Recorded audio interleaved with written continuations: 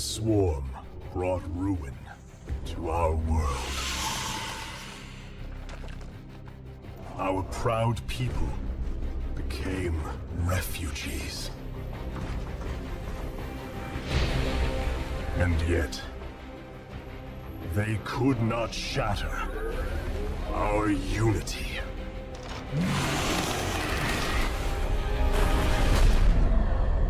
For we are bound by the Kala, the sacred union of our every thought and emotion.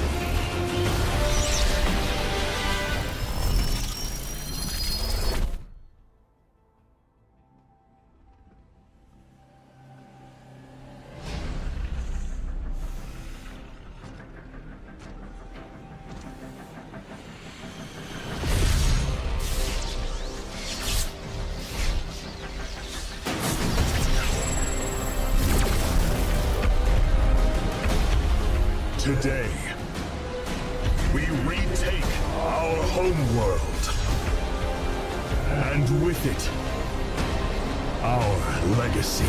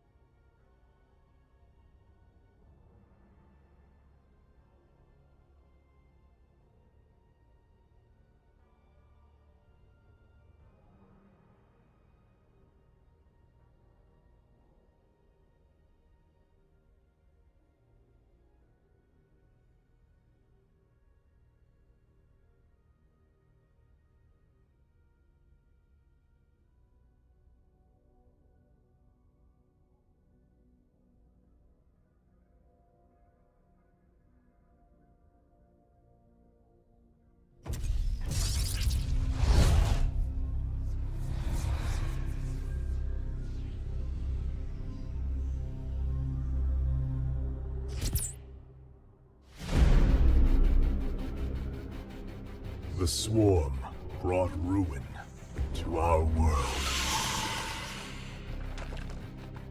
Our proud people became refugees. And yet, they could not shatter our unity.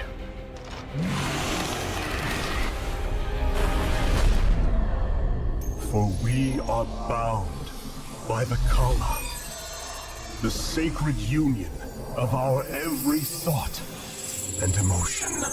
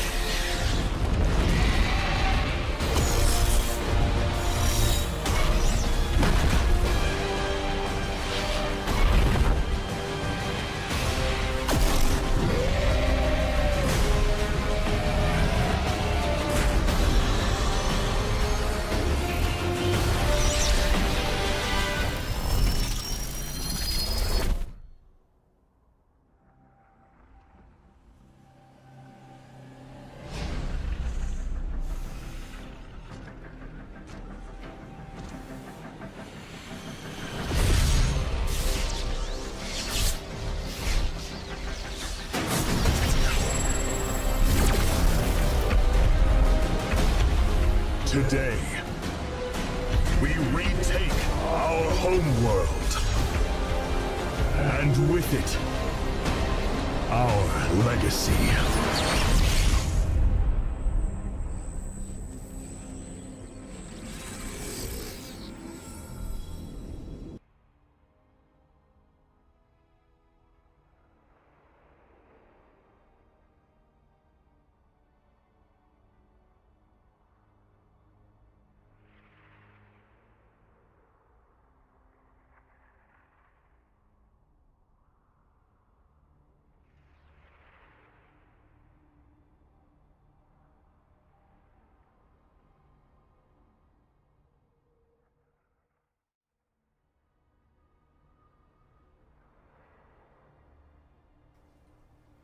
And we are live. Hey, why?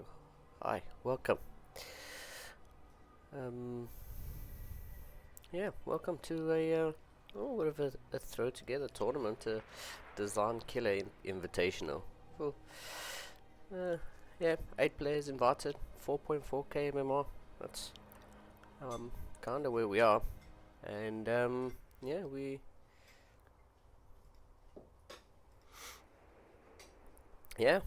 we're kicking this off. Some vetoes are happening, and yeah, like I say, we're gonna kick this off. Our first map's gonna be ley lines, and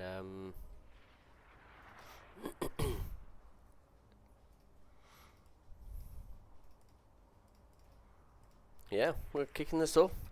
As I say, this is a DesignKiller Invitational. We got DesignKiller and Blue Knight. Those are the two main names that we're going for.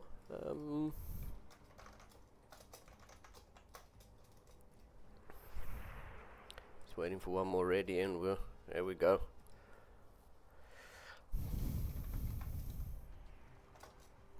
Yeah, the countdown has begun, and we're about to get this. Yeah, we're about to get this kicked off. So, yeah, first map is gonna be ley lines, as I said. A little bit of TVP action, and yeah, happy days. So here we go.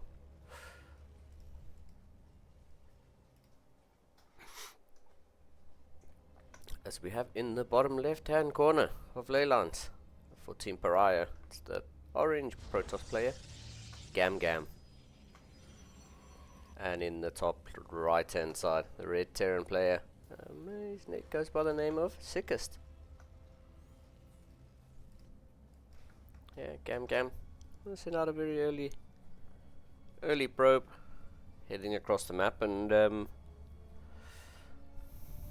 yeah, we'll see what Gam can get done.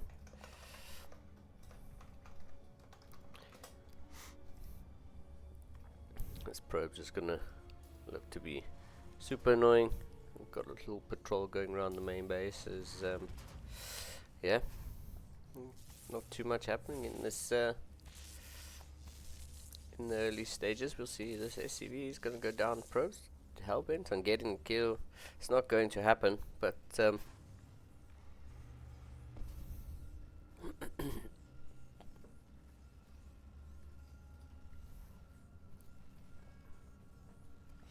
yeah, not going to happen.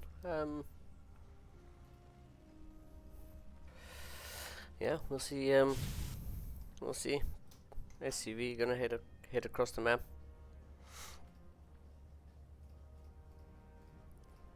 And do a little bit of scouting. Welcome to everybody. Let's see what this yeah, we'll see what this 4.4k Invitational has in store for us.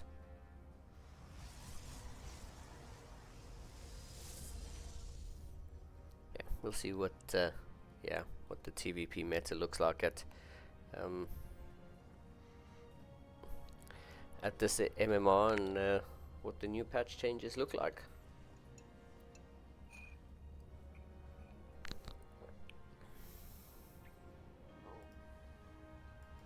Yeah, Sickest's Reaper coming across here, doesn't spot that probe, and okay, the probe's gonna come back in. Reaper hops up into the main base, gonna throw down a mine, delay a little bit of lost mining time, gets a probe. Oh, we'll probably get a second one for sure. The depth's been chronoed out, but yeah, not gonna be here in time. There we go, Shade comes forward. The Adept's still chasing, but oh, good Reaper grenade. He's going to be able to, yeah, he's going to be able to bounce the Adept just far enough away, and he's going to get out. Health regen has begun on the back of this. We've got a 1-1-1 opener. Nothing too surprising there.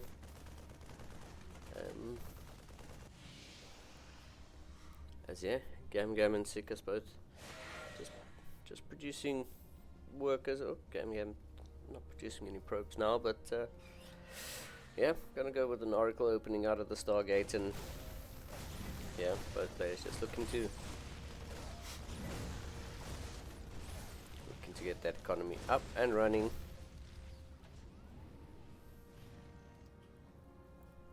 Double Adept on the way, as yeah, Hellion and a Reaper gonna head up to the north side of the map, and they are actually going to spot this Oracle. So yeah, the Oracle Adept pressure is going to be pretty annoying to deal with. Double Adepts, and they don't one-shot SCVs, which is a little annoying, but yeah, Oracle heading up into the main base. Oh, the Widow Mine. The Widow Mine. Wow. That was, yeah, Gam definitely not going to be impressed with the losing the Oracle to that, but on the other side, with 5 probes that went down. Apologies, but yeah, here we go. A little bit of aggression. 9 probes going down in total, and an Oracle. Sickest definitely on the better end of that trade, but yeah, there we go. You see the Adepts finally getting cleaned up, as yeah, 4 Marines in the bunker at the front. Just going to be super safe. Double Widowmine drop coming in to the main base. Is the Reaper and Hellion going to pick off another probe that does get cleaned up, but here we go. Double Widowmine drop. Oh, Widowmine's going to burrow. Oh, both Widowmines do land up firing, and that's going to be another probe that gets taken out. These Stalkers don't have blink, so they're going to chase this medevac, which is not going to find a nice safe spot behind the natural, and he's going to get taken out. So aggression stops on both sides.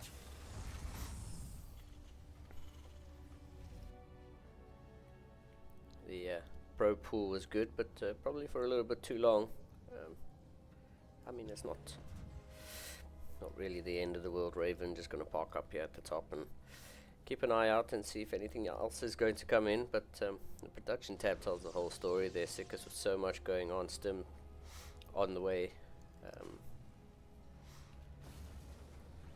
Stim on the way. I thought I saw Combat Shield start there for a moment, but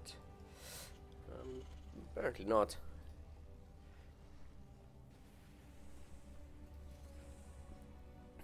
Robo Forge, yeah, Gam starting to get that, starting to get the tech online. It's a double siege tank with Marines and Marauders protecting them. These Stalkers aren't going to get too much done. They don't have blinks, so yeah, it's going to be super annoying. Gam gonna check. So okay, you don't have a third base yet. Third CC is on the way, halfway. So third CC is being built, as yeah, Gam drops that third nexus as well, so not too far behind, but we'll be okay. Hallucinated Phoenix going to come in for a scout and see exactly what's going on. Sees the third CC, sees a couple extra Raxus building up, as yeah, some scouting Marines just being sent out. Just Sickest doesn't want to get caught off guard. Yeah, Stalkers come in. Do take a shot from the tank. The staggering of the tanks is pretty good, but yeah, Yeah, Sika's going to reposition these tanks onto the high ground, and yeah, SCV's oh, yeah, this command center is going to start to morph into an orbital as Gam's producing probes diligently, a little bit oversaturated on the natural, which is pretty much where you want to be. You want to be somewhat oversaturated so that when your Nexus finishes up, you can just do a probe transfer and start mining as much as possible. These stalkers just sitting here at the third base location. Just want to make sure that ooh, I was gonna say, I was wondering if Sikas can see. Yeah, Sikas can see. There we go.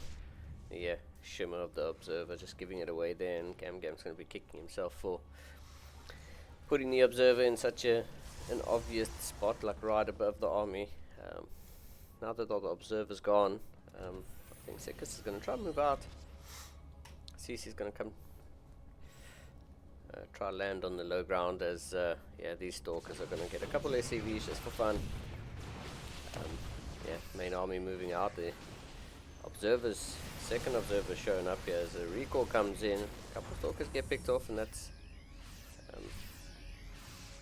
not bad at all. I don't think Sikas has spotted that observer there, and Gam is now going to be well aware that this army is moving out. There's actually two armies heading out, one north, one south.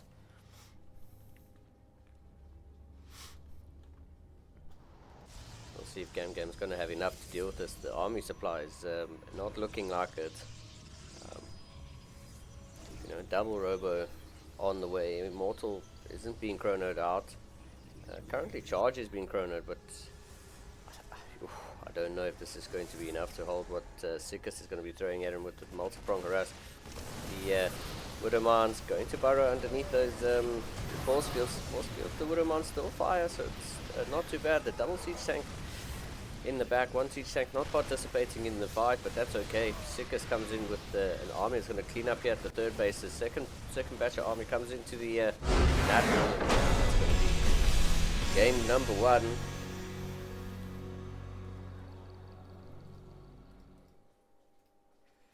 Yeah, Sikas just proving to be just a little bit too good there. It's not over, but yeah, Sikas getting there. First point on the board.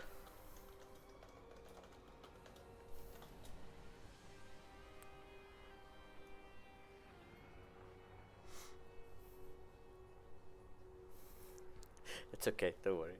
Oh wait, it's fine. Sikas getting the first point on the board, and yeah, a pretty good showing there. Gam,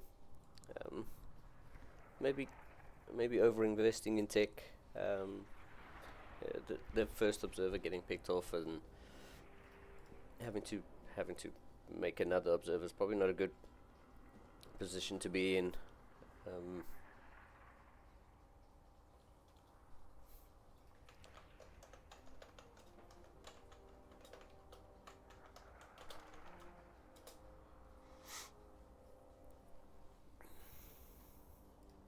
But I mean, it's okay.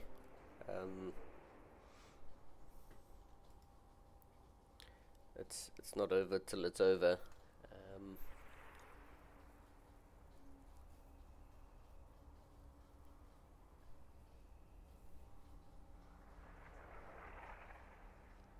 Yeah, we're just trying to get the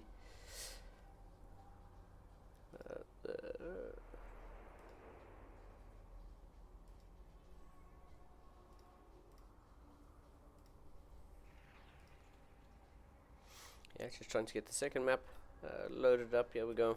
That is going to be Whispers of Gold.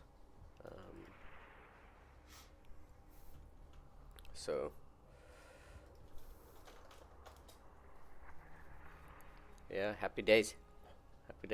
Nothing quite like some Saturday night StarCraft. So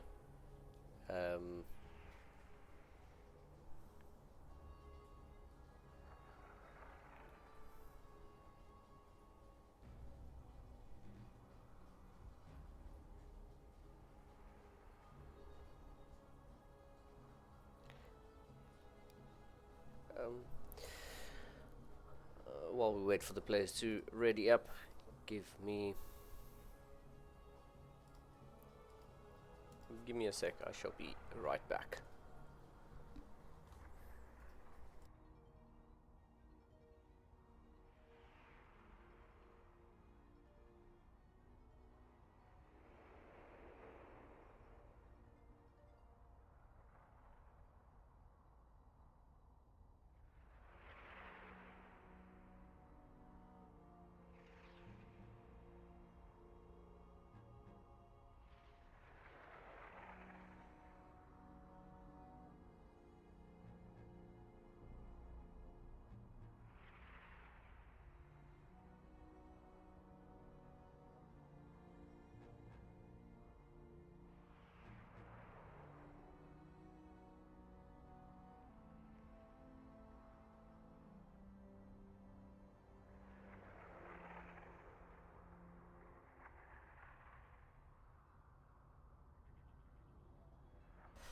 Yo, apologies. I have returned. I needed some new batteries for my mouse. Definitely didn't want that dying in the middle of a fight, so mouse batteries have been replaced and the game is underway. Welcome everybody watching.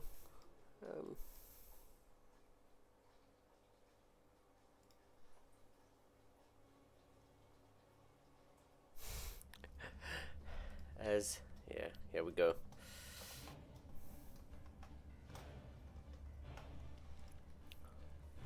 Whispers of Gold has loaded up. And we're going to kick this one off in the bottom right hand side. Once again, it's a Blue Terran player. You know him, you love him. Give it up for Sickest. And in the top left, down 1-0, looking to bring it back. It's Orange Protoss player for Pariah, Gam Gam.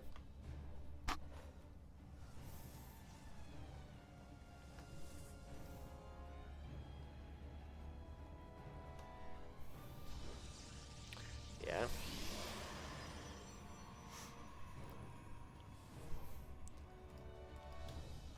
Yeah, first probe going across the map. Kind of expected. It is just the standard.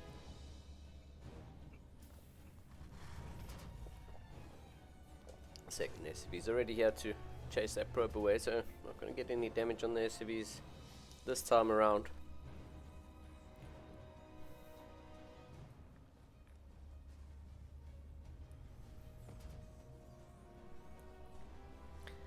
As yeah, we get this one set up.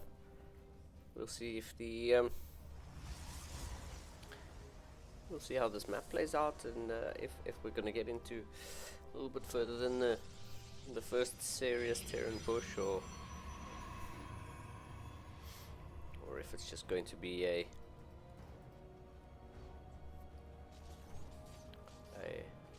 ooh, first blood. Sickest getting the kill on that probe is I mean, it's not the biggest of deals, but it's also a good feeling. Probe being super annoying, delaying the CC by some time, as no pylon block. No pylon block out of Gam Gam, so getting that probe is definitely a feel good moment.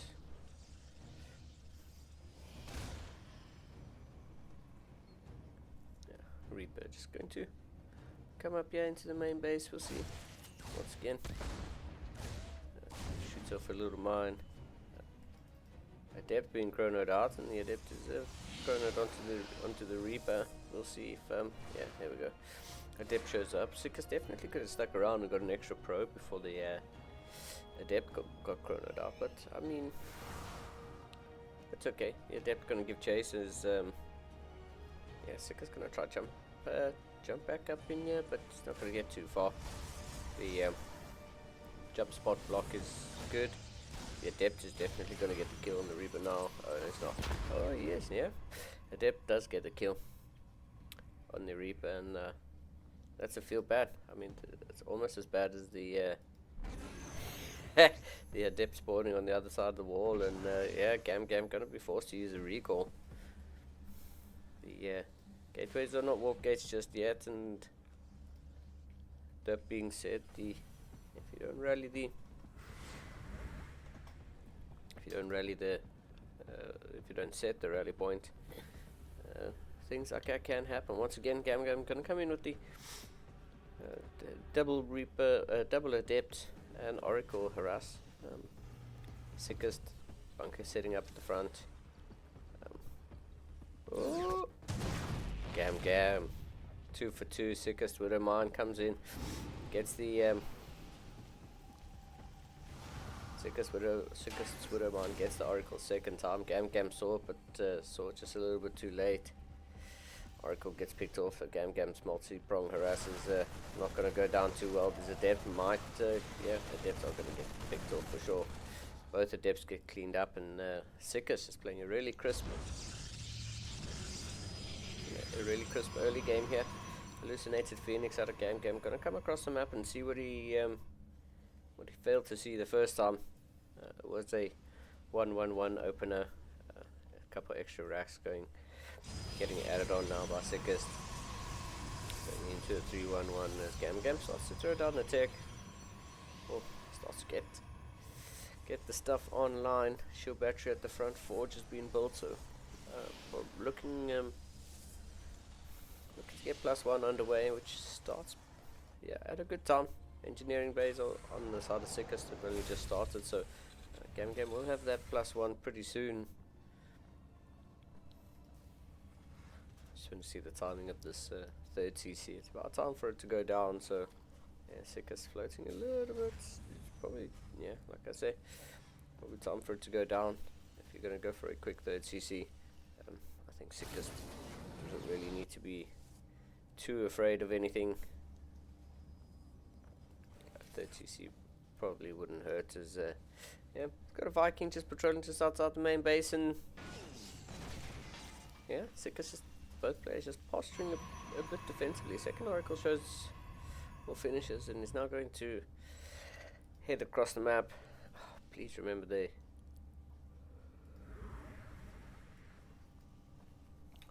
position of that Widow Mine Gam. Would be a real shame if Gam gets and loses the second Oracle.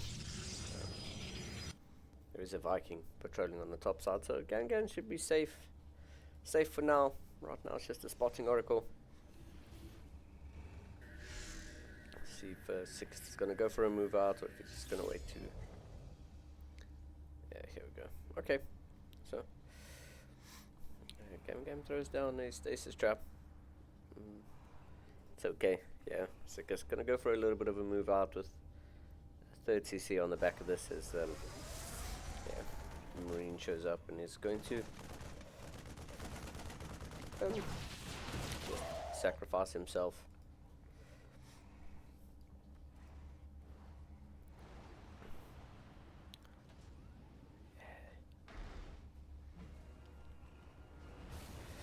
So he's going to try to use this these rocks to his advantage. As some cyclones head up and there we go. No. Yeah, it's a good cancel out of Gam. Heading back is probably the safest bet right now. Warp Prism gets picked off quite early in the fight. Good stasis ward. 4 Marines get caught, and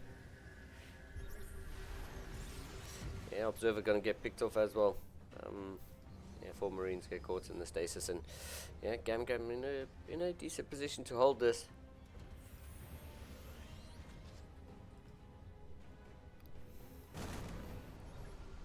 Yeah, another medevac heading across the map. Not too sure what's in the medevac. I guess we'll see when the time comes. Cyclones get a little bit of a lock on. Ooh, good tank positioning there. There's a shield battery, so yeah, these Stalkers have a little bit of sustain, but not anymore. Shield battery gets taken out. The Stalkers pick off another medevac. We'll see a little bit of an engage happening. Let's see, 1, 2, oh, yeah. 2 Marines and a Marauder up in the main base here. Tank shoots forward a little bit. First volley goes off, second volley goes off. Oh, the Immortal gets picked up really quickly with his tank volleys as the mineral line in the main base gets taken out really quickly. Good stasis trap there. But Sickers just with the huge double the army supply advantage right now. One of the tanks gets picked off. Gam taking the opportunity to get rid of those tanks as the rest of these units are about to come out of the stasis. One Cyclone gets picked off, second Cyclone gets picked off. Oh, Stalker's blinked, but there's quite a few Marines here. The reinforcements from Sickers might be a little bit too much to deal with, but actually maybe not. The Immortal shows up yet. A bit of medevac micro, but wow, the main base mineral line has been absolutely brilliant. Yeah. Gam knows it until GG. Sickers getting the 2-0.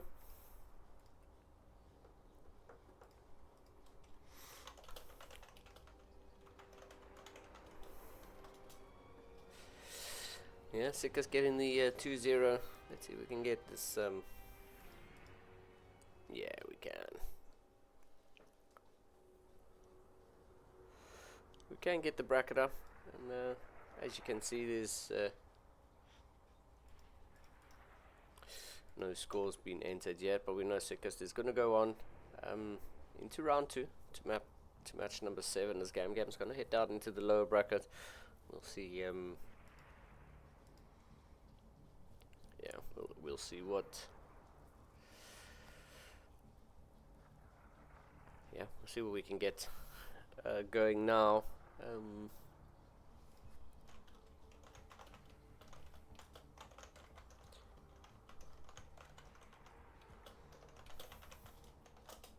Yeah, so it's a pretty dominant TVP there, but yeah, Sickers looking pretty good.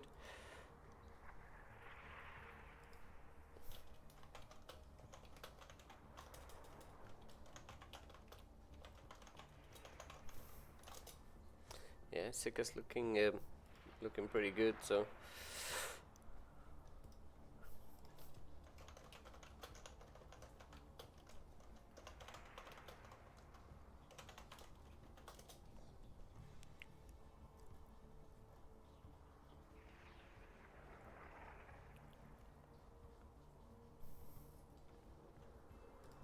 yeah, okay, we might have a game.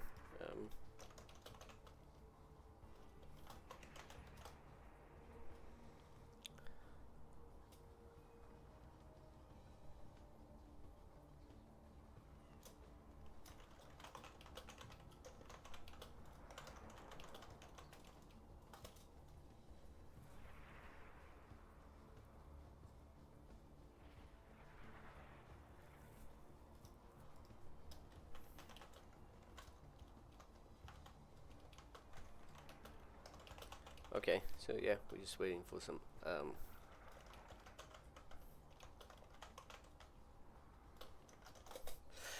just waiting for a lobby link from either Blue Knight versus a good man,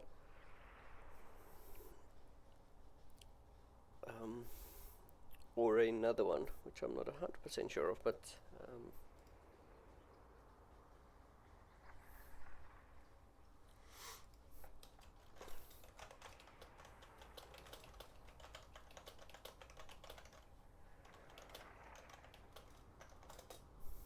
cool.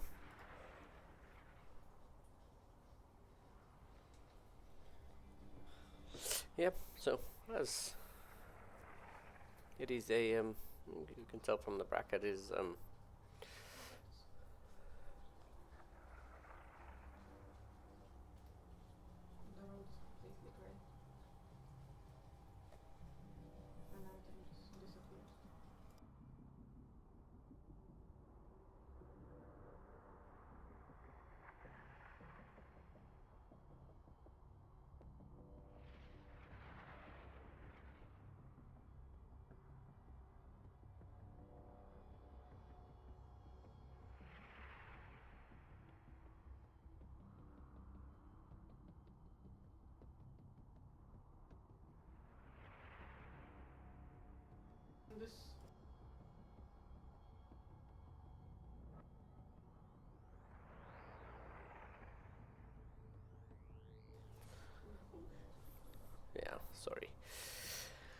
Sorry. As we yeah, we have Abyssal Reef is gonna be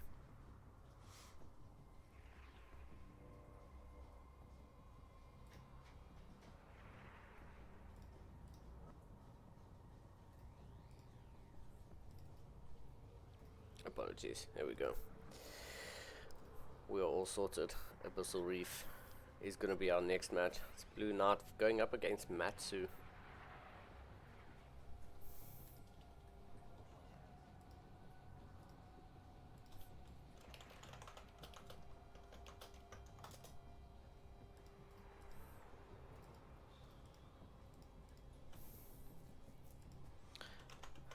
Yeah, let's get this party started. So you can see we have 3 Terrans, 3 Zergs, and 2 Protoss. So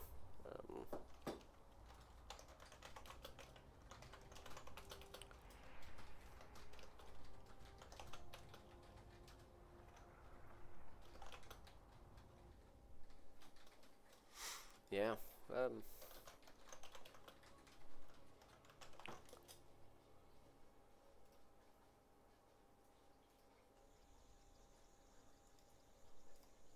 Okay, nice. At least we get to see some goodness. Yeah, let's get this one started. In the bottom right hand corner of Abyssal Reef, the blue Terran player, the StarCraft with the Brood War CC, for Team Solid. That's Blue Knight. And his opponent in the top left, red Terran player for HTT, Matsu.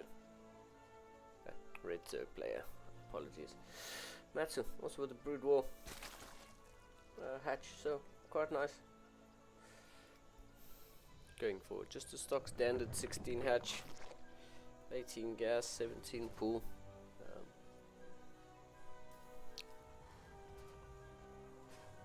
As we get to see a bit of TVZ action, do love to see a little bit of Zerg.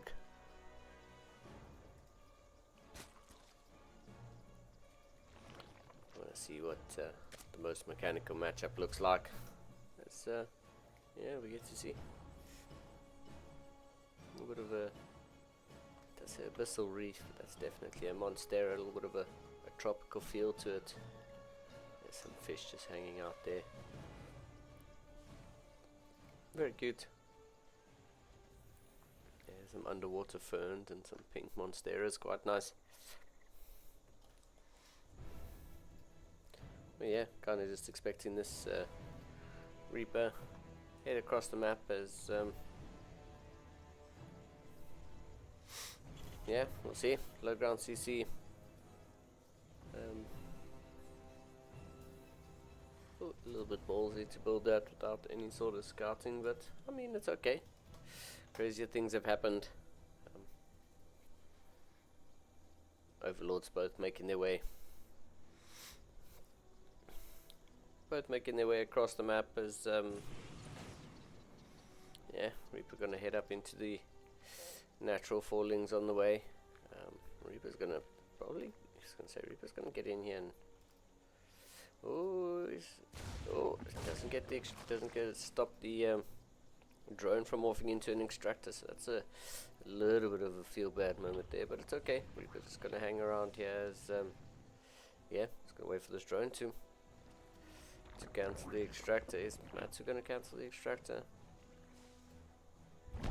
Yeah, cancels the extractor right at the very last moment.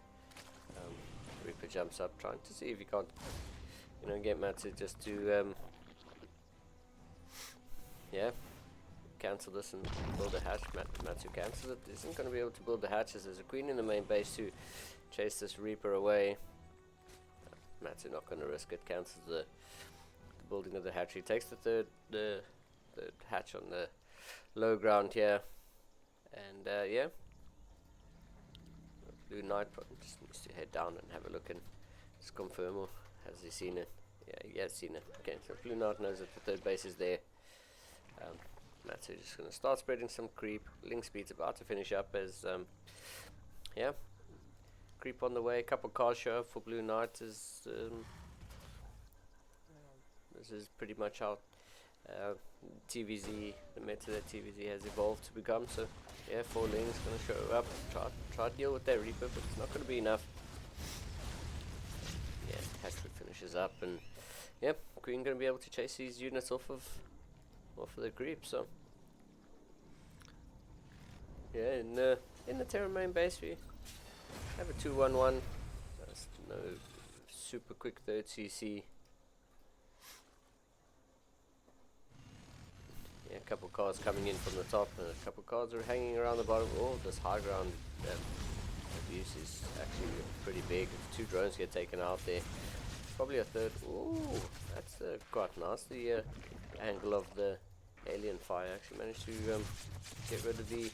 Ooh, one of the Hellions is definitely going to get picked off. The angle of the Hellion shot was able to get rid of that creep tumor, but yeah, Matsu, you got a couple queens running away. Matsu. 1 queen? No? Okay. This queen's going out onto the map, and we shall see what she's going to do.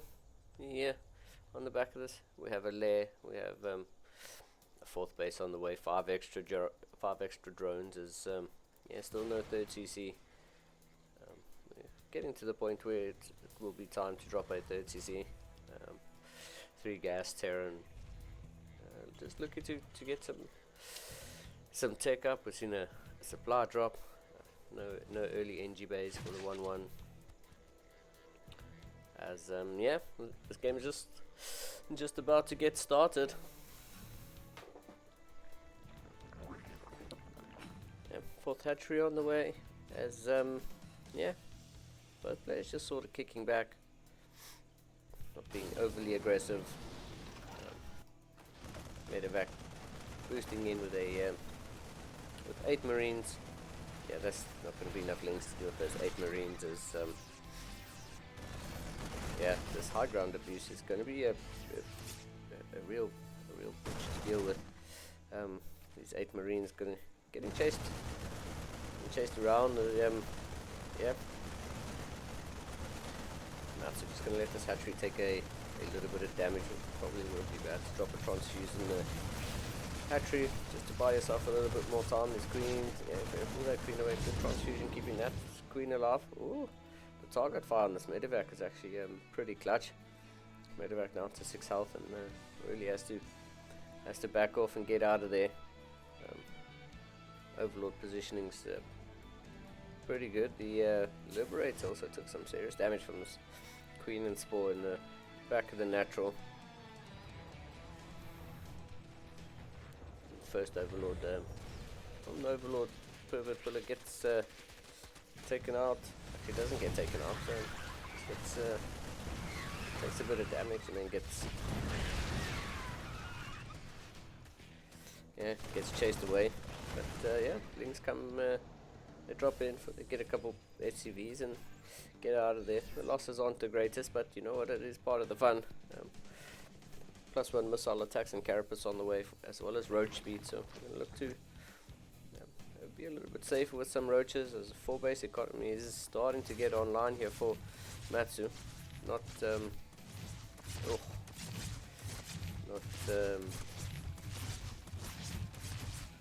don't think that's the one that's going to be a problem here. Probably still going to get blocked by this Evo chamber, but you know what, it is what it is. Macro hatch coming down in the main as the 5th base is also being taken here by Matsu.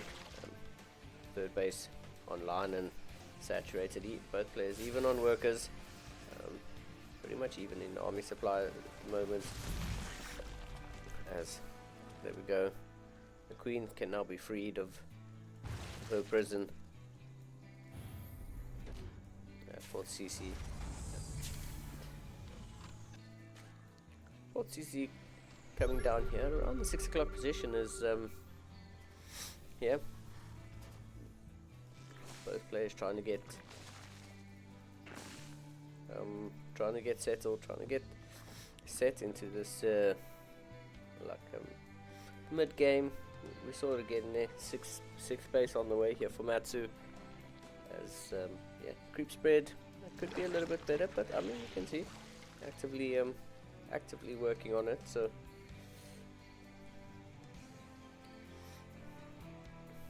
creep spread is being worked on this. Here comes the first like real push out of Blue Knight. We'll see. Oh, high ground vision granted by the medevac as some units are going to try push into this third base. These units getting taken care of here. The medevacs could be in a little bit of danger when it comes to corrosive bar. Scan is good. It's going to provide a little bit of power here. These units on the high ground do get taken care of. Yeah, corrosive bars are pretty good. First tank gets taken out as Matsu is going to be forced to disengage. More units being produced, 9 more roaches, tunneling claws on the way, +2 and burrow. So let's not forget on the Terran side we've got 2-2 on the way. Vehicle plating as well, so those tanks are going to be a little bit junkier. There's those corrosive bars I was saying that medevacs need to be careful of. On corrosive bar whiffs, but tunneling claw roaches and ravages are roaches, and some ravages are here as Liberator eats a shot. Corrosive bar is going to force the Terran player to disengage here. More units being produced, 14 more roaches.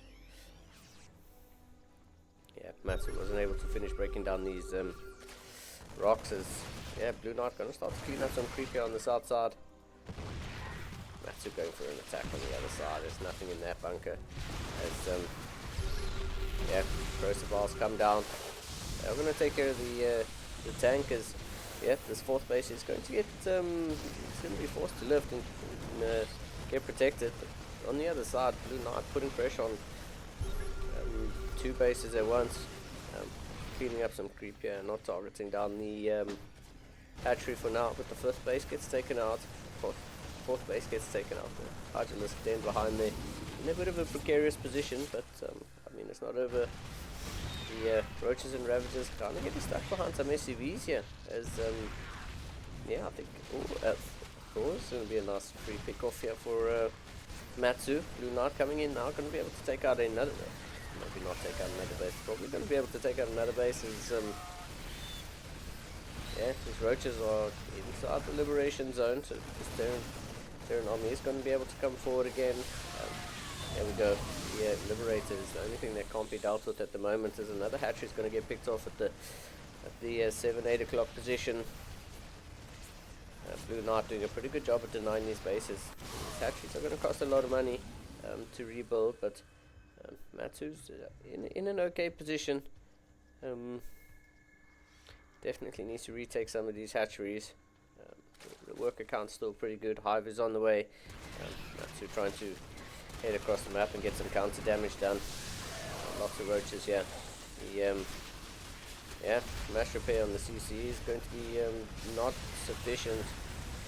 CC gets taken out and an eye for an eye. There is a this orbital's hanging around. We're going to keep an eye on that orbital's health, because if that doesn't get repaired anytime soon, there are a couple of SCVs just hanging out there. Just going to watch it burn. As I think Blue Knight is a little bit distracted. Orbital is still burning. Blue Knight a tiny little bit distracted by this army on the front here. Matsu gets the rocks broken just in time. I think that CC's going to burn. Yeah, it's going. That CC's gone.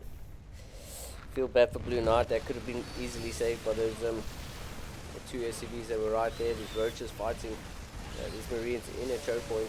A couple of SCVs here to help as well, but I think there might just be enough Zerg here to clean this up. Goons do show up, and they are going to put in a bit of work, but the concave is pretty good here. The spread is quite nice. Tanks, Thors do so much work as finally it gets cleaned up, and when the dust settles, worker counts are fairly even. Army supply is also fairly even. Lings moving across the map, and they are going to get some counter attack damage done here. These CCs going to be able to finish up, and that's just in the nick of time to be able to lift and get out of there. This game is pretty good. Both of these players playing pretty fast. And ooh, there's a little cheeky little base over here that Matsu hasn't seen, definitely hasn't seen. Tunneling claw roaches being used as there's no missile turrets around here. Oh, the tunneling claw roaches.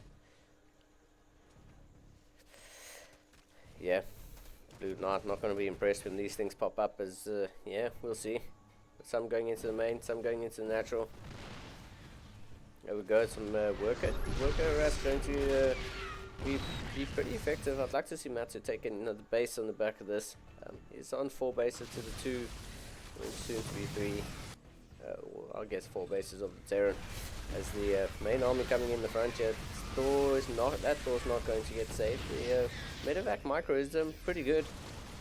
As yeah, these roaches in the main base super annoying. Thor is going to get lifted and sent over here. That's going to force another scan. The yeah, these roaches are going to be super annoying. There's another scan. As yeah, Blue Knight definitely doesn't want to be wasting all these scans. That could be mules. Still 2 roaches in the main base. As yeah, Blue Knight down to 33 out of 33 workers compared to the 63 of Matsu. Matsu with a double macro hatch in the main base. Oh, what a good scan. Actually just covering both of those corners and getting rid of those 2 roaches. Yeah, Matsu yeah, with the Hydra Lurker roach, so a very expensive army composition. This planetary fortress in the bottom, these 2 planetary fortresses are going to be a bit of a mission to break, but here we go once again. Matsu heading in with some roaches, hydras, some lurkers, getting sort of derping on the rocks there, but I think there's just going to be too much Zerg DPS here for Blue Knight to deal with. Unfortunately, Matsu with a 100 supply advantage. Smiley face GG. What else can there's not much else that Blue Knight could have done there, and Matsu gets the first points on the board in this TVZ.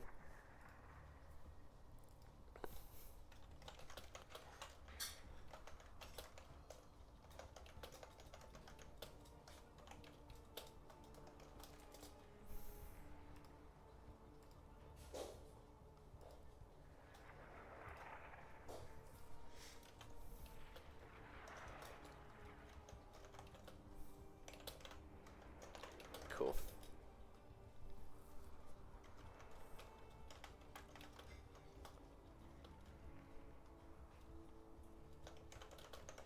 Yeah, just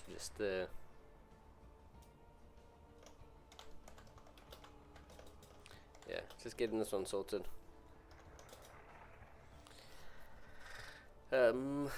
Yeah, okay.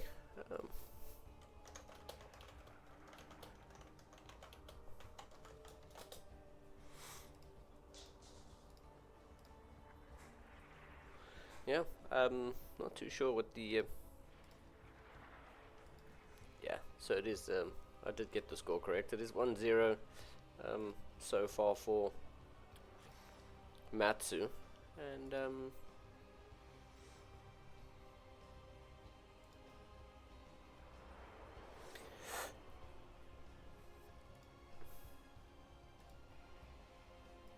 yeah, map 2 is going to be the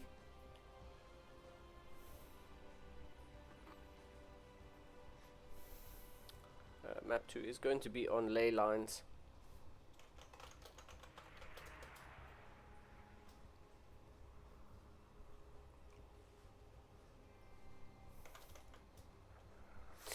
Yeah, map 2 is going to be on ley lines. Matsu with the 1-0 lead, and yeah, we're just going to have a quick little break, 2 minute break, and we will have the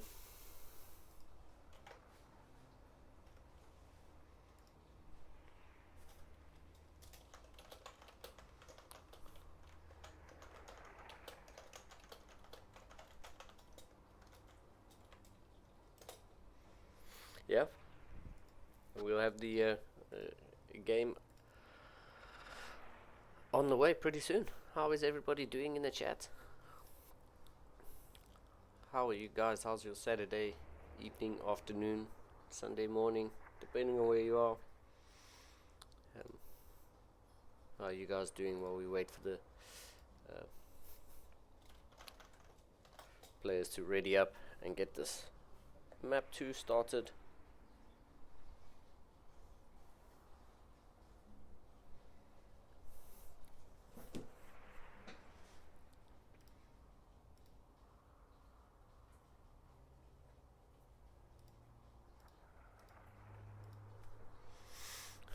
Yeah, and get this map 2 ready. Just waiting for one more go, and then we'll be good to go.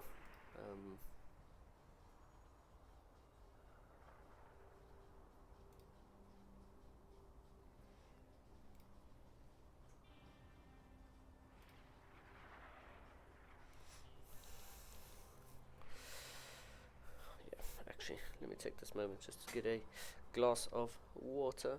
I will be right back.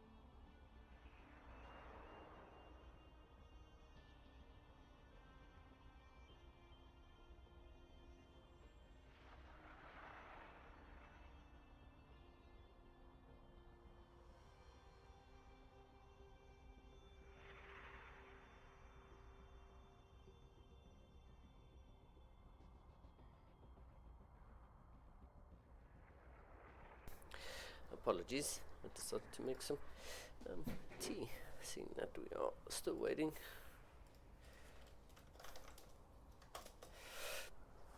Still waiting for one more go.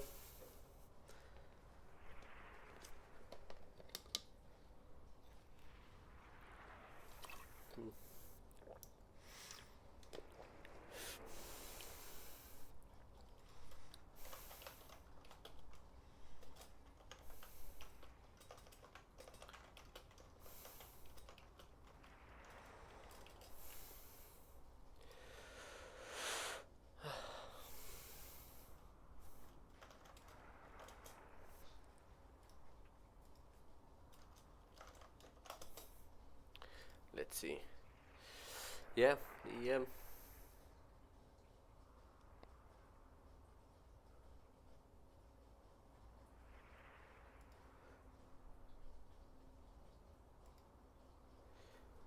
the house revamp is going all right. We halfway, and yeah, we are getting there, slow and steady. Slow and steady. How's the summertime, boss?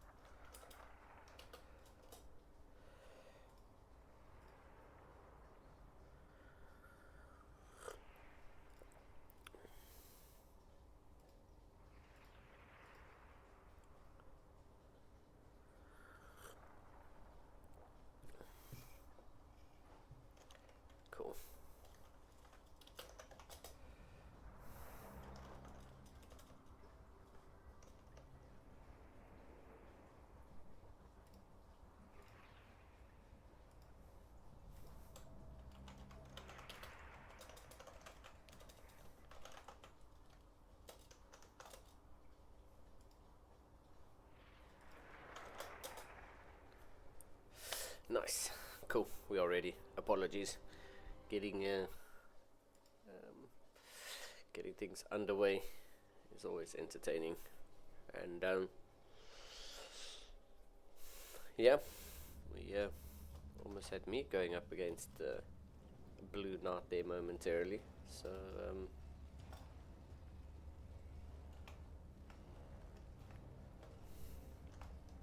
let's get these scores correct and get this underway, as we have spawning in the bottom left hand side, blue Terran player.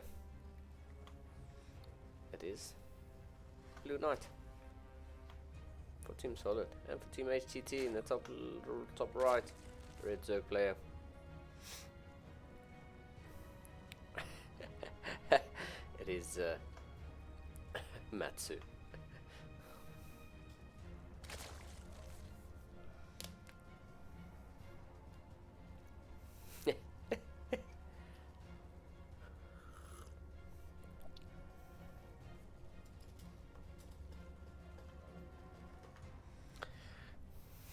Can't say much to them, but yeah, let's yeah.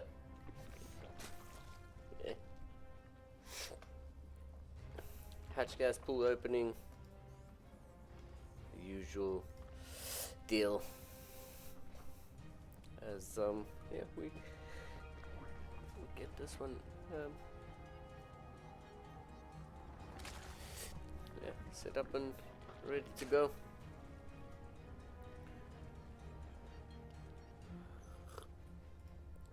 Yeah, Reaper halfway done, and when it pops out, we'll just follow him across the map.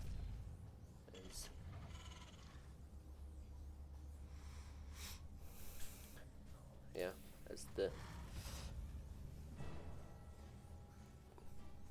standard TVZ opening has begun, so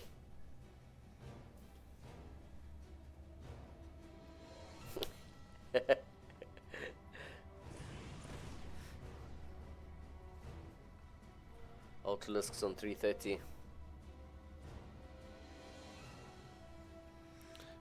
Matsu just giving Blue Knight a heads up that there could be some Ultralisks. Oh, that's poor Crawler Morph was on point. Lynx going to get the kill on the Reaper as well. Ooh, feisty little opening here. Matsu just on fire, showing how quick his reflexes are. The drone was one shot away from dying. As yeah, Matsu just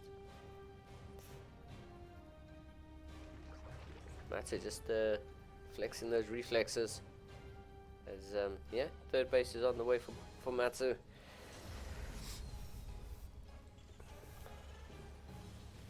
2-1-1 opening here for Blue Knight. So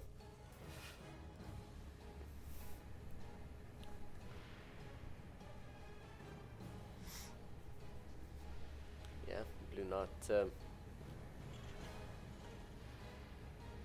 hopefully going to get a bit more done. I mean, the last game was pretty good between these two.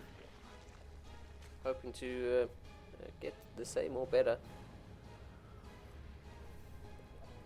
Creep spread is on the way.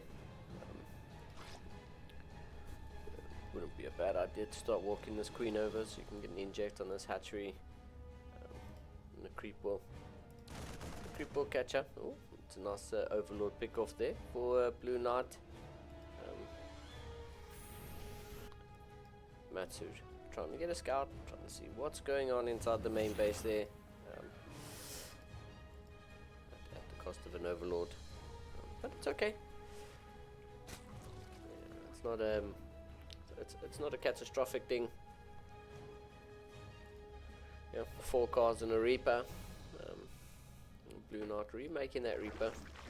Some creep spread is getting spread out. That's going to be a nice quick pick off there for Blue Knight. Oh, and gets the next active creature. That's pretty good. It's going to be a nice pick off there. This queen going a little bit too far off the creep, and yeah, Blue Knight taking an opportunity to get a little bit of extra damage on there. Viking is going to show up and is going to take out another Overlord, so temporarily supply block Matsu, but Matsu has 3 Ovis in production, so not too catastrophic, as yeah, the creep spread has taken a little bit of a knock. Couple of creep queens. Oh, huge amount of lings. Trying to get this around on these Helios. 2 cars, 3 cars. I think all of them are going to go down. These, yeah, these lings are definitely going to get the kill on this Hellion. And yeah, that's going to be a little bit of a feel bad there for for Blue Knight, because losing the initial Reaper and then losing these Hellions and the second Reaper is not great. Yeah, a full wall at the front is going to do a good job of keeping Blue Knight alive as the third CC is about to finish up.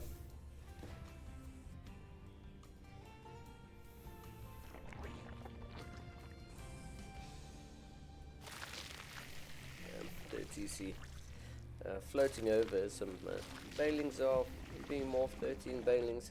Look for a bit of a Baneling bust. This Viking on a Overlord. Game paused. Overlord hunting mission. We'll see if the we'll see if we can figure out why the game has been paused.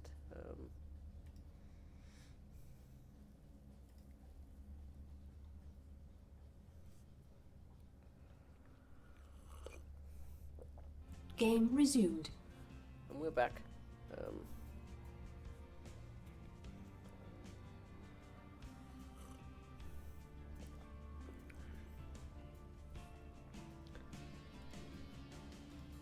Here we go. We're a medevac drop heading up into the north. Is yeah, the creep spread around the south is pretty good. I'd like to see a bit more creep spread up in the north, which Matsu's busy with at the moment. 2 active creep tumors. Probably do with a couple more. Here comes the medevac boosting into this 4th base. Isolated Queen is going to run away and try by itself some time. Baneling connections are pretty good, and that's going to be a nice quick cleanup. These 2 queens not going to be able to kill that medevac, but yeah, another Overlord gets picked off, and Blue Knight has done such a good job of killing his Overlords. That's 5 that have gone down so far. This one's going to be number 6 if he gets it. Yeah, 6 Overlords down. It's costed 2 hatcheries. And, quite a significant amount of time being supply block. 4 Marines going to do a pretty good job of cleaning up this creep. Oh, that creep tumor was just on the edge, and yeah, Blue Knight, a huge creep cleanup operation, and a very successful one, I must add. Yeah, 4th base saturation is coming online about halfway now, and yeah, both players just taking up, and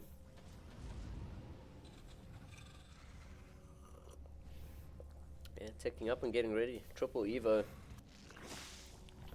as yeah, the double macro hatchery in the main.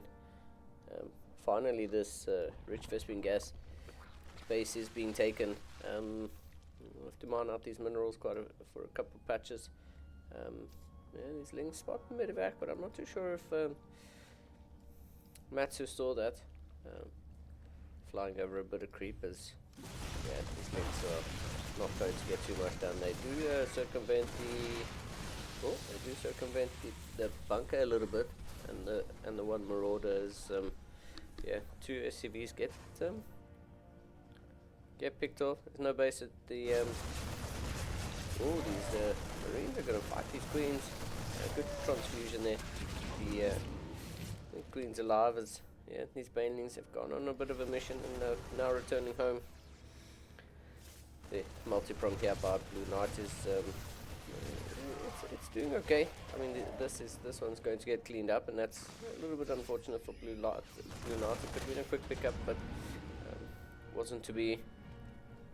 The picking off of these active creep tumors is really hurting the creep spread here of Matsu. So I'd like to see a couple more creep tumors get thrown down. These individual creep tumors, easy to pick off, and Yeah, pretty hard to, or pretty easy for Blue Knight to just stomp that in the ground. And yeah, there we go. A missile turret block. Something I've never seen before. But I mean, I guess if it works, it works. Denial, hatch denial is still a hatch denial. So here we go. Lings and Banes. Gonna try to get in here. Yeah. Bane is just gonna bust down the bunker as these Lings are gonna get in here. Ooh, a couple Lings, three Lings on the tank. 2 Lings aren't gonna be able to pick off that tank as 9 SCVs have gone down. A little bit of regression just off a creep here, but Hydras are a little bit slow. Yeah, no movement speed. Blue Knight says damn indeed. A little bit of those Zerg swarms getting in here as, yeah, I think Blue Knight is just a mass repair on the supply depot is an unusual one, but 24 SCVs get taken out. I mean, it's not over at all. Blue Knight's definitely not done. Just needs to stabilize where he is now. Yeah, Blue Knight feeling like it's over already. The Hydra Link Bane attack is proving a little bit too much for him to deal with as the yeah. Oh, Baning snaps are pretty good. These Marines are going to be able to chase down this Argilus. Unfortunately, that CC gets taken out as, yeah. no macro, I just ate the screen. Yeah, but players giving kudos to each other as, yeah, reinforcements are going to get taken out. Hydras and Lings. Yeah, it's going to be a quick little cleanup here. This game is definitely over. Players just having a little chat and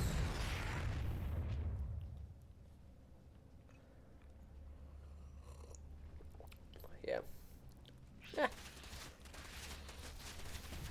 That's all she wrote. GG, well played. Good luck next.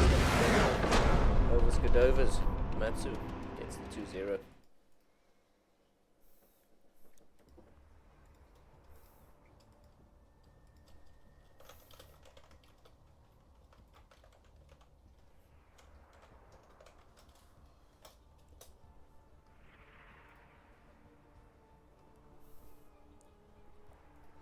Yeah, Matsu gets a 2-0. We see a Zerg.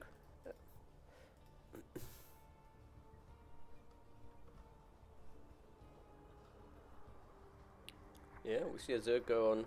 We might actually just follow Matsu.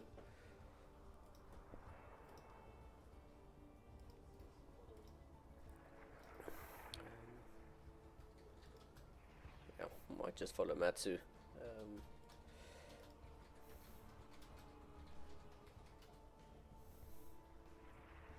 Yeah, looks like we're gonna go follow Matsu into ZVP against Beast.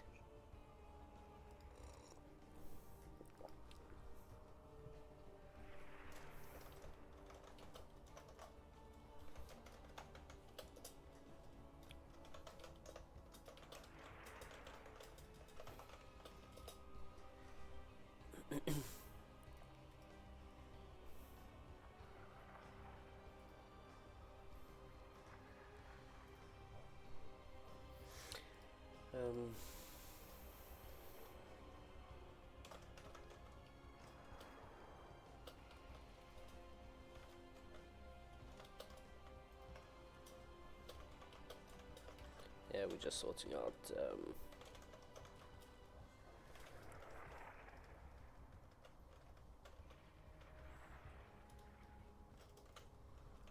out the scores.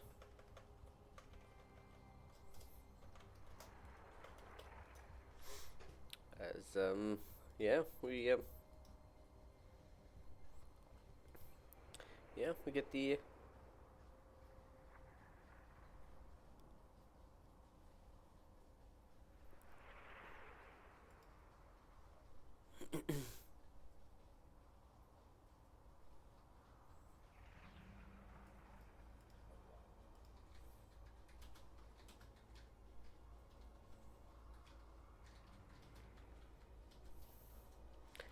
we have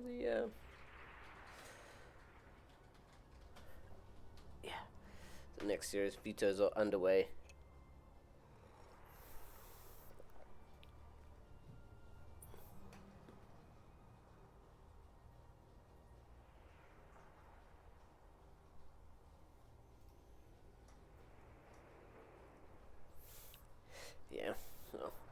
I suppose I'll let you know. Whispers of Gold is out.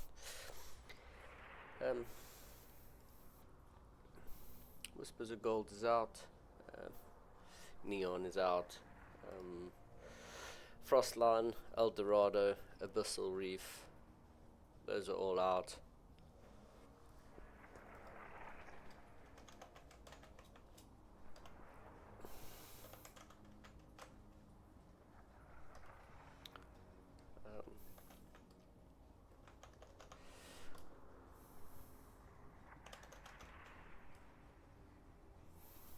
Yeah, we got 4 to choose.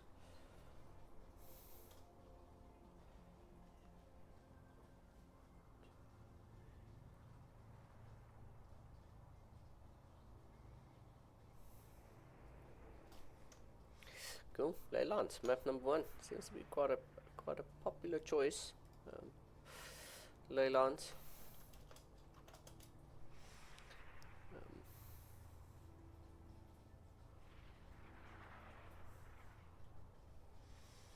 So we shall see. Just waiting for.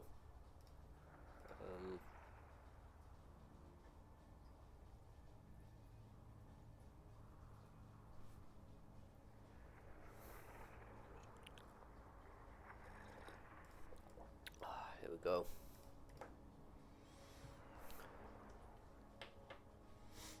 Players are ready. Well, players are in the lobby.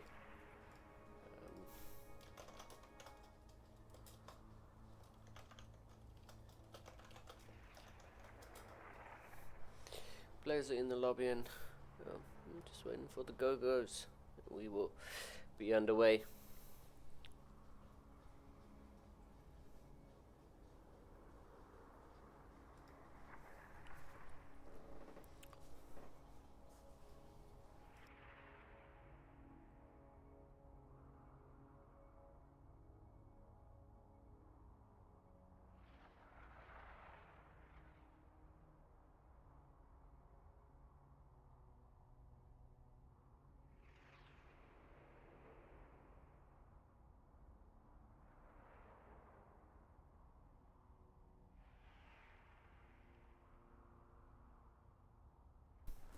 Alright, so we have the go-go from 1. Just waiting for the second one.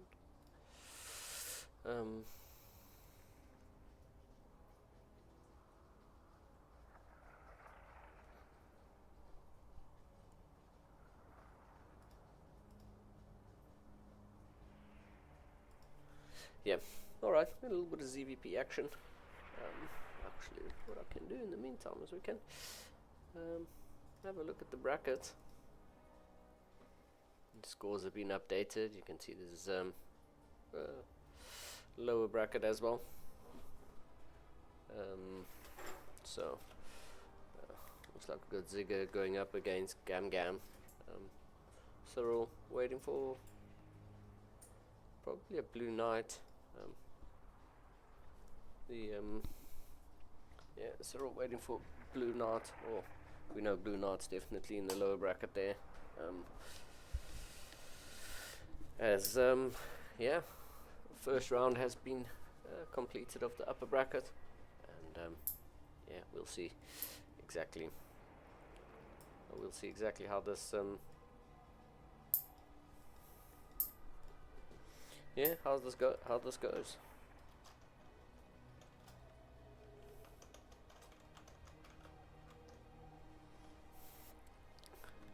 Yeah, we'll see exactly how this goes. Like I say, we're going to be following Chalonge. His name's a good man, but in StarCraft it's Matsu, so we're going to be following Matsu going up against Beast. A little bit of PvZ action. We do skip the TVT between Dizzy Dwarf and Sickest.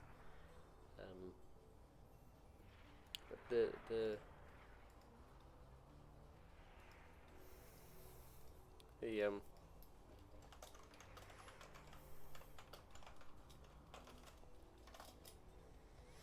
yeah, the race spread is pretty good.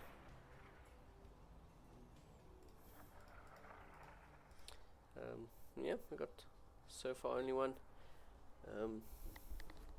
mirror match between Desugdorf sickest happening now. The rest of them are a pretty good spread. So 2 Zergs, a Protoss, and a Terran, all in the low bracket, which is quite nice to see. It's not as if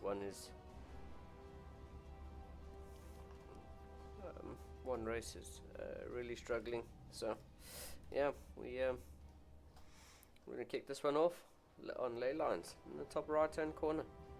The blue Protoss probes, it's Beast. And in the bottom left, once again for HTT, it's the red Zerg player, Matsu.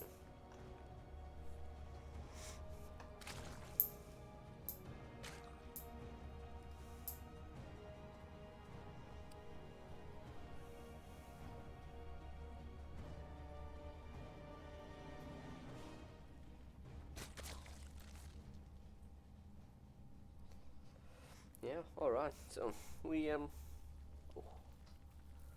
yeah, we're gonna kick this one off. As I said, ley lines. First OV heading across the map. Probe, not here in time to get the hatch block. As yeah, he's just gonna use this probe to check it's no 12 pull. Nothing catastrophic.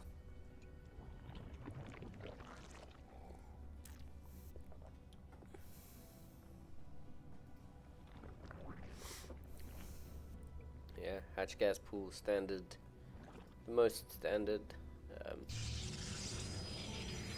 Opening here, gateway expand on the side of Beast, and yeah, it's things are just about as normal as they come. So yeah, I think it's not a full wall. It might be a small problem. Oh well.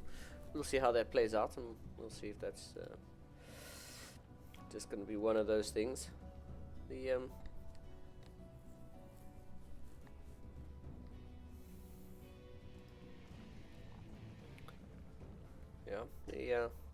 everything is just setting up.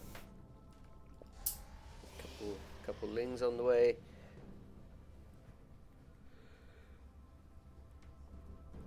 Two queens and ling speed. Stargate opening out of Beast is not groundbreaking stuff. It is super normal. It's the first OV that headed across the map. It's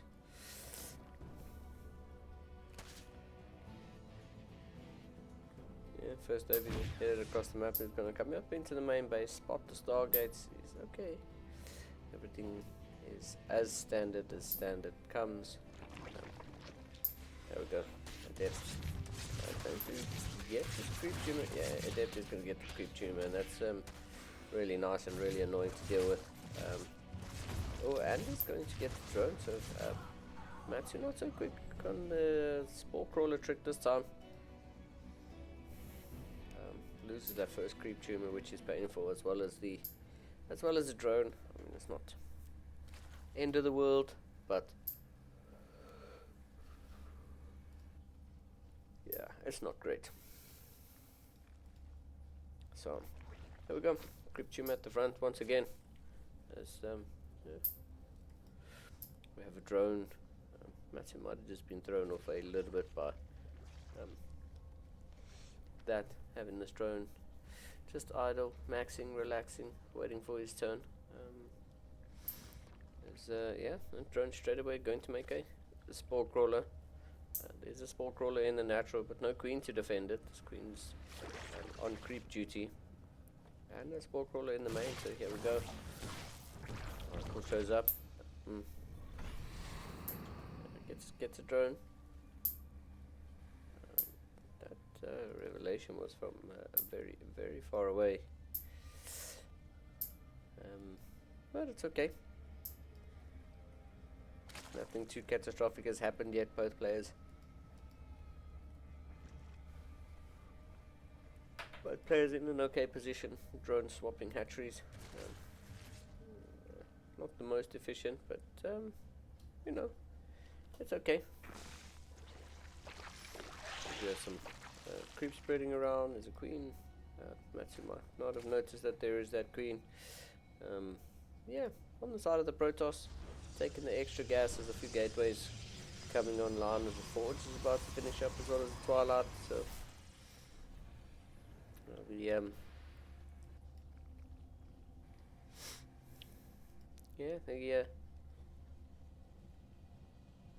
game is sort of just calming down. A little bit of a calm before the storm. Beast well prepared for any sort of Zerg aggression at that third base. No Ling run bars. Even if they were, it'd be okay to deal with them. These oracles sharking around as looking for some active creep tumors. Queen is going to be able to chase these oracles away a little bit as the creep spread's looking okay. Definitely not the end of the world, but it's okay. The Overlord spread's pretty nice. Matsu just trying to keep tabs on what Beast is doing when. Here comes a Ling Scout, double Ling Scout in to see what's going on. Okay, so a bit of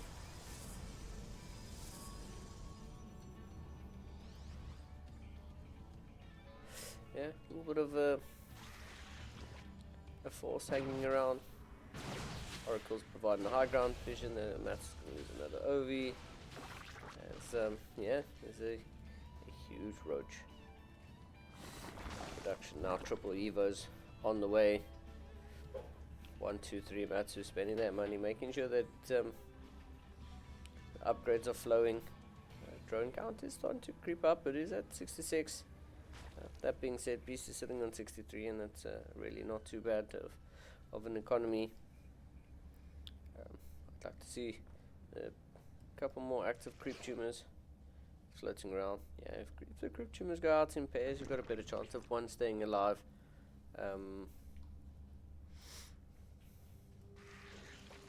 we go. This creep tumor is going to get a sister sometime soon. As here we go. Injects are happening. Both players just sort of staying at home, taking out, trying to build up to a position that they feel comfortable in moving out in. So, yeah, on the side of Beast, the +2 is on the way. +2 still has a little while to go, but we'll have an upgraded. Well, Mats is going to even up the upgrades, and then Beast is going to have a bit of an upgrade advantage for some time. There we go. Link's just running into a little bit of a loose ground, but not going to happen. High Templar with Storm is going to be a huge thing for Beast to deal with. There we go. Didn't get picked off. As that's feel bad. Storms are pretty good. The storms don't do much to the creep tumors, which is quite surprising. The stasis traps are going to be huge. Yeah, stasis traps are pretty big. Storm's also pretty good, but that's Matsu just needs to do a good job of baiting out Beast's high Templar energy. Get rid of all the storms that you possibly can, and then take the engage. The roaches are a good answer. Oh, okay. The storm not so great. The baiting of the storms at the top of the ramp is probably going to be a bit painful to deal with, but as I said, the baiting of the storm energy is probably going to be Matsu's best bet of dealing with this sort of aggression. Beast heading on home. Both players on 77 workers, so probably going to stop there for now. And there are a few more being added in on both sides, but I don't expect both players to be heading up to the 90 odd mark. Queen, 4 Zealot run bar, going to be super annoying to deal with, but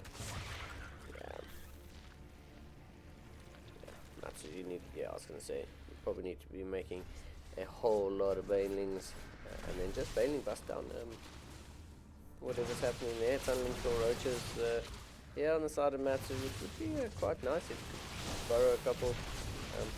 Roaches are just going to stand there and tank that storm for now. Yeah, Queen, quite a high energy Queen gets picked off there. The Banelings come in, they don't manage to blast the photon cannon, but 9 probes do go down.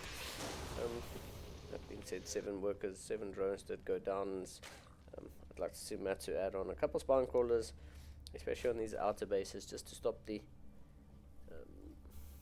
Baneling run bars from the Zealot run bars from getting too much damage.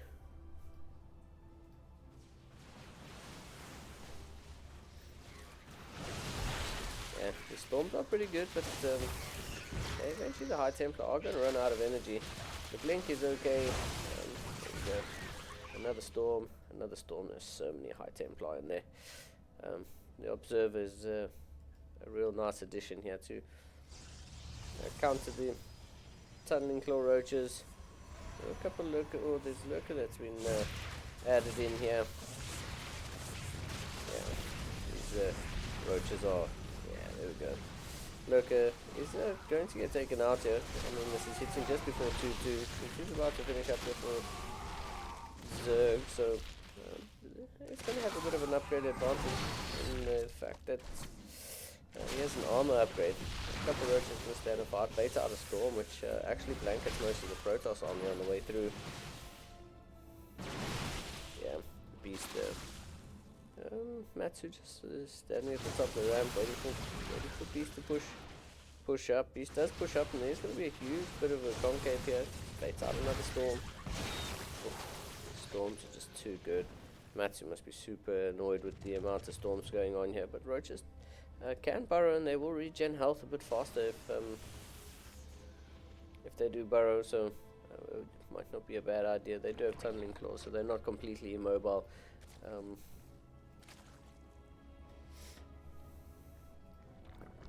Yeah, the army rotation is good as the storms are super annoying to deal with. And now Matsu for the first time is going to see, okay, you've got carriers. Wow. I missed that one. So we're probably going to see a couple of Hydras being added on here. I don't know if Matsu has 4,000 minerals in the bank. Not working with a lot of gas though. So if you do want to be pushing onto the Hydra or corrupt the button, you're going to need to get a couple more gases. The carriers do recall home, and yeah, the Hydras haven't actually been target firing down the motherships or carriers themselves, so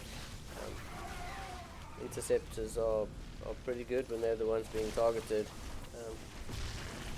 These roaches should probably have done well to burrow and then run into the base with force an observer to be built or something. But yeah, Beast is in a pretty good position. It's mainly just Lings here. The storms are just super annoying to deal with. There's not much that Matsu can do about that for now. You're just gonna have to keep trying to bait them out as the time warp slow zone happens here. This base is gonna have to be sacked as Protoss army is just a little bit strong at the moment. There's not much that Matsu can do about it. Look, it's coming from. We're just gonna go for a straight counter attack.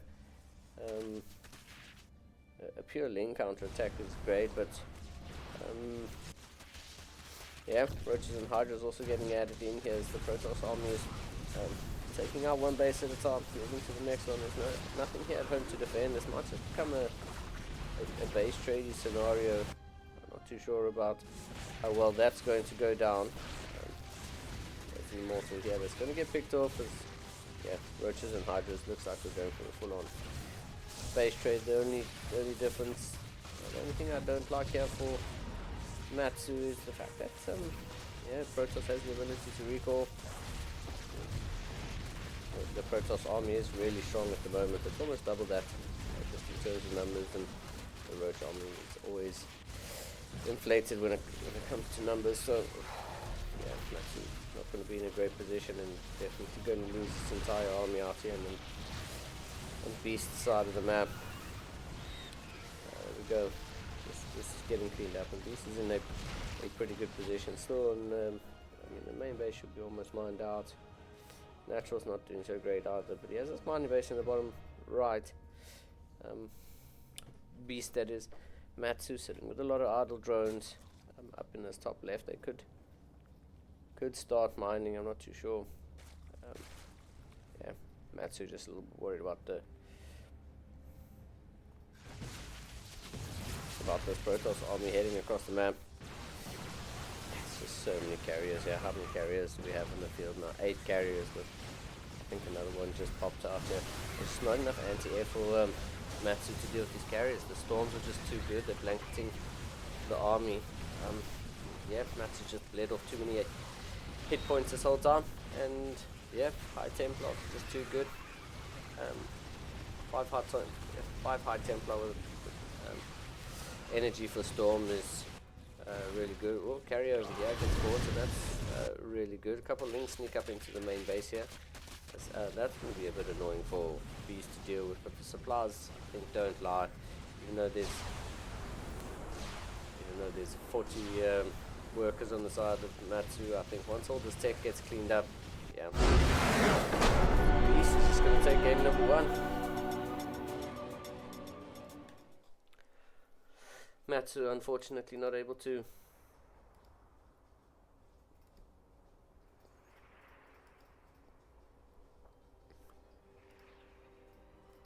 Yeah, Matsu,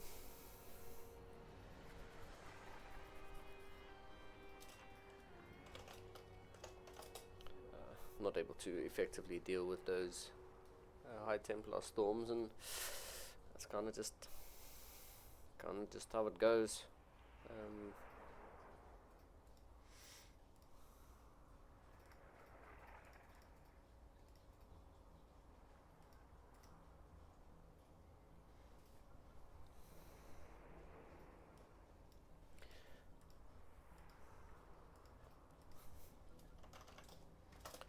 We'll see if Matsu can bring it back and even up the series, or if we're going to have the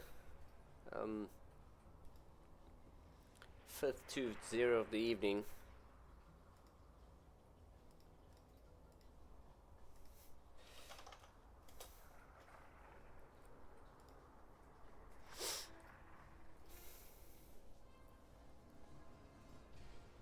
Beast looking pretty good. But we'll see. We'll see if he's still going to go with the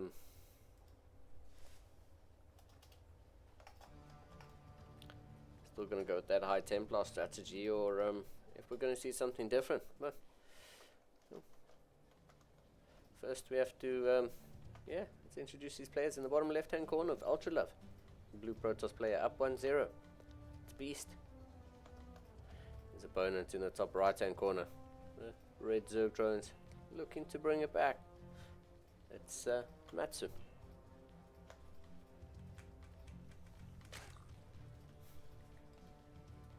Yeah, let's see, do we get the hatch block? That's the question.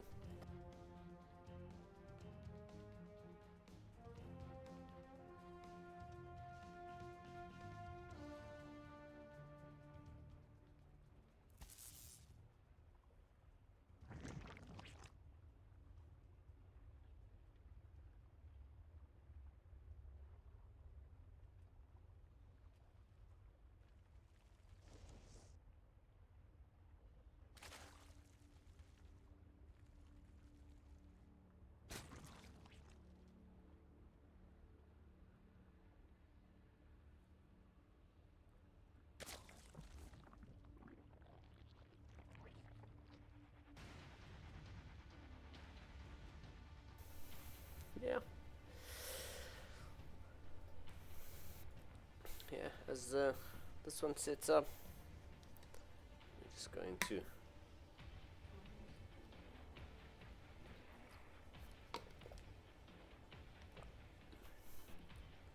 a little bit of a probe just on patrol. Lights pretty chilled.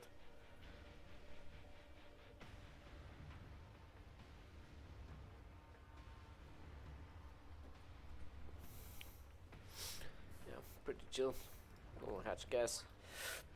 pool opening, but we do have a double gas here for Matsu, so let's see what he wants to do with that. That probably means he's going to go for a little bit of some faster tech. Not too sure. Yeah, definitely committing to some faster tech. Six drones on gas this early on. Oh, okay.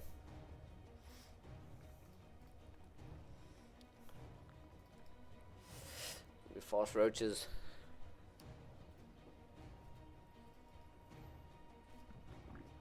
Going to be some fast roaches. Let's see. Let's see how well he can hide this. Is the adept is going to come shade up into the natural. Nope, isn't going to finish the shade. Yeah, the queen definitely needs to keep this adept from getting in there. The shade does spot that there are no drones in the natural. Beast should be a little concerned about that. I mean, the void ray first out of the Stargate is the best thing that Beast could possibly have done. Yeah, Lings and roaches probably going to be making their way across the map relatively soon. A couple of roaches in production now, as yeah, creep highway. Well, the creep is starting to spread. We'll see if Beast can hold this. Got some adepts chilling in the lawn, chilling in the wall. Yeah. Void Ray running around, getting some Overlord kills. Is now going to spot the army. Void Ray. Gonna go for the one roach. Eventually pick that one off and then start to head back to help with the defense. Yeah, it's going to be a pretty easy one for now. Matsu not going to get the damage he needs done, and this is a fairly committed push. He's down about 18 workers at the moment. Beast in a really good position, posturing defensively, as Matsu is now supply blocked, starting to build up a bit of a bang. How many lava? Sitting on 7 lava, so been missing some queen injects. Stack up a couple of queen injects now on the natural, but yeah, Oracle gonna come into the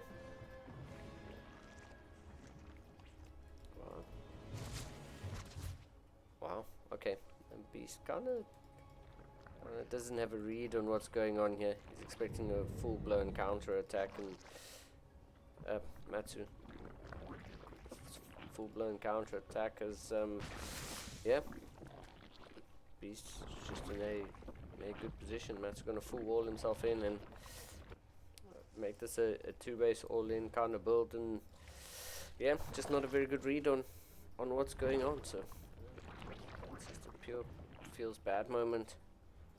Void Ray was such a good call. Beast could pretty much double expand, as yeah, he's up 30 workers at the moment, and Matsu doesn't have a good read on this at all. So feels bad. I kind of feel like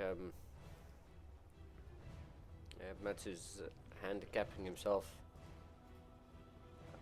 There's a Nidus worm on the way, but there's no Overlord, so there's absolutely no vision in the main base or in the natural or anywhere that could actually put Beast in some sort of difficulty. But yeah, Matsu doesn't know that this Nexus is here. Maybe still thinks that Beast is 2-base. Beast is still 2-basing it. When Beast is expanded, very soon will probably be triple the amount of workers. Yeah, Nidus gets spotted. Oracle takes quite a bit of hull damage, but he's going to be able to recall out. Recalls to the 3rd. And yeah, Matsu feels bad. I mean, I want to say,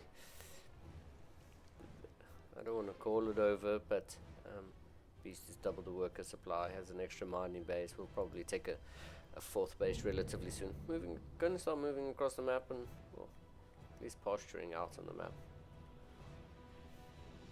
Beast is, yeah, in pretty good shape. I wouldn't mind to see a double forge or something behind you. That's the only thing that would really be the icing on the cake.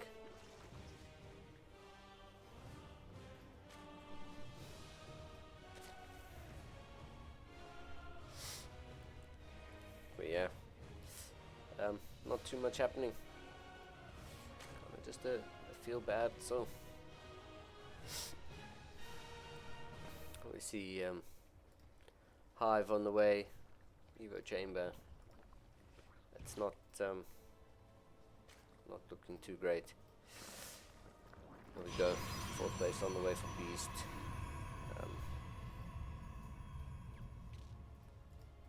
Yeah, good to see Matsu making workers again. But this army out of Beast is just going to... Yeah, Matsu just realizing, wait a second, I'm not having a good game yet, so... Yeah, that's what it is.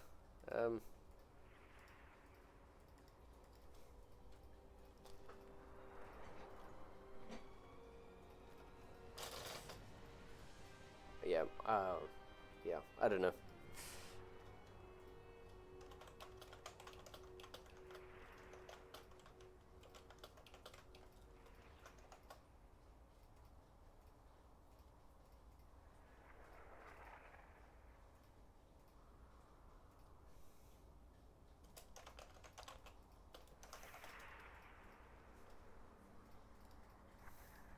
Okay, let's see. Okay, we're all right.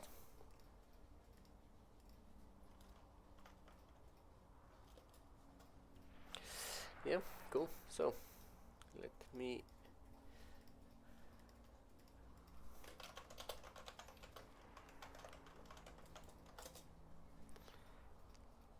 see if I can find a game for us. Look at the bracket and see what's what.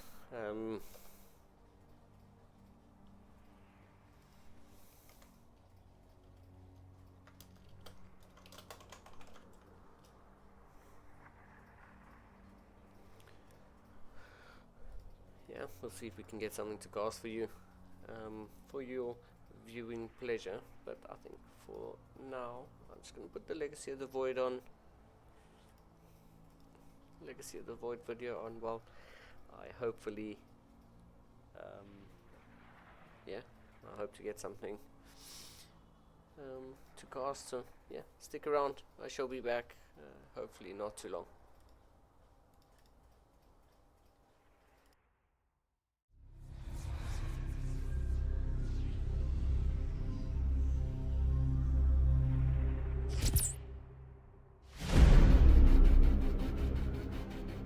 The swarm brought ruin to our world. Our proud people became refugees. And yet, they could not shatter our unity.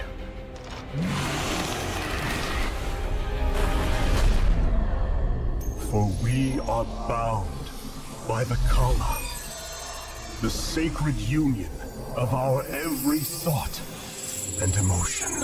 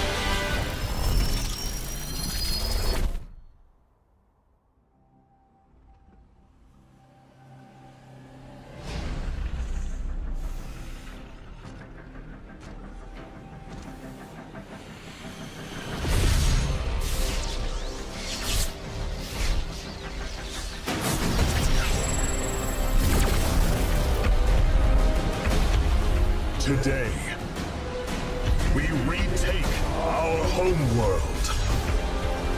And with it, our legacy.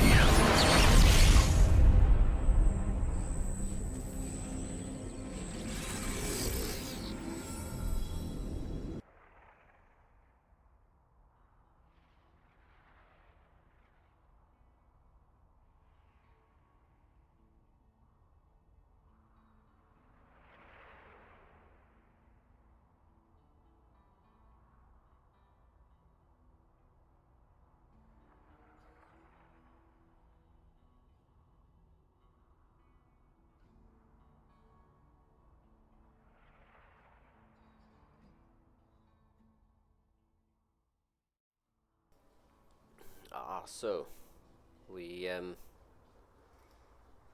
a little TVP action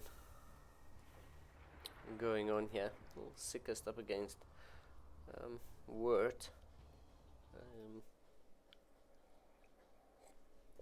Managed to hop in just before game number 3, 1-1. I'm not too sure.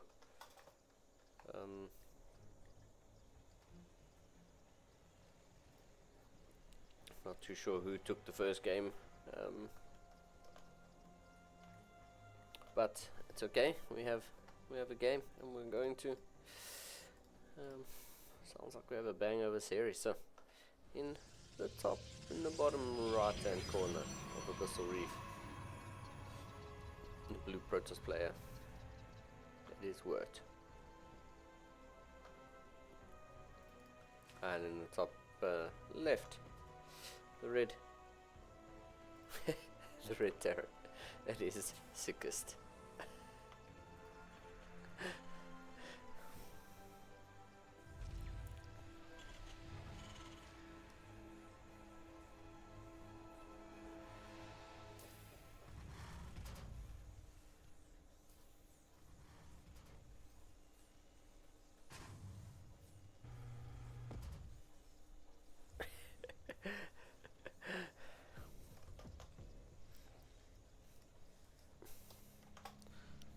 Here we go, TVP meta.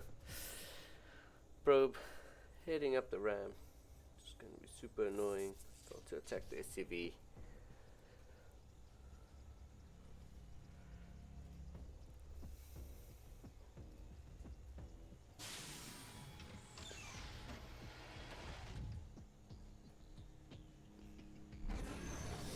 Yeah. Okay. Just gonna straight up recall home. Okay. Nice. Not willing to sacrifice the probe. Did you make that?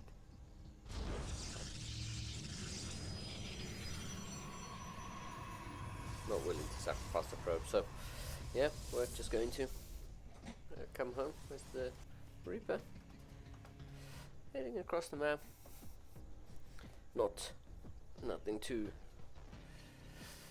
Nothing too crazy.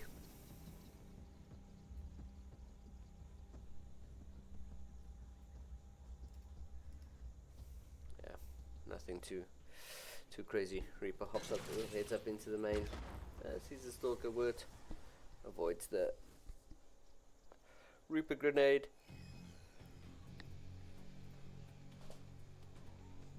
And yeah, that's how she rolls for now. A jump up spot. Oh, there's a jump up spot. Yeah. Okay. Jump up spot is the Stalker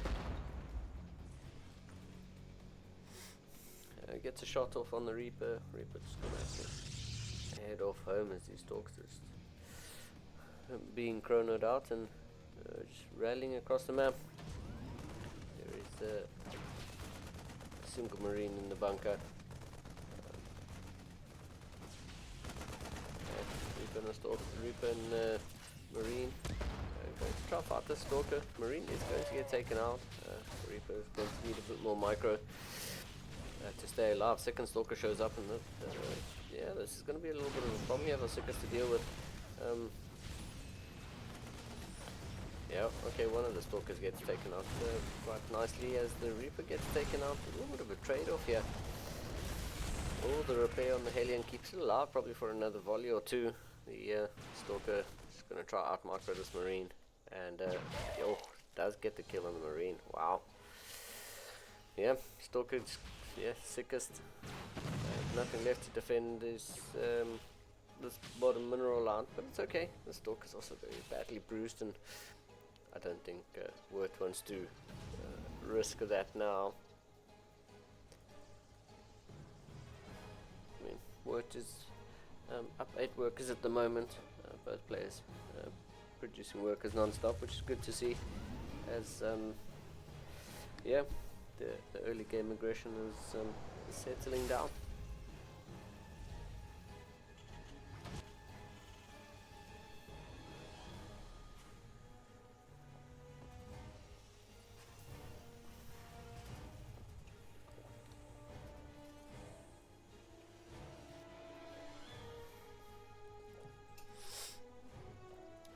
Word's third base is on the way.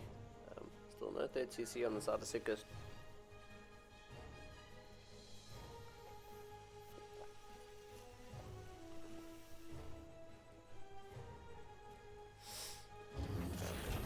Sickest right now just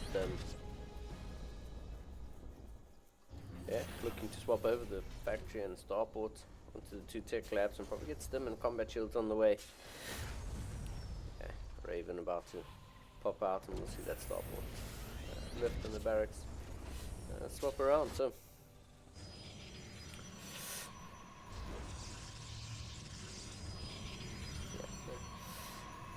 gateways on the side of Word, robo facility about to finish up, and just seeing both players fill out the tech tree. And that's kind of all she wrote. As I was saying, the dust is settling. As a little Stalker hit squad gonna come in here, but there is a tank in position, straight up volley, and gonna force these Stalkers to back off.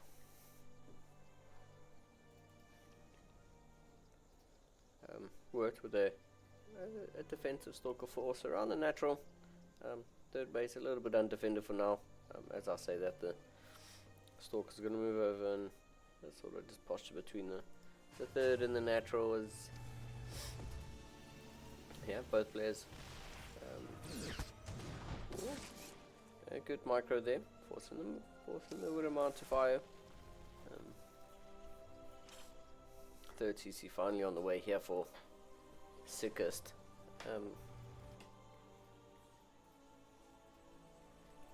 These Stalkers once again trying to look for a way in, but it's not going to happen. This Widowmount will probably reload by the time, or the cooldown will probably finish by the time those Stalkers get anywhere near it.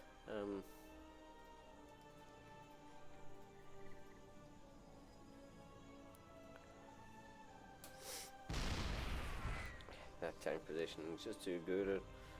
I'd really like for Sickers to put a second tank up here on the high ground somewhere. Somewhere where you can get 2 volleys off and hopefully get the Stalkers to back off sufficiently enough for you to be able to take your third bases. That's about to finish up, and we'll see that CC probably lift over and move Sickers with a pretty sizable army. And saying it's time to go. This one Marine gonna spot that there's still some Stalkers back here. As I said, I would have liked to have had another tank here, because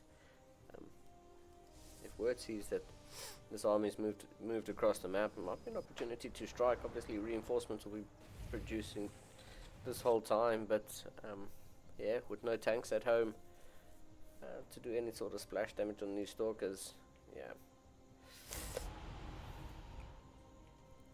the fourth base on the way here for Word. Here we go. Tank siege is up in a really chokehold area. Here we go. A couple Vikings to help deal with these Colossi. 2 Colossi. A Raven shows up with the anti-armor missile. Marines the Marauder's stem, and they are going to fall back towards his Widowmount. Auto turrets also get dropped, so that's going to add a little bit of DPS in there, but the tank gets taken out as, yeah, Sika's going to pick up and disengage. These Marines and Marauders going to be enough to push these Stalkers back. I think we've got 1 or 2 Stalkers have been taken out of that Stalker hit squad. That was just being super annoying. That's why I said we'll probably see that CC lift off, and it's going to be a sensor tower. It is indeed. It gets killed, not cancelled, so that's going to be a bit annoying to have to suck up. But here we go. The Marines and Marauders are going to push forward. They're going to try to take on these 2 Colossi. Medevac's finally showing up to give these units a bit more sustain, but yeah, I think the Stalkers are just in high enough numbers that Marines and Marauders can't actually compete with that. That CC's burning, and I'd like to see Sickers not lose this one. There we go. Does pull a couple of SCVs to repair that. This +1 armor is about to finish up now for Vert, and +2 weapons. So yeah, Vert in a pretty good position. The scan is good. It just says that you're not directly in my face, but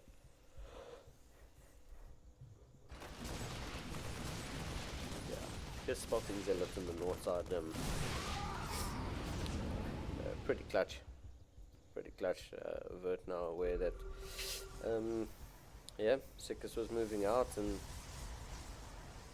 yeah, it looks like Vert is just in a pretty strong position. Up 32 workers, up 2 mining bases. Sickers is going to try to take his 3rd base and be able to mine from there. Mine from there for quite some time. So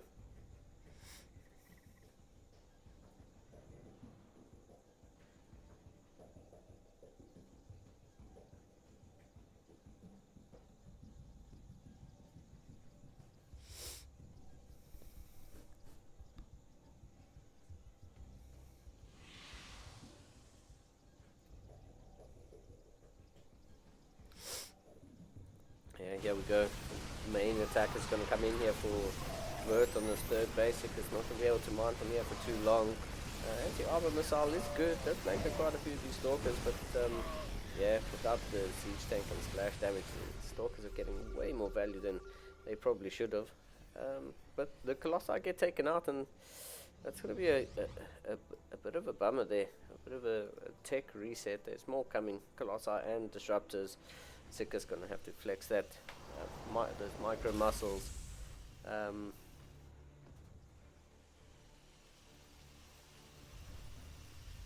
have to flex those micro muscles, because Vert is looking to bring the heat. He's down 1 armor upgrade. 2-2 has finished, but it's not going to be for too long.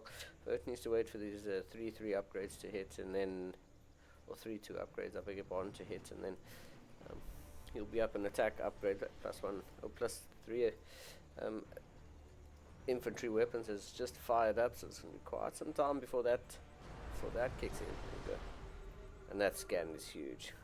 Sika's just well aware that this is coming. The sensor tower giving him that early warning, but the sensor tower's not going to be around for too long. Storms are pretty good, blanketing a lot of this fire force, which is yeah, really going to be hurting. Vikings doing a good job taking care of the Colossi. They now need to land on the ground and help out with the Stalkers. They do. They land on the backside, which is pretty good. Stalkers do blink away. All the Vikings get taken out, which, I mean, is kind of a bummer. Sickers running out of army here. There is a ghost, so I mean, that's like an auto win unit. Ghosts show up, and the whatever's left of the Protoss army is yeah, forced to run away. These Zealot's going to take out this bunker. Bunker's not going to get repaired, unfortunately. Yeah, looks like this little hit squad is going to get taken care of. Disruptors. Get a really good purification over on some ghosts there. One gets taken out, and the EMP is really good. Not in a position to get across the map, and yeah, he's just gonna GG and give Vert the the 2-1 score. So yeah, Vert going to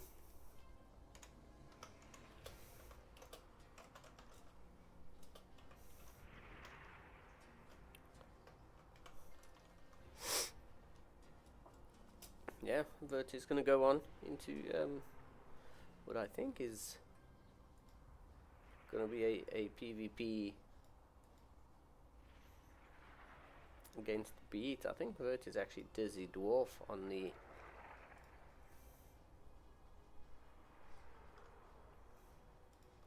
Vert is Dizzy Dwarf on challenge. So let's get this bracket up and we can see exactly what's been going on. You can see the lower bracket is best of ones, which is pretty good. It helps the lower bracket just move along. Yeah, that's what I thought. Dizzy.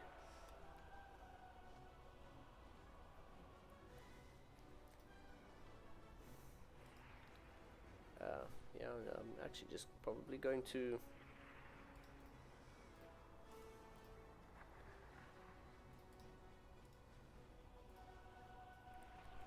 probably just going to follow Vert into the upper bracket, best of 3 against Beast. Hopefully we get some PvP action.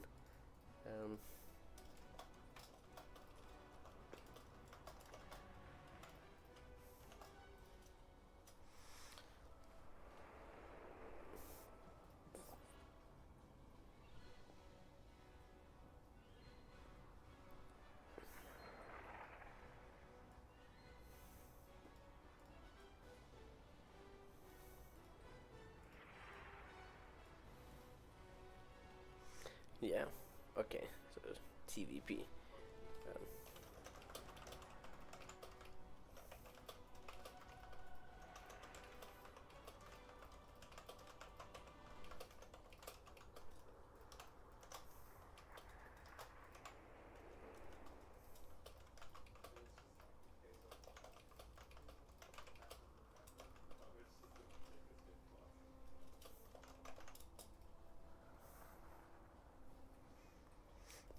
Nice, okay, so we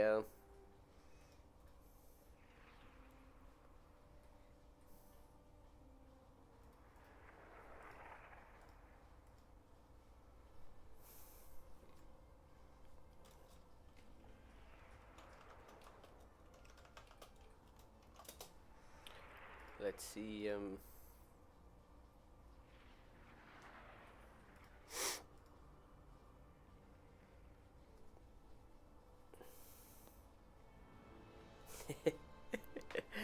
Sounds like we have a classic show off here between a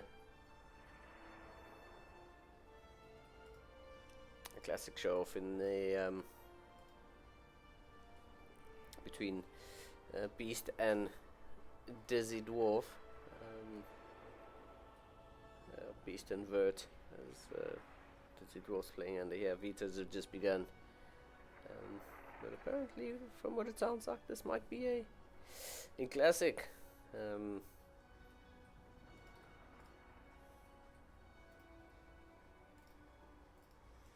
Yeah, Eldorado's out. Frostline out. We'll see.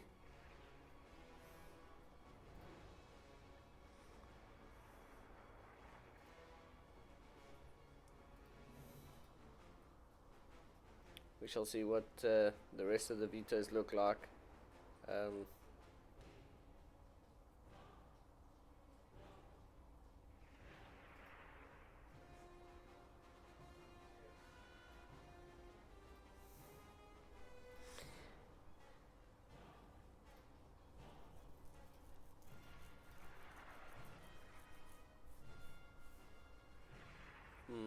Neon is out, so okay. We shall see. We shall see what we get. How are you guys in the chat enjoying the StarCraft? Been somewhat entertaining. Some good maps and some bad ones. But what can we do? Ultra Love is out. Let's see, what do we have? Abyssal, or Amygdala, or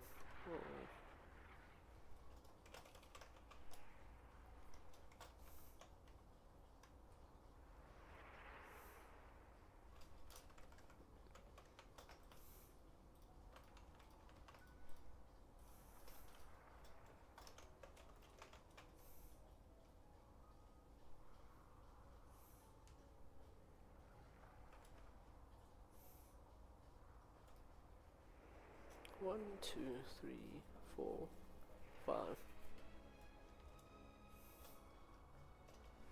Cool. It has been decided. First map is going to be ley lines. Second map will be King's Cove, and if we get to a map number 3, it's going to be on Abyssal Reef. So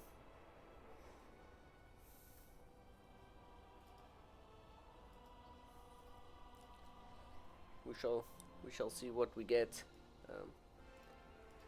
Hopefully good games, as always. But yeah, we're just waiting for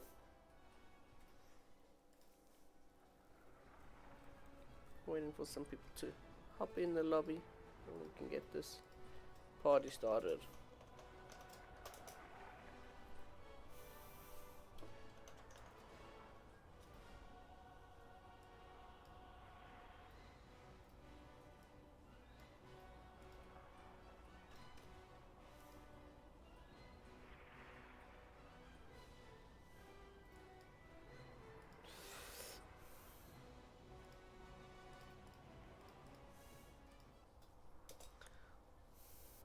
Here we go.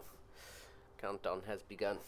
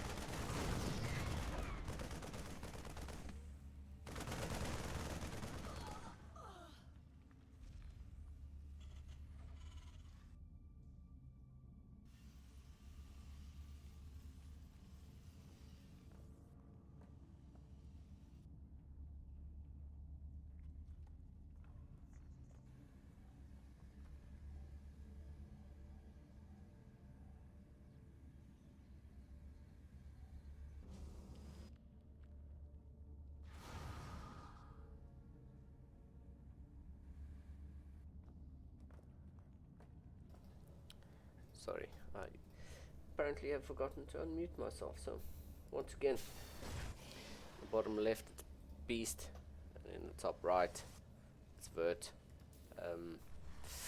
And yeah, we can apologies for the in-air production. We are back with some sound, and yeah, thankfully it wasn't too much. Those two stalkers definitely could have taken on those marines. The marines now gonna head up in towards the natural, and stalkers take one volley of the tank. The tank looks pretty cool with the StarCraft just all over the siege mode legs. Yeah, third base on the way. Is medevac drop is heading out for Vert. It's definitely going to spot this third base, and maybe the third base is going to spot the medevac. At the same time, there's a War Prism with 4 stalkers. So both players looking to do some drop play. There is an adept. Scouting adept does spot this drop coming in here. Good medevac micro there, picking up the injured marine from the adept shots. As yeah, that stalker gets taken out, and not too sure why Vert is backing off. Vert definitely could have stayed and done a lot more damage, but yeah, third CC on the way for Beast is for Vert as Beast his third Nexus is about to finish up. Yeah, now the 3 stalkers are going to be able to pin this medevac in this all dead airspace. Yeah, a couple more stalkers getting warped in, and that's going to be it. I don't see the medevac surviving. Observers pretty much just rallied on that medevac, and he's going to keep track of that. So, yeah, Sturm combat shields on the way, pretty much as standard as it comes. For now, War Prism. Let's see if this War Prism is going to get much done, or is, oh, there's actually 2 War Prisms on the map. Wow. Beast not messing around. That's the first War Prism. Okay, he's going to warp in 1 Zealot. One lone charge lot is, yeah, 1 lone charge lot up in the main. Rather unusual amount of charge lots to warp in, but okay. Here we go, 3 stalkers putting pressure even on the third base of Vert, as there's a medevac drop in the third base of Beast. But they're doing some counter-attack damage, doing some taxing of their opponent's micro. As yeah, the Colossi are on the way. Well, first Colossi is out as extended thermal lance is about 75%, 80% of the way through. So there we go. That's a better use of the War Prism. Get 3 charge lots. I was going to say get 3 charge lots, put them. Oh, that's definitely an F2. These 3 charge lots. Gonna get rid of the reinforcements, and oh, the tank goes down. Another tank. So Zilla versus tank. Tank's definitely going to win out that one. But yeah, medevac drops, comes back into the natural. As there is a double, well, I suppose quadruple medevac, but only a double drop worth of units. But eventually this gets cleaned up, and a little bit of lost mining time. The overall losses, I think, are stacking up. Yeah, overall losses are stacking up a little bit on the side of the Protoss. Yeah, your 3 zealots are there. Only 3 gateways. I know there's 7 gates. Yeah, these 3 zealots definitely need to get picked up and put into that medevac. Okay. Those zealots. That was not. I don't think that went according to plan there for Beast. Yeah, but the Beast's army at the front is really strong. That medevac gets taken out, and I'm not too sure if there were units in that or not, but yeah, Beast has some charge lot warpings up in the main, and this third CC is definitely going to get taken out. It feels kind of bad here for Virtue's going to get knocked back onto 2 bases. On the back of this, looks like Beast is setting up to take a 4th. I mean, the pylon positioning is there. The Nexus not just yet, but he does have the money for it, so yeah, Vert unfortunately losing that third base, and that's going to hurt. Um, it's time to start taking the third base, and now he's gonna have to take the risk of taking the third base on location. Yeah, Zealot shows up and gets deleted from the game. With Vert's army there is sitting on 1-1, plus 2 armors, plus 2 weapons is on the way for the Protoss. No such upgrades just yet, but the Marauders do have concussive shells, and this is the right thing to do. Warp in 4 Zealots, drop 4 Zealots, and then warp in some extras. The charge light warp ins in the main are going to be super annoying to deal with, and we'll probably do well with putting a couple missile turrets up. Main army of the Beast is here, and is probably going to deny this third base. Please cancel that. Please cancel that third base. I know you're focused on the front. He's very focused on the front. Takes out the third base of Beast, but doesn't know that there is a fourth already. But this army of Vert is pretty huge, and yeah, Beast has to respect this. Beast will probably have to recall some of his army, if not most of it, because I think in a pure base trade scenario, Terran is just going to pretty much win outright. Triple tank and then natural. The rest of the bio has gone up into the main. It'll probably be good to focus down the next side, because yeah, Storm's not done yet. These High Templar are going to get picked off just before Storm. 5 seconds and Storm is done. Yeah, probably good to focus on the Nexus so that recall is not available, and once recall is not available, yeah, Terran can just float over the CC. Is literally what it's going to do now. Float over the CC. There's quite a bit of money, not a lot, but there's a bit. And yeah, I think in the pure base trade scenario, the Terran can just float all of its production somewhere else.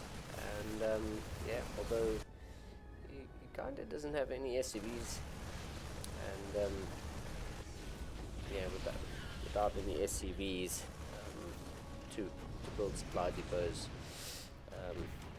once those get taken out, he's going to be in a little bit of trouble. Oh, supply depots aren't actually going to get taken out completely, so yeah, everything's been unpowered in the main base. Beast is supply blocked. There's the scan to say. Yeah, I know where you are. And this is it. It's 56 army supply against 54. Here we go. Tanks are going to siege, but the Colossi with 30% of thermal lance is going to get so much done, but the Terran army DPS is just too high, and yeah, Verti's just going to get game number 1. The base trade scenario was probably not the best idea here on the side of Beast, and yeah, 12 supply to 36 supply, 12 minutes is yeah. Really is the question, and yeah, Beast leaves the game. Can't believe that's what's happening, but unfortunately, sometimes that's how it goes. So yeah, King's Cove map number 2 is getting set up.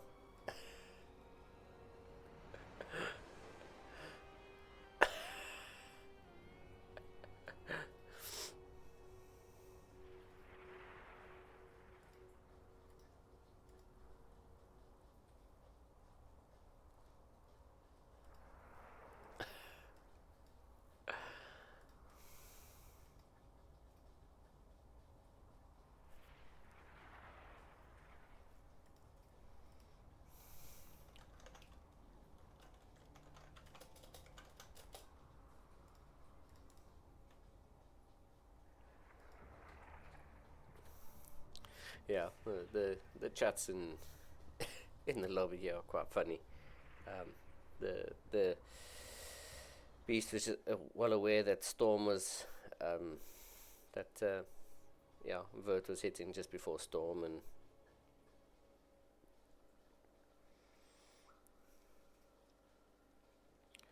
yeah, it's one of those feel bad moments, but what can you do? And yeah, let's get game number 2 ready and underway. In the bottom right hand corner, up 1-0, red Terran player Vert. His opponents in the top left, blue Protoss probes. Couldn't believe that base trade went how it did. It's blue Protoss player Beast.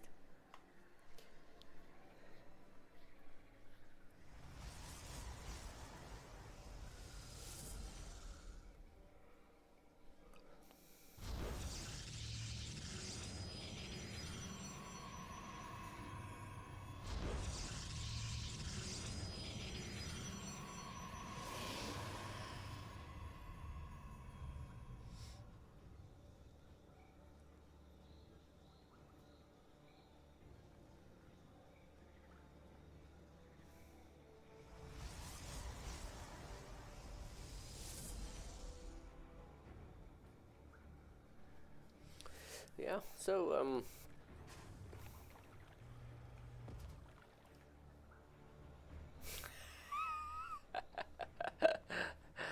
yeah, Beast Scout is just too good, and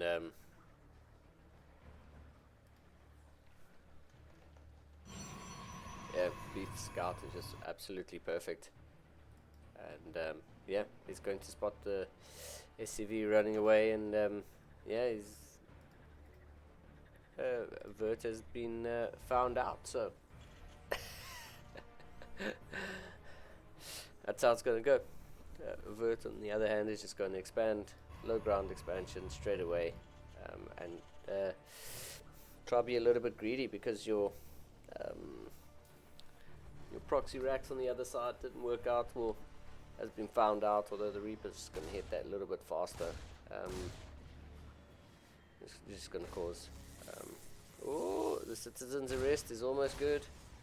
As, yeah, it's just going to be a lot of lost mining time here.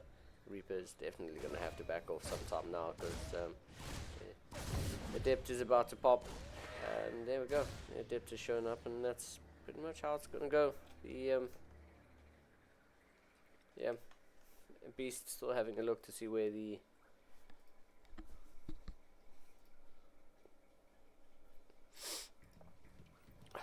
what the proxy is, but not Double Reaper.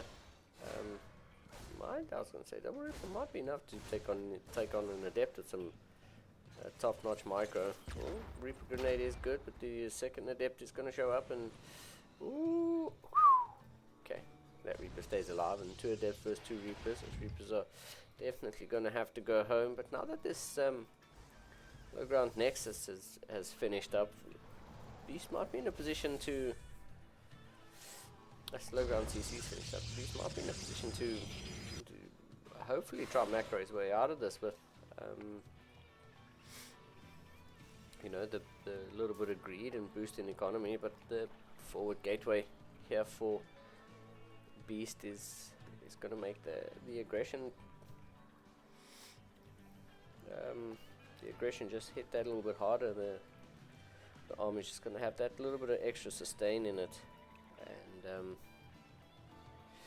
yeah, we'll see how this works out. There's been a lot of lost unit production time with this barracks floating over, the proxy barracks floating over, as these Reapers are still trying to be super annoying.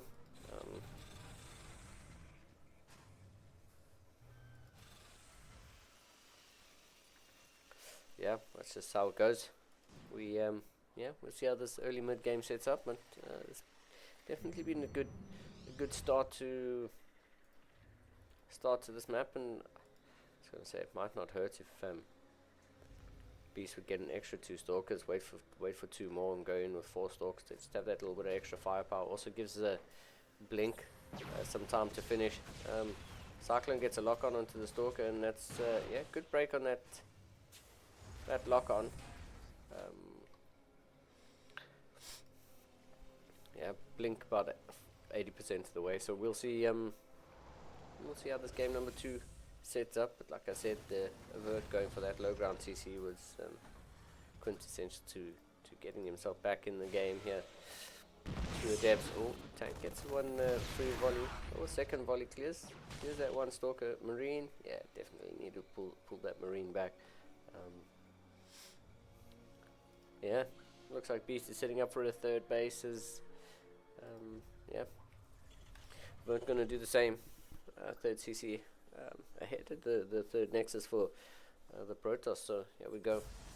Reaper's going to hop up into the main and be annoying, but it's not going to be long for this world. This is just lost mining time. Nothing too catastrophic, as Sturm and combat shields are almost done. There we go. The time has just started, and yeah, Sturm and combat shields are going to be here. The supply drop is good, as yeah, we'll probably see Vert throw a couple more supply depots down. Supply depots just gonna have to be one of those things that yeah, you're just gonna have to keep building consistently, because yeah, the term production, the war machine is good and strong. So yeah,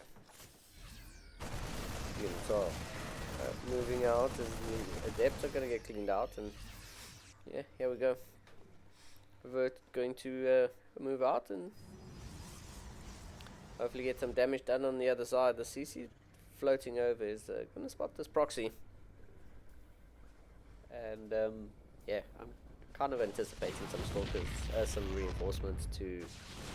Oh, there's a cyclone that got picked up there quite cheaply.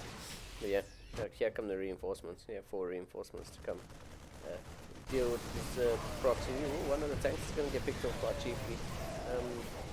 Yeah, doesn't look like Verts is taking this fight too well. The tank could have sieged and taken the fight like that. The medevac micro is pretty good, but with some charge not showing up, you really need to get out here. Stalkers do have blink, but they're not going to be able to blink enough to get those medevacs. Yeah, charge lots. Yeah, the step micro is going to be really difficult. A couple more reinforcements show up, and that's going to be enough to deal with these units. The proxy wasn't dealt with completely, so the faster warpins are going to be available for beast or any sort of fight or engagement here. There's no tank on the high ground, so that tank gets picked off, and yeah, beast doing a pretty good job of playing out the failed proxy. Oh, get the repair. It's no repair, unfortunately, and that's an awesome win to beast. A big W to beast, getting rid of that third CC. Yeah.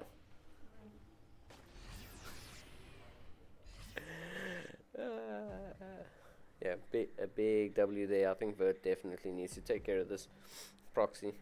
Has opted not to. Instead wants to go across the map and do some damage as a Colossus is on the way. One Colossus is on the way as extended thermal lance has just begun. We're in for a good game, if all things considered. That this started off with a failed proxy. Both players meeting out on the map here. Yeah, these tanks are not doing very well in this game. In this match for Vert, yeah, they don't get the opportunity to siege up, and yeah, here we go.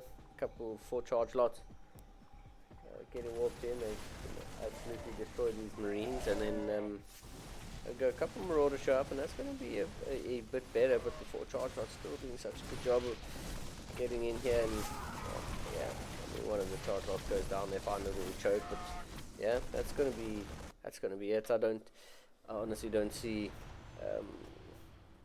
I mean, unless Beast takes some really bad engagements or something catastrophic happens, I think he's just in a much better position with the proxy still being alive, the faster warp-ins, the aggressive, the ability to warp in on his opponent's side of the map. As here we go, the tanks probably need to siege up. There we go, tanks siege up, and that's going to be a lot better for Vert, although they get jumped on immediately by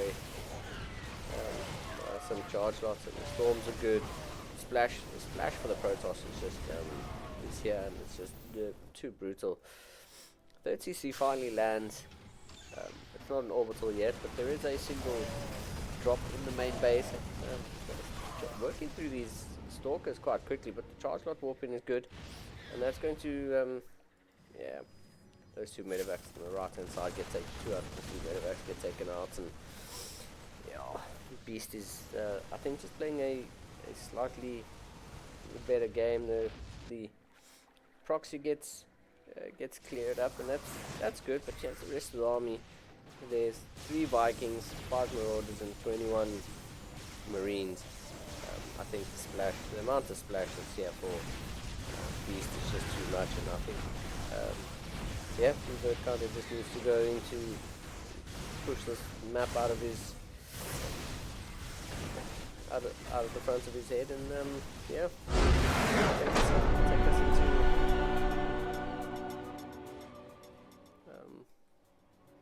take us into game number 3, and we'll see how that one plays out. But let's say that if we get to a game number 3,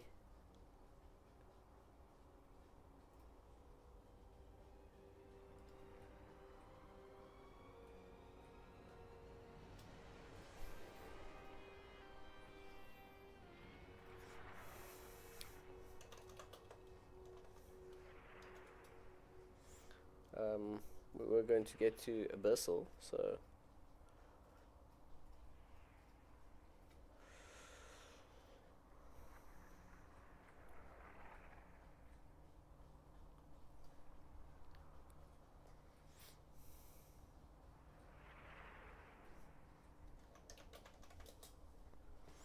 yep. So here we go. We're in the lobby, and we are okay. Almost ready. 1 out of 2 goes.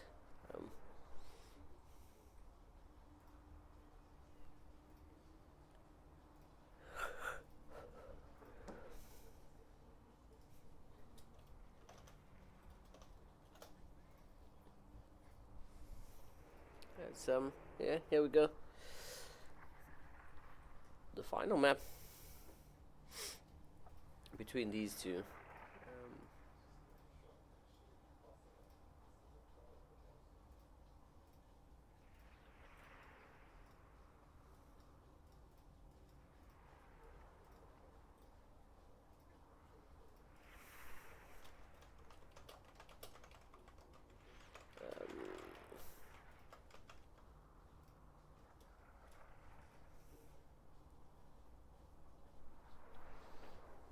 Cool.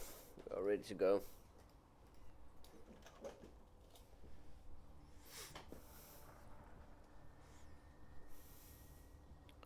We are ready to go. The countdown has begun.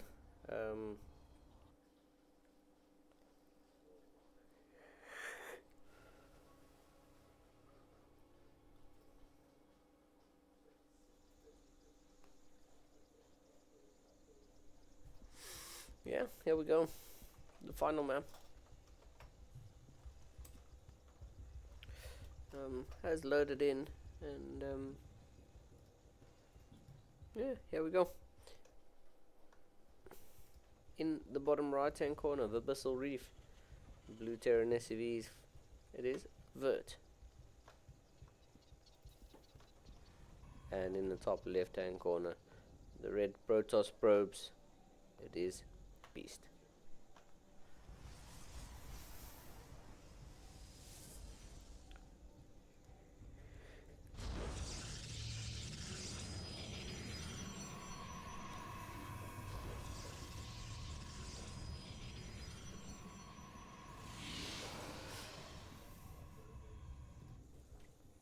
Yeah, Vert this time building is barracks at home in the right place.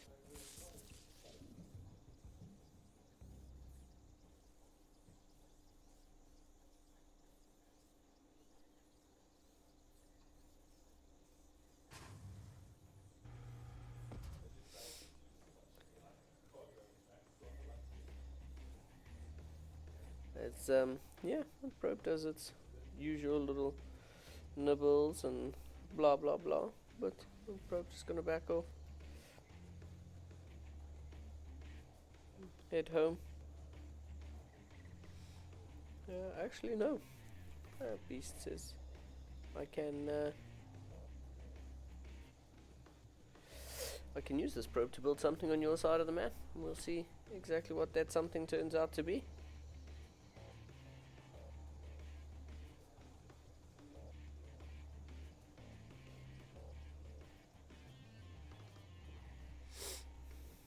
Okay, maybe not. Beast says not right now. So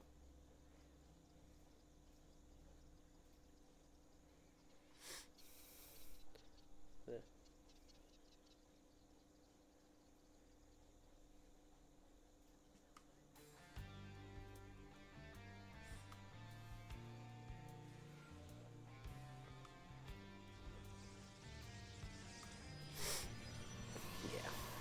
The probe makes it all the way home and is going to resume mining duties.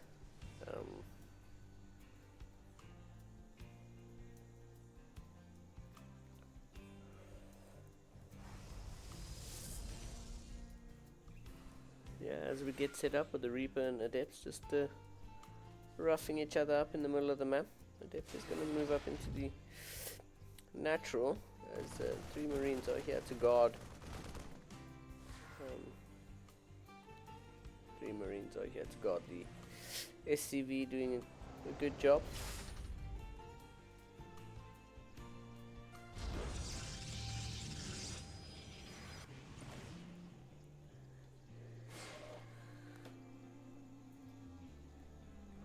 Yeah, Reaper up in the main base is probably going to get taken care of. Reaper grenade is good, but wow, that Reaper got killed in midair. The 4-legged robots with lasers are pretty good, apparently.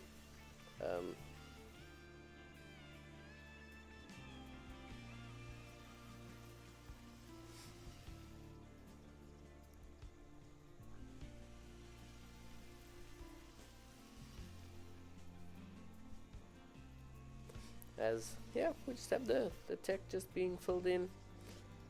Robo on the way, Blink 3/4 of the way done. Yeah, Beast's gonna open up these rocks and particularly want too many choke points around his natural.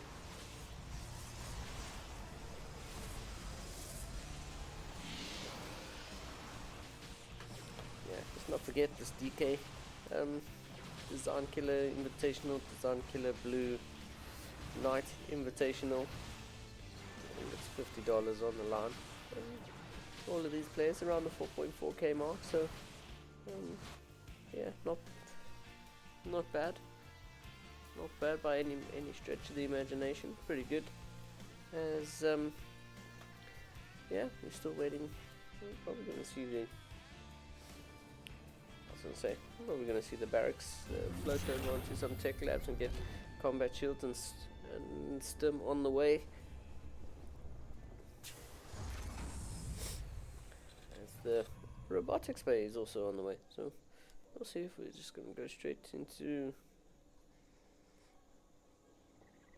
probably into Colossi. They seem to be really good.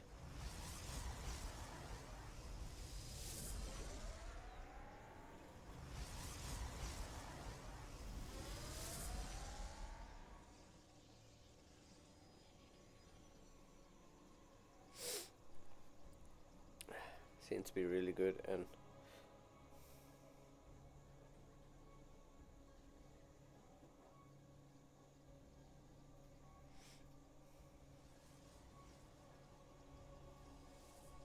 yeah, here we go. First Colossi on the way. Extended thermal lance not yet being researched, but yeah, these stalkers trying to get a little bit pokey here, and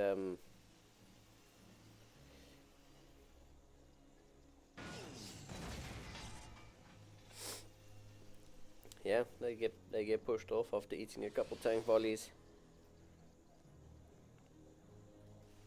Yeah, third base landed, so this time Vert not getting stuck on 2 bases.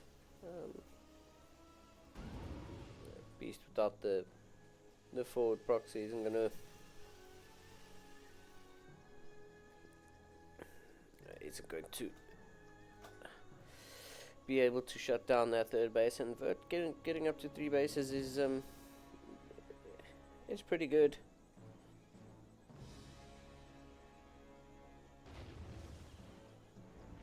It's good for the Terran to have that economy available, and I think it's going to make for a really good game 3 between these two. Here comes this single medevac drop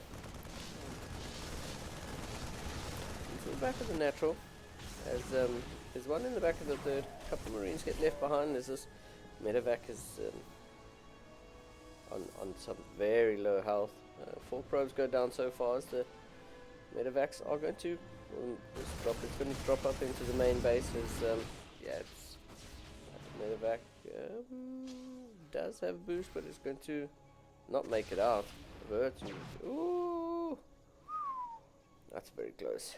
Both of these medevacs are very close to dying as the stalkers rightfully target fire down the medevac, get rid of the 5 Marines that are in there, and yeah, clean up the 3.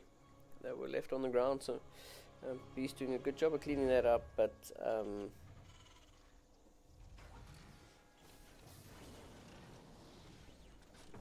yeah, Beast doing a pretty good job of cleaning that up. But I mean, it's not a complete waste. So yeah, 4th base on the way for both players. 4th CC not on location, but being built in a position that would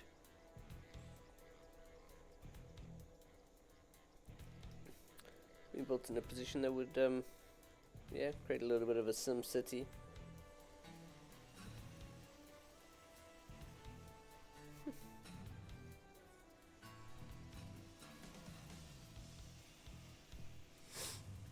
As yeah, here we go. No, the player's not being overly aggressive. The forward placed missile turret is a nice addition. Sort of saying, well, you know, DTs would be bad, and guess what Beast is making? A Dark Shrine. So yeah, Vert doing okay in this game, as yes, triple adepts get warped in on the other side. We'll see what they can get done.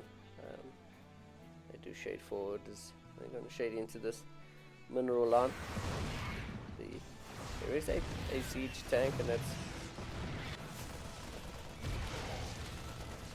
going to be able to clean that up. Now it's 3 probes that have gone down on the other side to another drop that's obviously being cleaned up. So yeah, both players just poking and prodding a little bit, but not getting too much done realistically. Upgrades are rolling on both sides, as Beast is just going to be lacking in the armor upgrades or shields.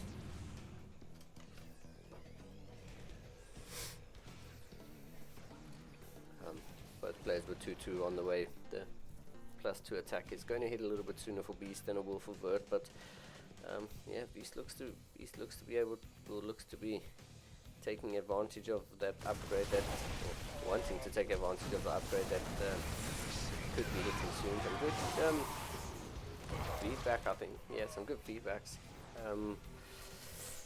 As yeah, the scan goes off, and you can see, keep track that the army is definitely disengaging. There's 5 charge lots, so they're going to come into the 3rd base here. I'm going to start to work with some of these SCVs. Charge lot run bars are actually extremely difficult to deal with, and probably best if we had a couple widow mines on either side. Yeah, good EMP, great EMP. That ghost unfortunately has it pulled back soon enough, and another high Templar gets picked off relatively quickly. His tank probably do well to siege and get a couple shells off here, but yeah, Colossi gets picked off by the Vikings, as Vert seems to have, well, Vert has doubled the army supply now. It's not over till it's over. +3 is on the way for Beast as another Colossi shows up.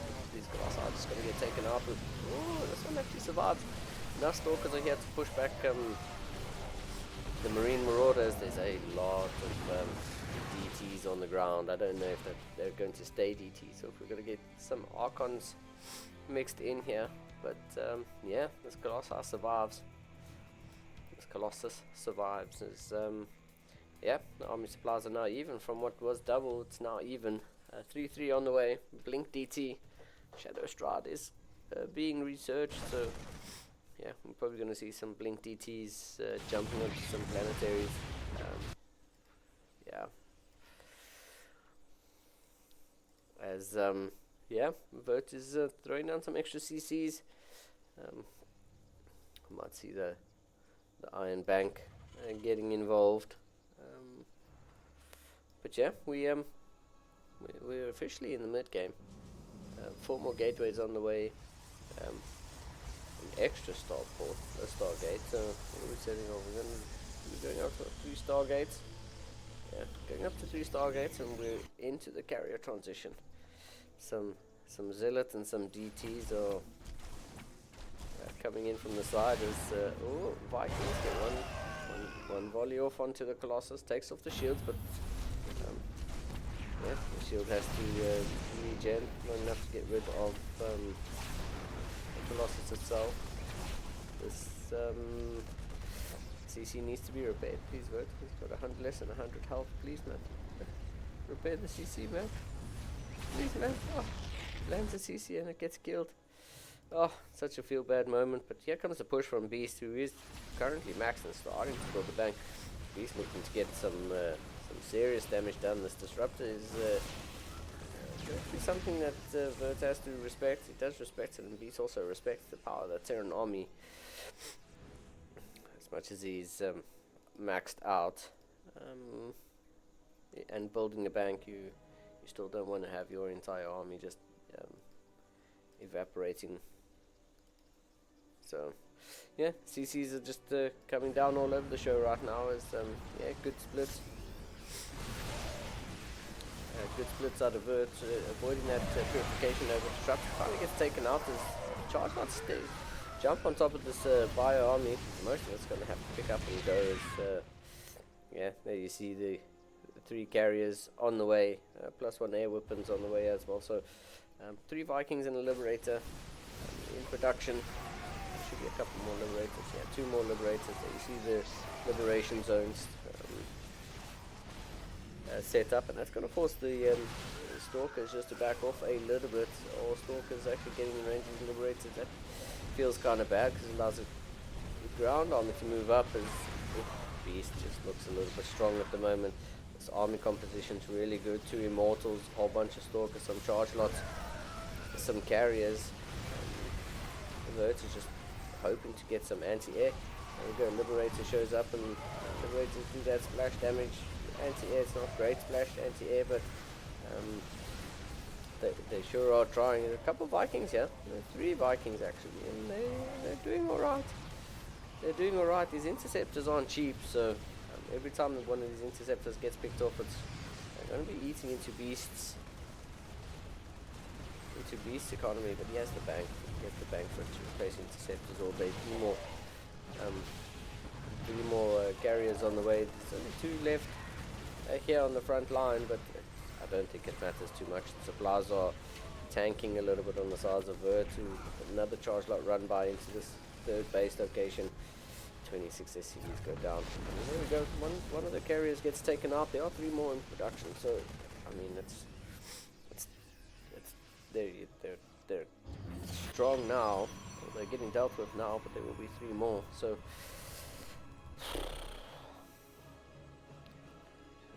yeah, the fight's not doing too well. There's another engagement happening here. The CC gets taken out with some kind of stride DTs.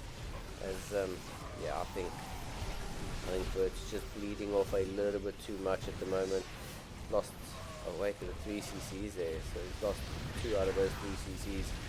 Stalkers and Immortals are still here fighting. I mean they're running.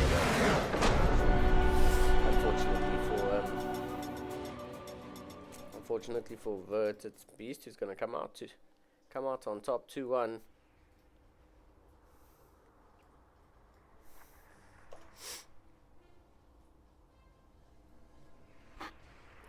Beast is going to come up 2-1, and he's going to be the person that goes off into the finals. So Vert is going to go pop down into the lower bracket semi.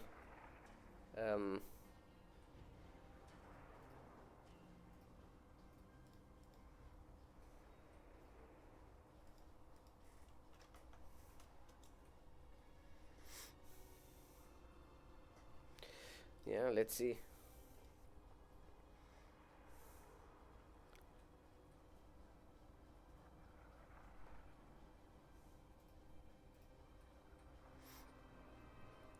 Okay, so looks like the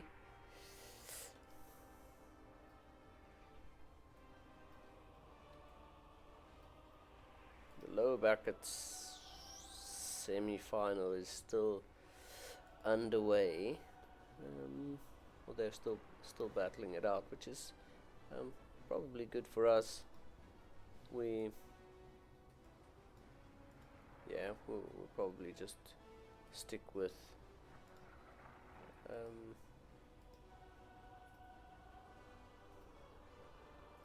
Probably just stick with Vert as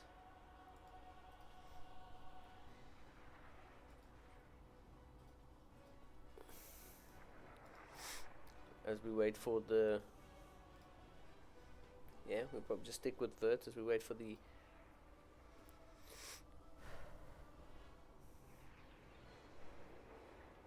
winner of the lower bracket semi-final to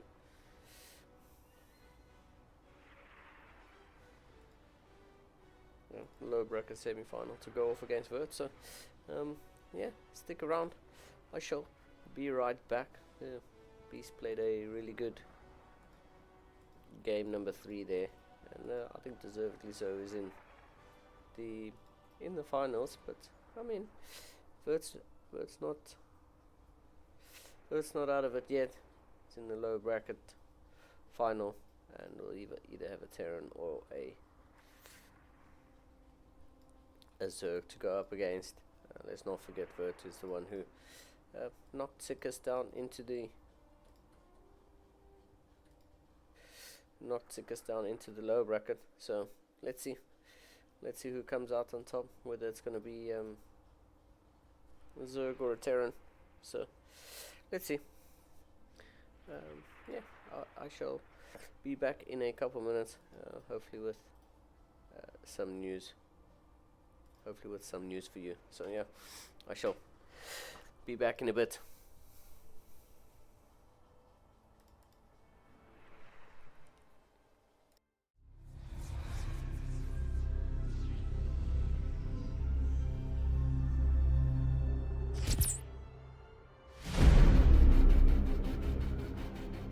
The swarm brought ruin to our world. Our proud people became refugees. And yet, they could not shatter our unity.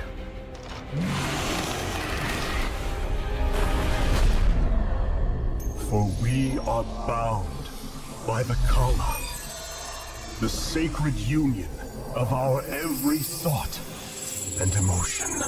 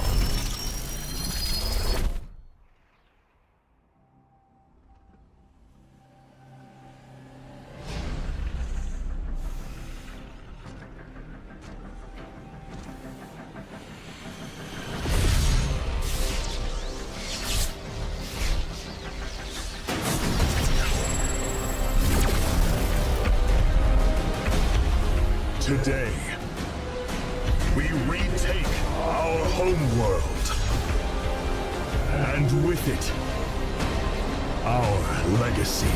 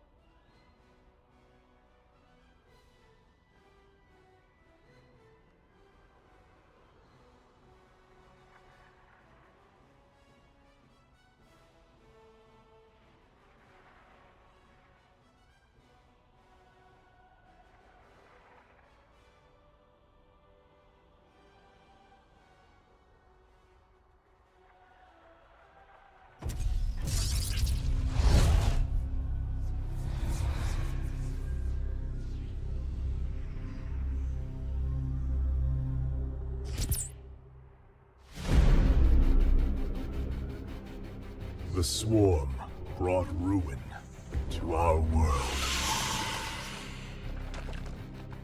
Our proud people became refugees. And yet, they could not shatter our unity.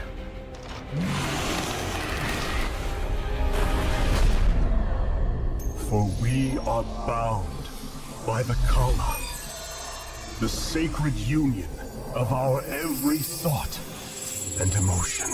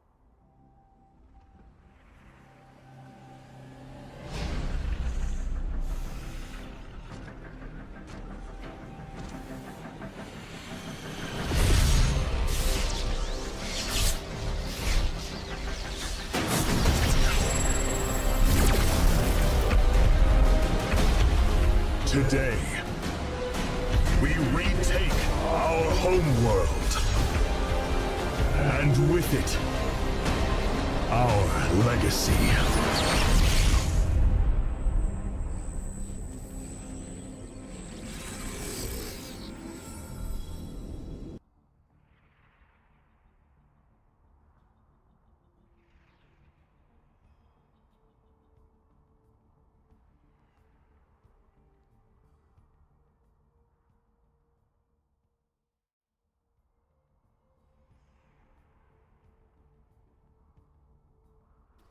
Alright, so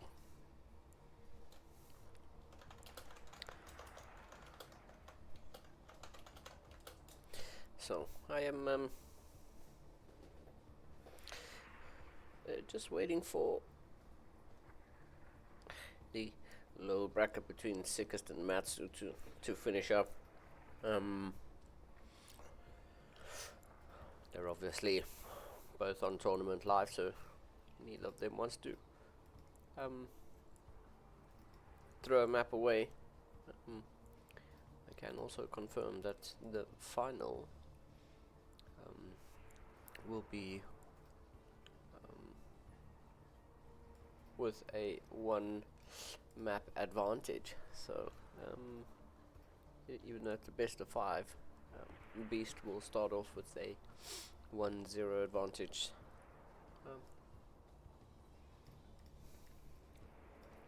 Yeah, so let's see. Let us see. There's not too much to say.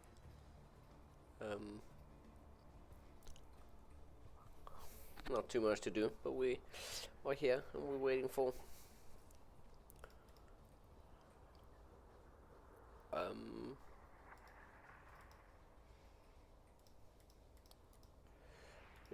yeah, and like I say, waiting for the game to finish up. How is everybody doing?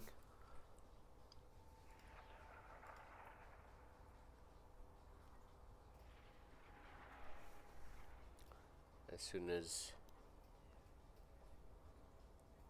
As soon as I have something, I will let you know.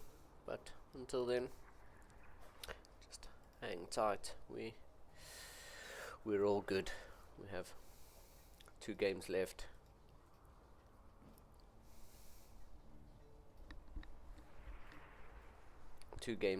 A maximum of 7 maps to go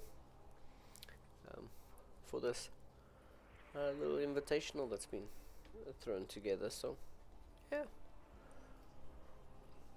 shout out to the people who put some money forward, and thanks to the players who showed up for it. We appreciate. Hopefully it's been some good Saturday night StarCraft, and yeah, happy days.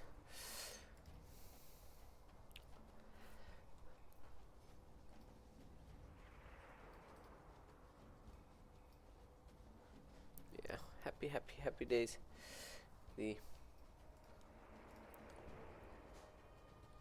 games have been good. There's only that one misread. I think it was not a great game, but apart from that, it's been quite good, I think. The games have been good, and yeah, the players have been extra nice.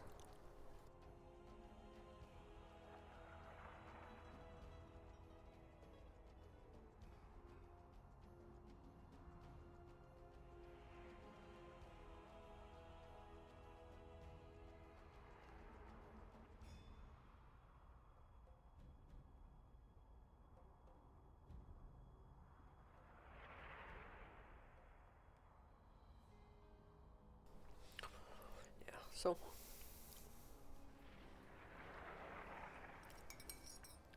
sometimes this is how it goes. It's not the end of the world.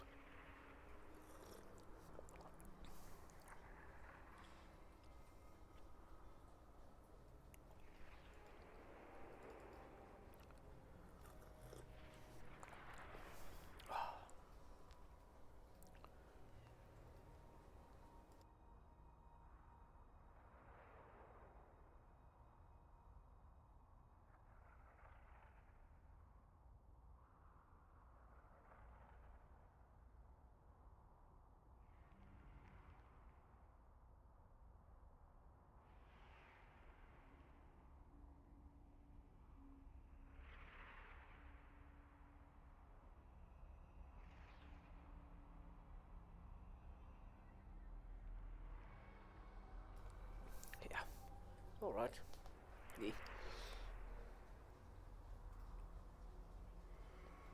Yeah. We shall just. Guess we can have a look at some MMRs. I mean, yeah, Sick is sitting at 4216 and Matsu's at 4330. So fairly evenly matched.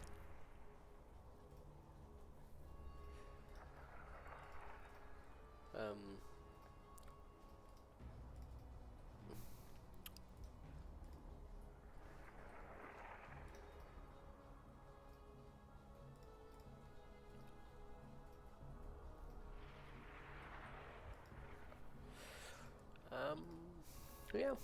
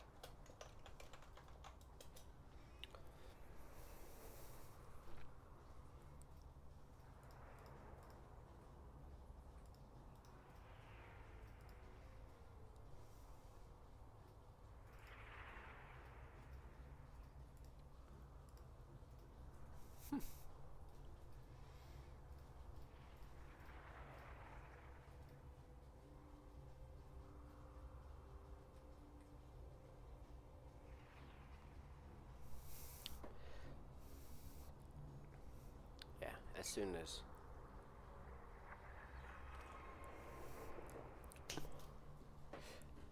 soon as it becomes available, I shall let you know. So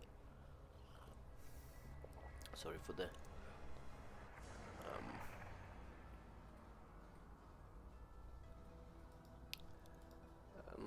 yeah, so sorry for the little bit of silence.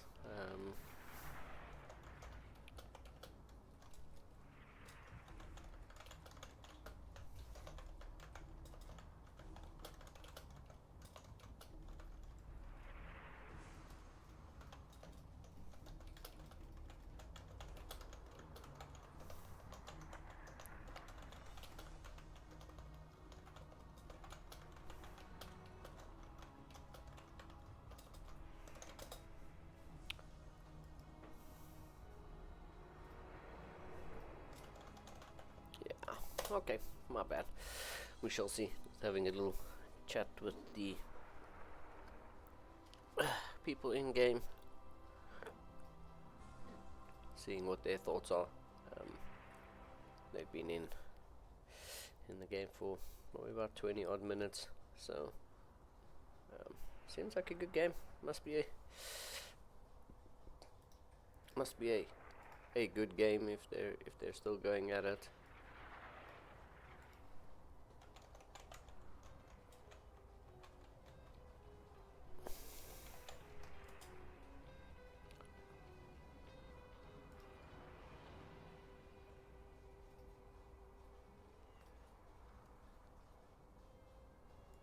Okay, there we go.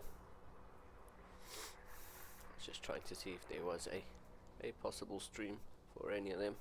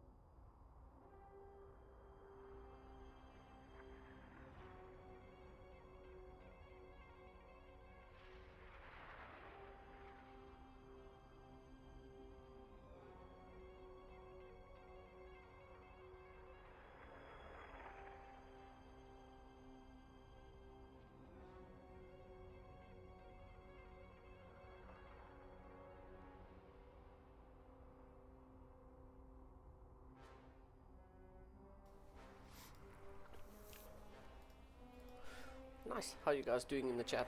What are you up to? Where are you watching from?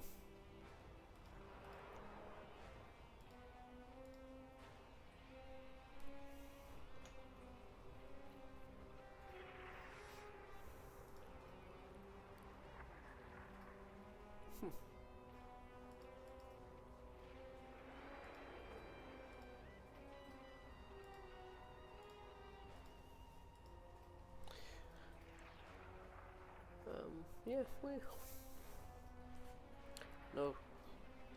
no complaints on this side.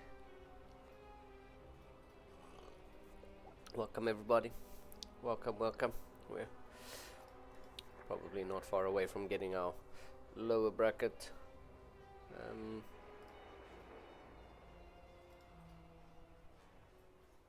Probably not far from getting our lower bracket final underway, where we've got Dizzy Dwarf, or known as Vert, in there waiting for the TVZ to finish, which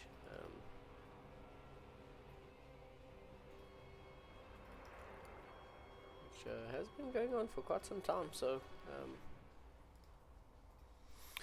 probably not too far away from finishing. So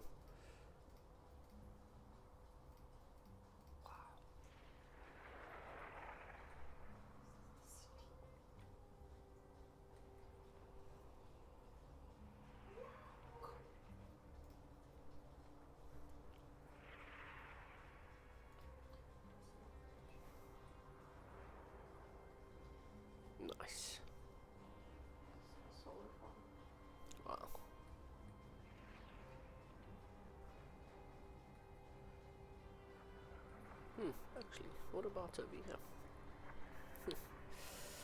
Let's see. They're still going. Still going. We're still waiting.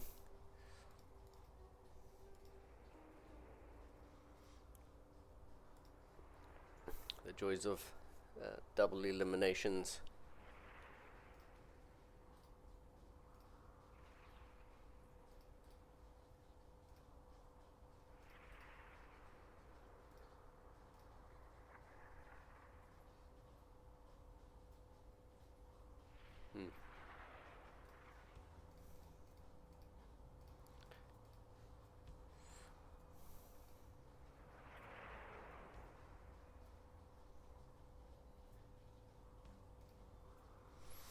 Yeah, like I say, the joys of double eliminations. It's okay. We still get some good StarCraft, and yeah, sometimes we have to wait for the best.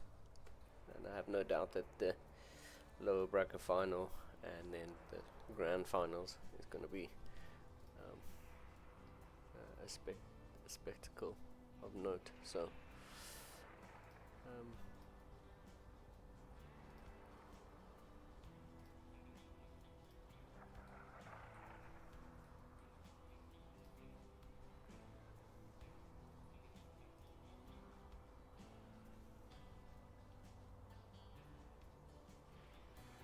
Is there an upgrade for that?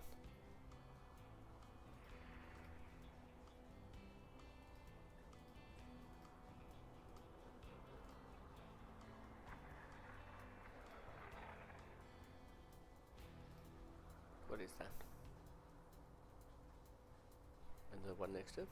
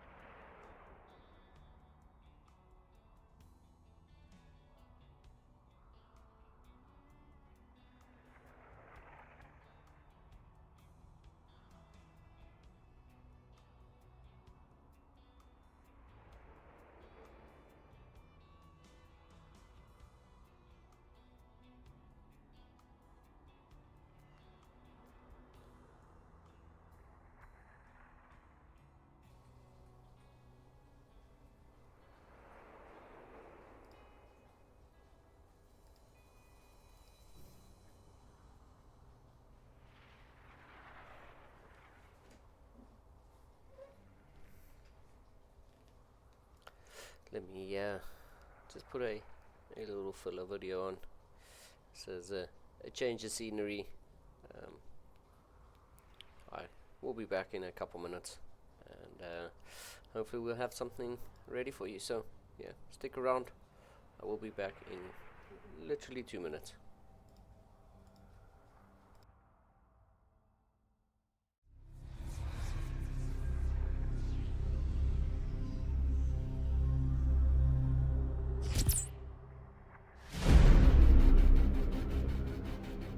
The swarm brought ruin to our world.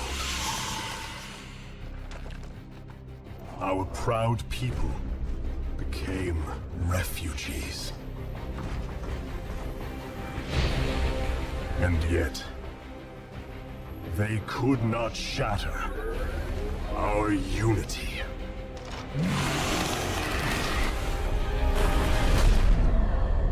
For we are bound by the Kala, the sacred union of our every thought and emotion.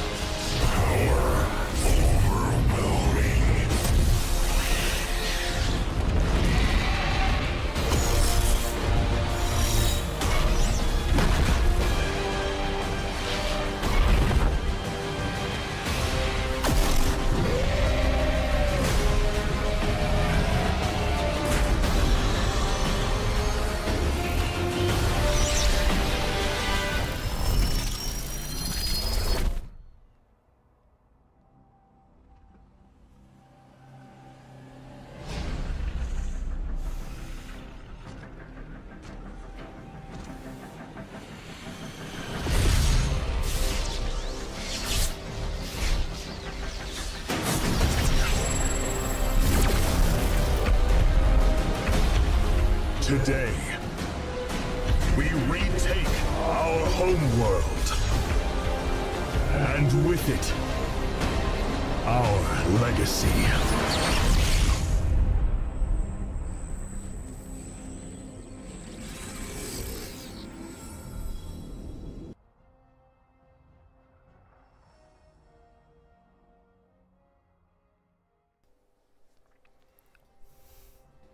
So I'm back. I don't have much to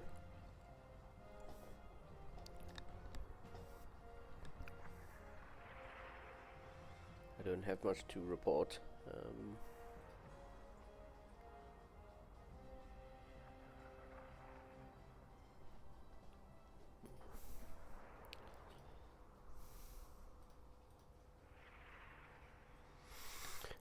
We're still waiting. Would be really nice to see this replay, because this must be one hell of a game, if they're still going at it.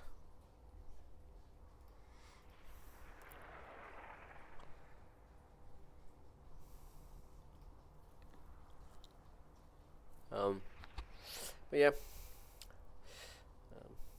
such is the joys of these tournaments.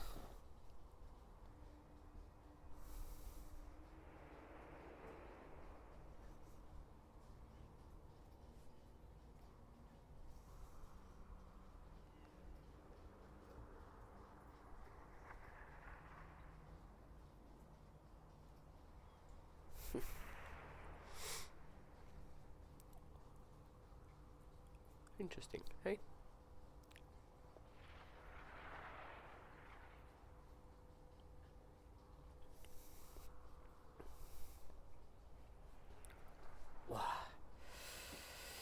We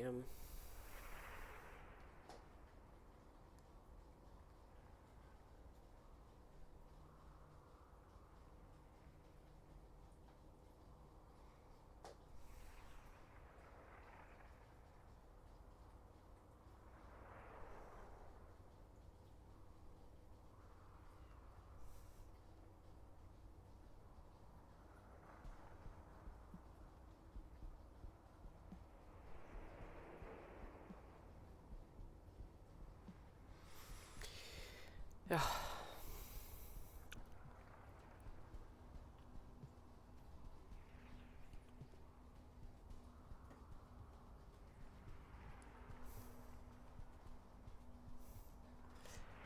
We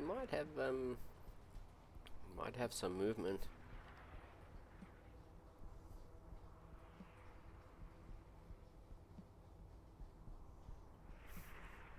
It looks like we do have some movement.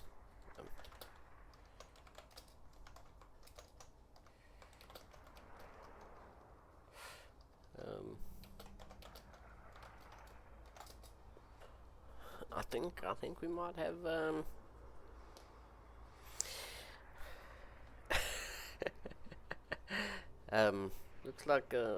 looks like somebody has Alt F4'd. Yeah. looks like somebody has Alt F4'd. Or maybe not. They are no longer in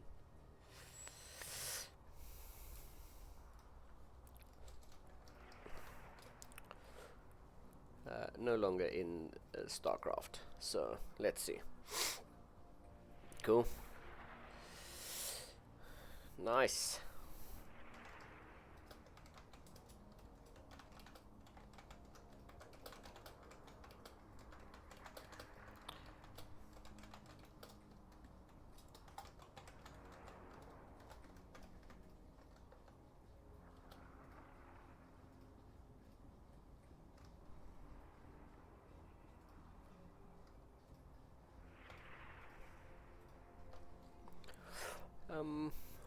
Yeah, so let's see. I think we're on the right place. On the right track, I should say.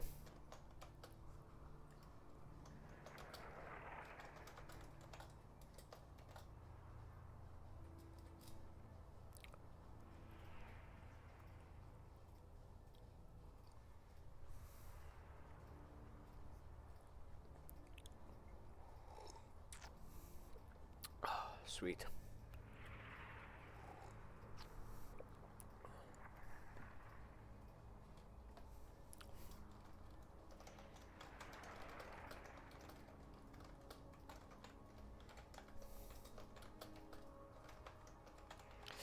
Nice. Okay. So we're in a party. We're getting some vetoes done. And yeah, hopefully we will. Wow.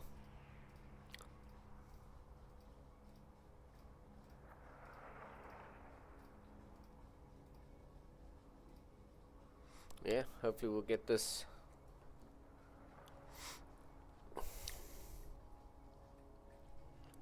started sometime soon. I mean, a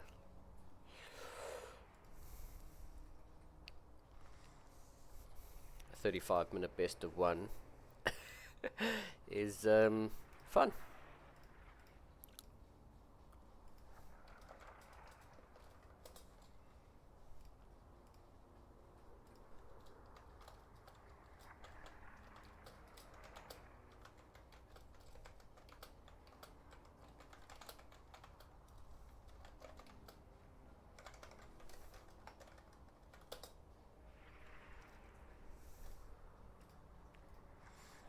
Cool. El Dorado. Vetoed. These are the vetoes. I'll read them out as they come out. El Dorado gone.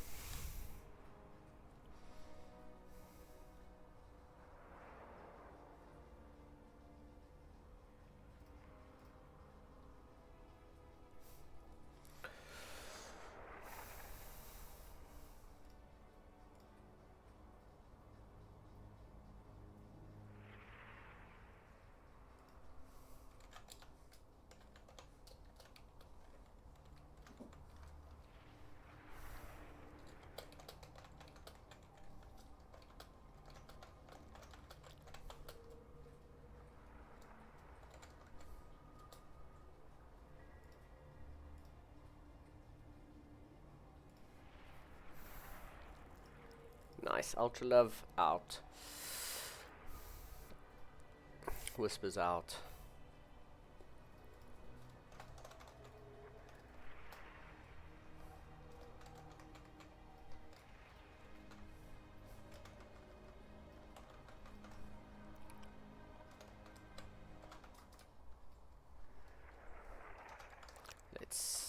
Let's get these going.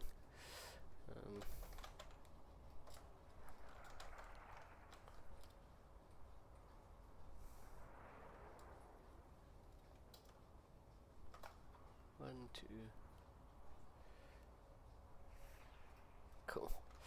Abyssal Reef is gone.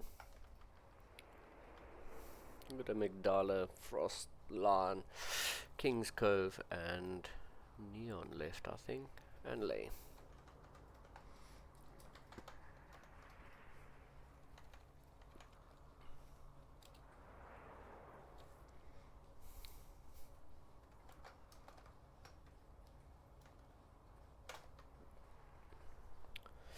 Ah, very nice.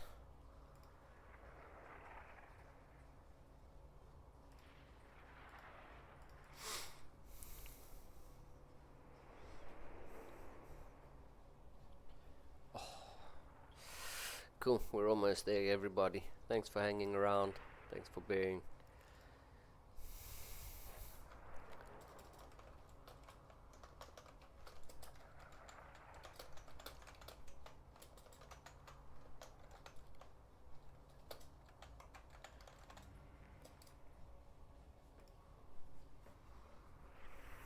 Wow.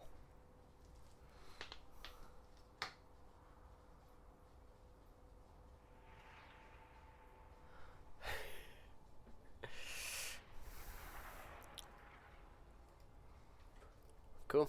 So Neon's out and King's Cove is out. So we got what? Ley Lines, Amygdala, and Frost. Wow. Okay.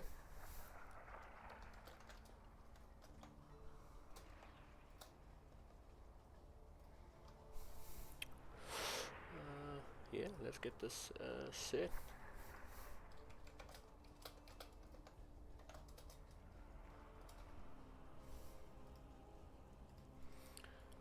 There we go.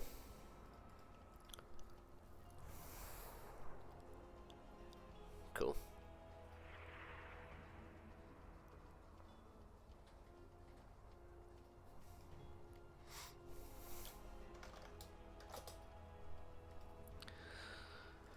Nice. Finally. Finally. What should be TVT, but there's not.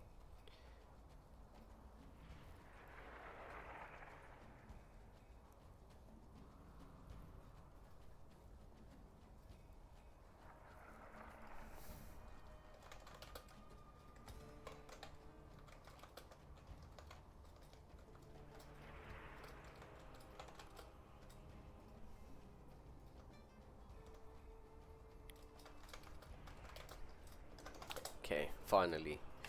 Ready, ready. Countdown has begun. Oh, what a yeah,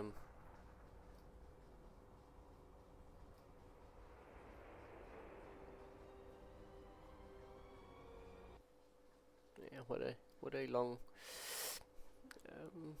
what a long break in between. But it has ended. And let the StarCraft begin. As we have spawning in the top right hand corner of ley lines, the blue Protoss probes, that is Vert. And in the bottom left, after a 35-minute best of one, that still feels good enough to continue without a break, the red Terran player, Sickest.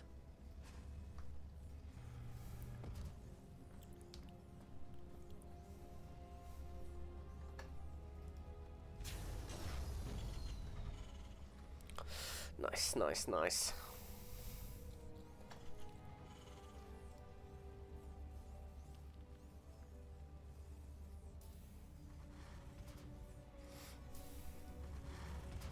Okay, we'll see how this game kicks off. We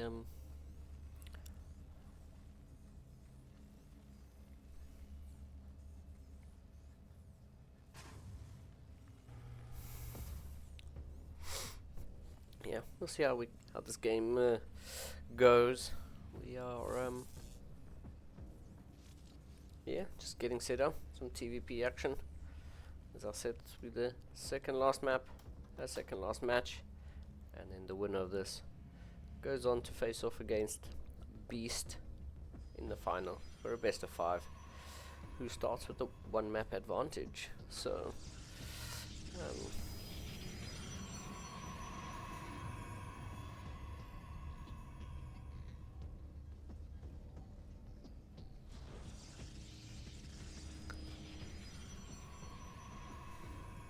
yeah, SUV from Sickest, just heading across the map, doing a little bit of a little scout, seeing if anything is out of the ordinary, but can confirm that nothing is out of the ordinary. And we'll just head home as the Reaper makes its way across the map, and there's a free probe for him for his troubles. Stalker shows up, and Sickest is going to back off and keep that Reaper alive.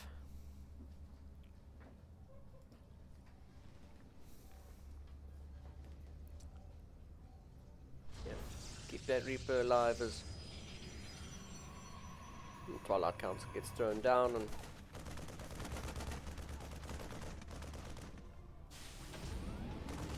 once again, the bunker at the front, Sickest just being safe as the Stalker shows up. The Reaper Marine going to yeah, just show some good micro, and yeah, push the Stalker away, not taking any sort of economic damage to just a single Stalker as the second one shows up. But there are units here to defend, and Yeah. Sickest and Vert go up against each other once more. Vert was the player who knocked Sickest down into the lower bracket, but it wasn't an easy pushover or anything. Sickest plays really well and was actually up 1-0 in that first series, I think. So, yeah, we'll see if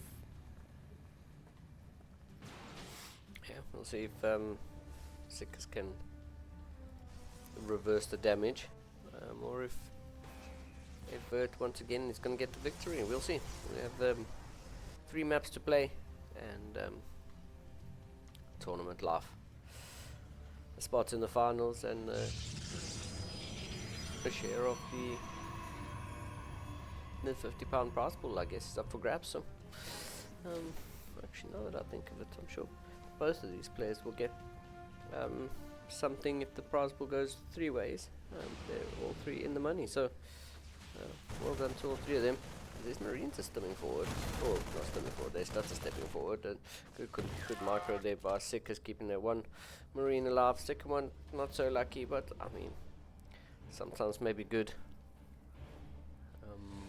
But yeah, third base on the way here for Vert is just a normal timing as charge starts to get chronoed out, and yeah, Vert with the 3 stalkers on defensive duties in the main base. Absolutely nothing wrong. Yeah, Vert gonna blink that stalker out to safety, and yeah, that's pretty much happy days. We're setting up. There's some upgrades are coming down, and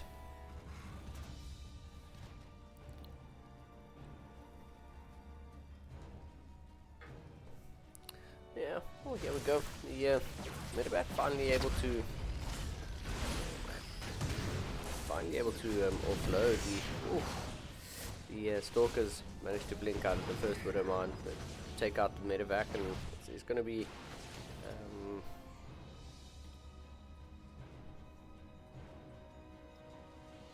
yeah, it is going to be cleaned up.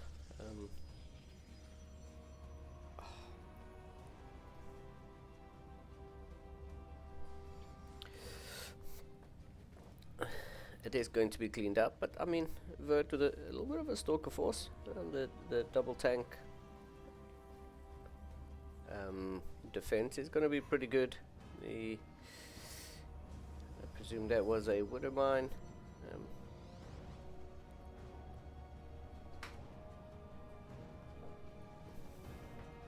Yeah, 4 probes getting taken out is quite nice. But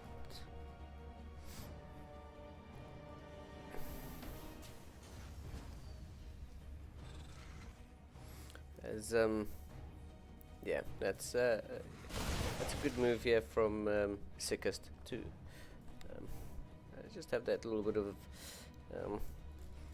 added peace of mind for any sort of aggressions that Vert could possibly do. Double tank shot goes off, and Stalker, I'm pretty sure Stalker got taken out there. So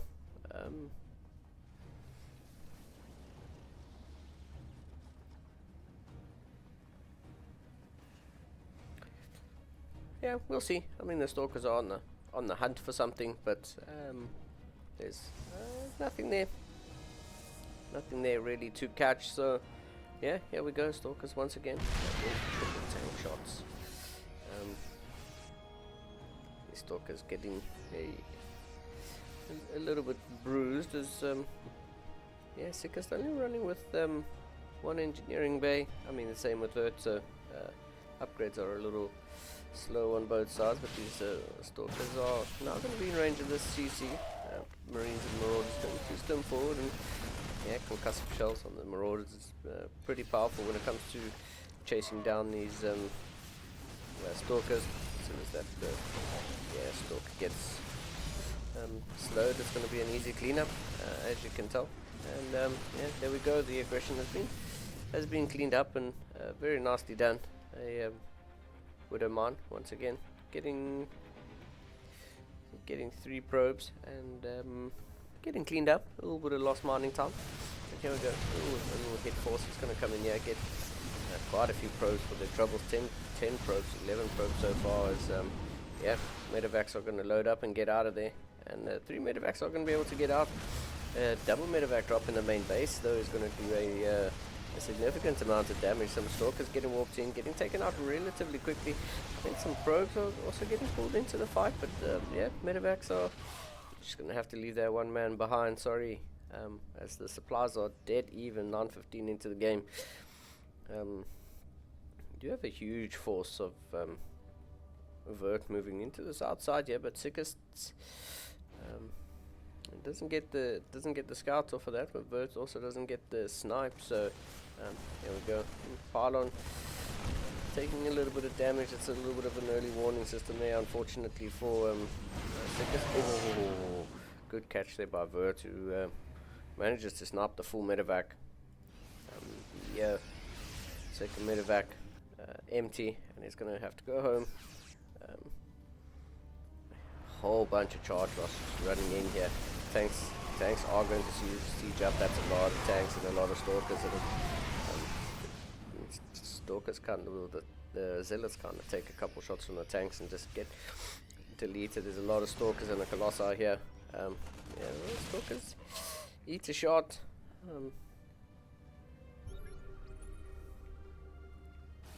Stalkers eat a shot, but the tanks are sieging up in a good location. The observer is visible. Yeah, observer is visible, and that's a good scan there by Sickest to get on top of the to track the army movement, but also to catch that observer. Comes in with a drop, forcing some defensive warp-ins, and yeah, Vert just going to have to deal on multiple fronts. So here we go, 4th base coming online for both players. Well, for Sickest now, but Bert's had this base for a little bit. It was where he lost 11 probes early on, so yeah, the defensive weapon. Okay, the boost is going to be good. Okay, there we go. Yeah, Marauders. This 4-man hit squad is now a 3-man hit squad. As yeah, this Stalker's going to get taken out. There's a bit of an engagement. First Colossus goes down. There's a couple charge loss run into their death. The 3 Vikings here are pretty good. I mean, it probably wouldn't hurt to have an extra one. As yeah, this Marauder's still here. Yeah, Sickest also with an auto turret harassed at this 4th base location. 7 more probes, 9 more probes to end up going down. That's pretty big.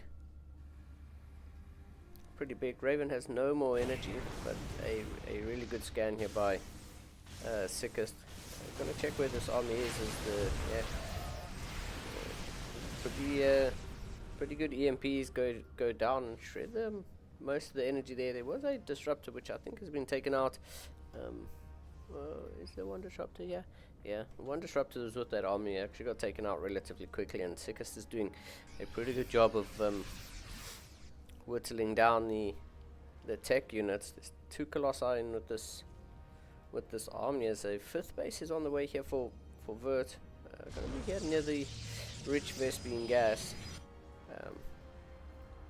Sickest with extra CC, and yeah, we'll see if that becomes an orbital, or if it's going to become a planetary. Here we go. Tanks in a pretty good position, going to shell away.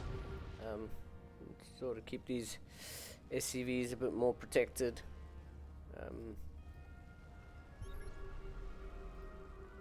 Yeah, another scan, just trying to keep track of this Protoss army.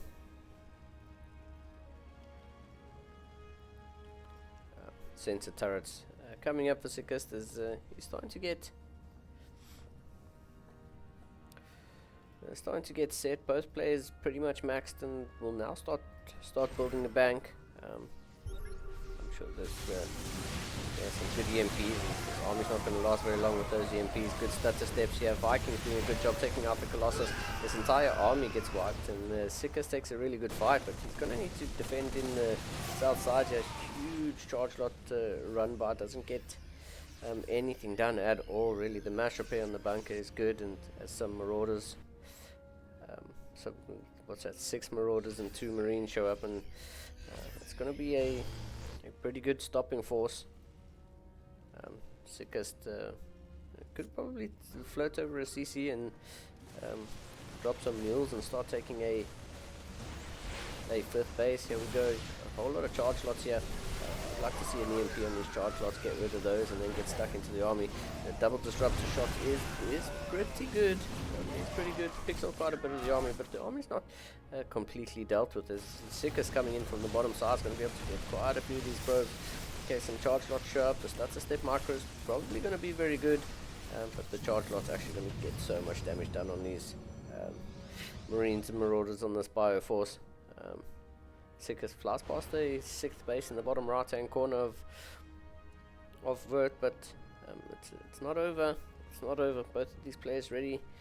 Well, I mean, Vert is maxed. Sickest almost maxed. A huge scan here, just seeing the entire Protoss army just move click to the top left hand side. So yeah, there we go. Sickest getting the tools he needs to make this happen. The triple liberation zones are good. Stalker's going to bring forward. There's the bio armies here waiting just behind the wow, 4 purification novas go off, and the splits are pretty okay, but Sickest's army is not well grouped together now. Reinforcements are still going to be all over the show. There's some good medevac micro. Some more liberators would be a huge boon to this army. As Sickest, yeah, I mean the army starts to group together. Vikings land, and that's going to be a good cleanup. There's 5 stalkers left from that entire army from Vert. Sickest has done a really good job this game of just cleaning up the army, resetting that army count, not letting Vert keep too many of those tech units alive. He sees, okay, so this base is here, but it's not saturated, so I think Sickest must be feeling okay-ish. He's definitely lost a few too many SCVs. He's still producing them. Vert, unfortunately, in Sickest's opinion, hasn't taken too much economic damage in the last 5 minutes. I guess Vert's just pretty bang on with just producing probes as often as he can. 5th base finally comes online for Sickest, and this is the economic boost that he's definitely going to need.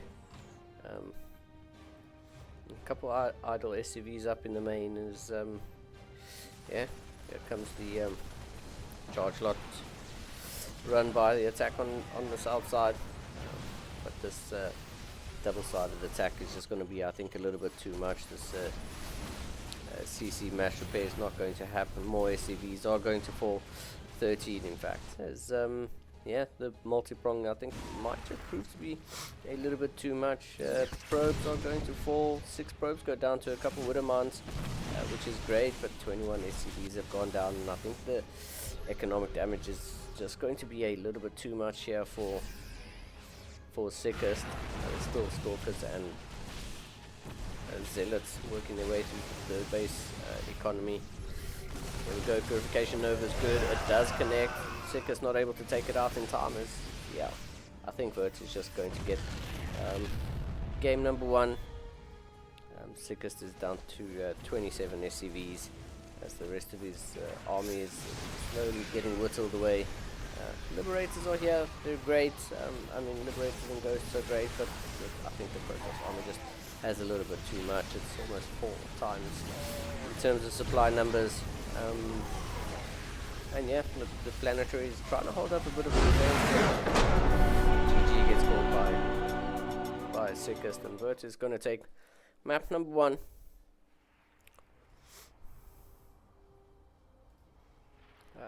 Map 2 is going to be Frostline, so we shall see if Sickest can bring this one back.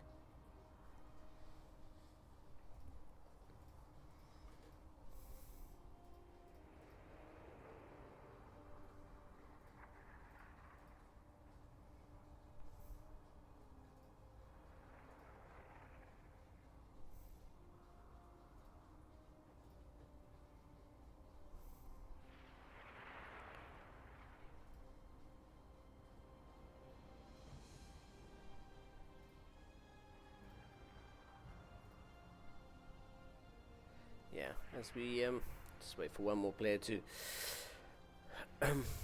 accept the lobby invite. And we'll get this map number 2.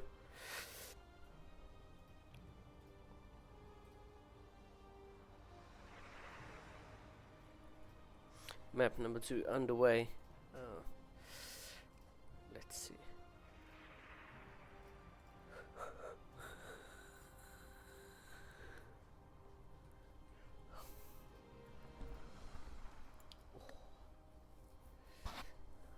Yeah,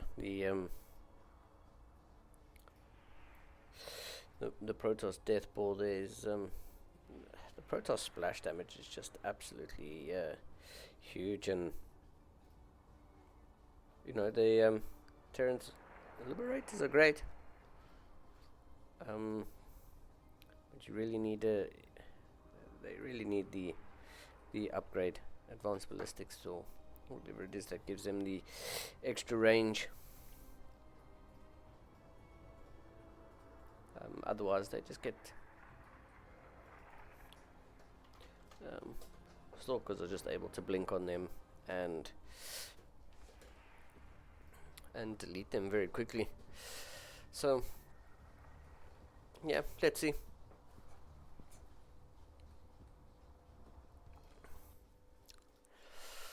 Countdown has finished and we are loading into what could be the final map of this series. So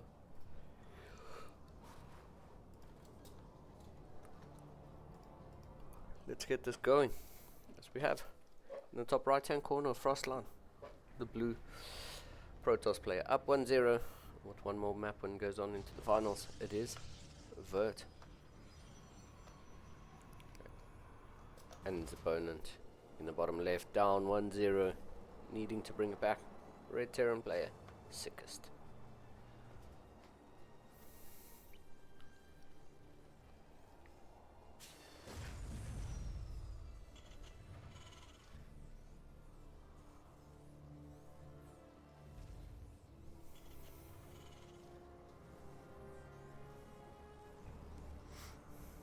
Yeah, let's see how let's see how it goes. Let's see what this game has in store for us, because as I said, we have one more series after this.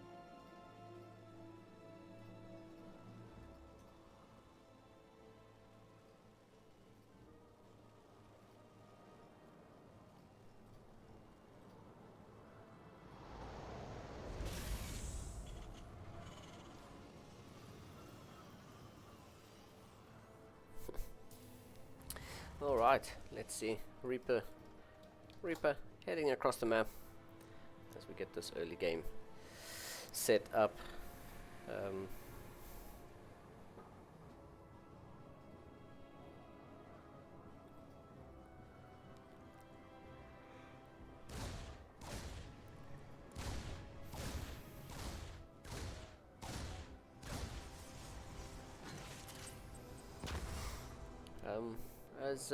Yeah, let's see.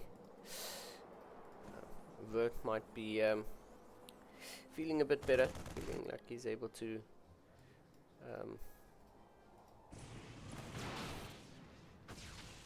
take a few risks, as yeah, there's 2 map lives, and yeah, we shall see if the chosen strategy pays off. We're chronoing out some units as we have a factory on the way, as natural CC becoming a orbital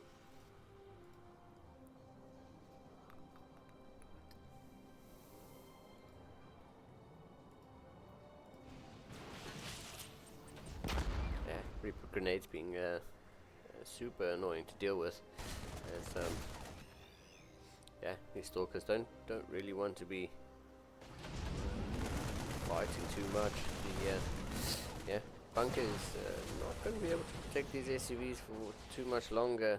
The 3 stalkers just managed to walk by, and yeah, this is a bit of lost mining time on the natural expansion here for Sickest, who's going to be forced to empty the bunker and pull an SUV into fight as SUVs go back to mining, as these Marines are going to stutter step and not going to be able to pick off that final stalker, or are they? No, not going to be, they are going to be able to pick off that final stalker. Sickest is going to hopefully clean this up.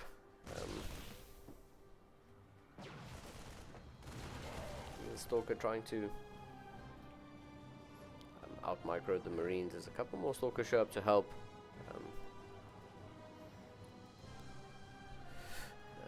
The tank is about to finish up, and I think once the tank pops out, the Terran will have the army just to push this away for now. Looks like Vert is happy to keep map control, happy to keep the Terran under pressure. There we go. Stalkers show up as they eat the tank shot, and that's going to be 1 stalker dead. Stalker for an SCV is yeah. Vert is actually a little bit supply blocked at the moment, which is definitely going to hurt his war efforts. Blink has also just started, and it's currently being chronoed as the 4th gateway finishes up. So 4 gates into a robo. Just a pretty solid opening. Yeah,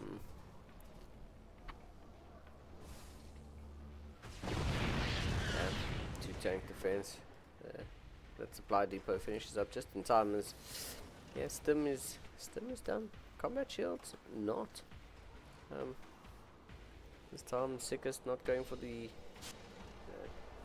double barracks onto Tech Labs. Let's see, these units are kind of getting caught out. Just Stimpack about to finish. Stimpack finishes now, as the stalkers try to kite away from these Marines. Stimpack's finished. Combat shields hasn't started yet, so Marines are lacking that. Are lacking the extra HP. But yeah, Vert is just warping in stalkers and getting a sizable army force. Yeah, Sickest is going to start staggering these tanks, which is really good. We'll try to put some pressure on to Vert and not let his life be too comfortable. Charger just started with +1. Combat shields is on the way, and +1 for Sickest. The Stalker's doing a pretty good job of rotating around, and they are going to get 1 tank for their troubles. Oh, they don't finish off their tank. They actually land up getting 2 tanks as they avoid the liberation zone. Sickest is going to go for some bunker pressure. Going to look to just hold down this area and yeah, throw down some bunkers and hopefully make Vert's life a bit miserable. As yeah, we have a Marauder getting caught out in the middle of the map. As yeah, mash repair on this tank is going to be okay. Yeah, no, it's not going to be okay. Unfortunately, the mash repair on the tank wasn't enough to overcome the Stalkers and the Immortal, and I don't think Sickest has anything here at home to defend this. We've got SCVs getting thrown into the meat grinder. Hopefully there's going to be a base trade scenario again. It didn't work out so well the first time for Vert, and might not work out so well the second time.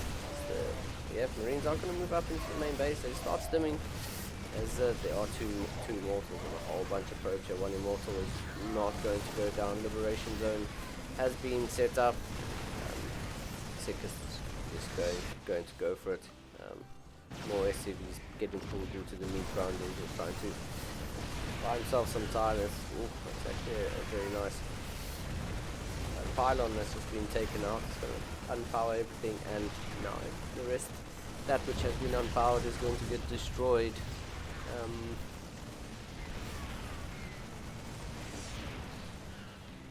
Yeah,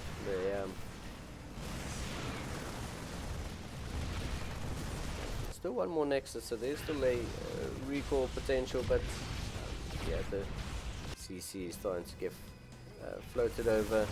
There are a couple of SCVs here. The SCVs that built the bunkers, but yeah, I mean, Merc still has almost double the army supply. It's going to push forward even with the probes, and yeah, I think that's going to be cleaned up. Sickers down to 7 supply in total. GWB is yeah, Vert once again knocks Sickers out, and this time it's a 2-0.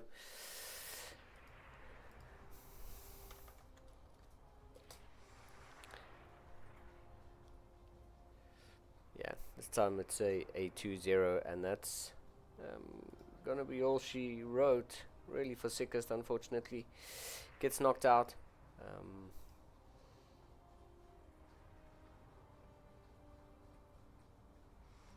Gets knocked out, but manages to finish in 3rd place. Oh, that was the, yeah, manages to finish in 3rd place. So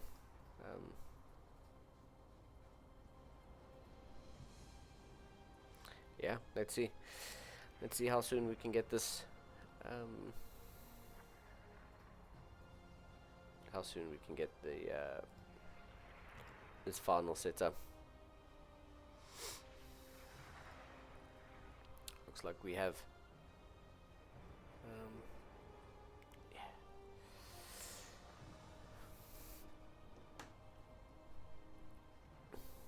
Looks like we have the correct people in the party already, so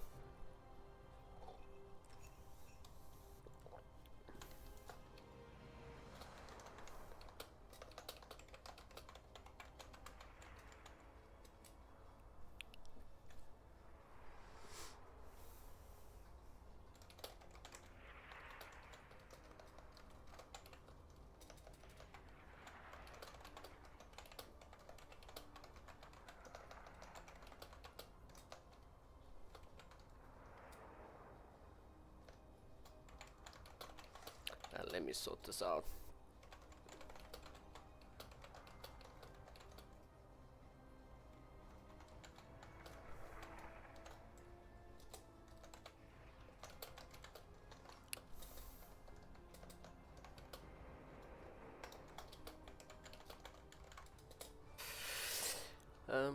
Yeah, let's see.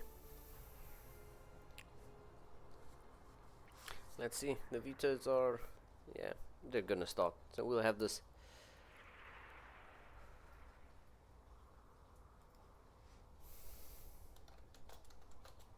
Yeah.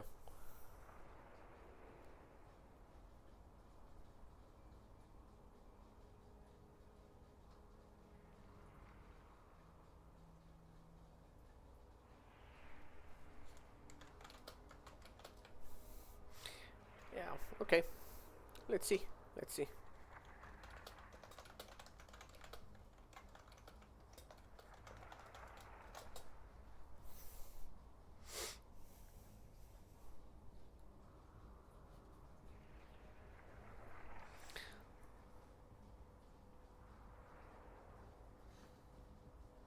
Wow. That's very cool. Hey? Oh. Nice. Nice. The vetoes are flying. Whispers of Gold's out. Eldorado is out. Frostline is out.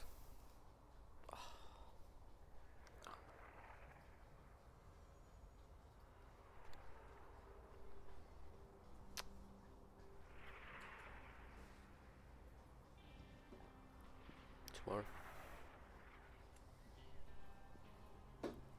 Neon is out.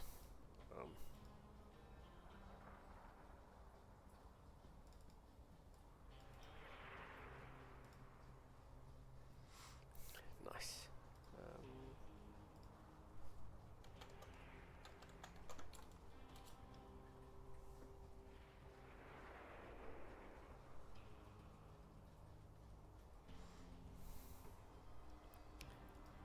Nice. Cool. And amygdala is out. So 1, 2, 3, 4, 5.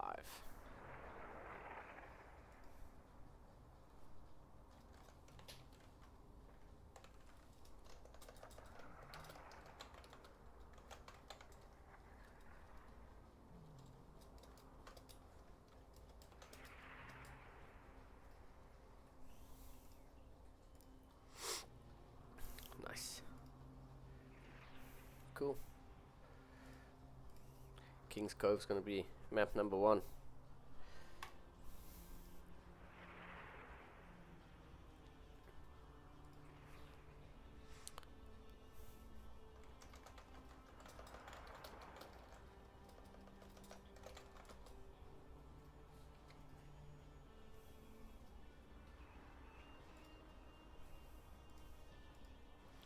Nice.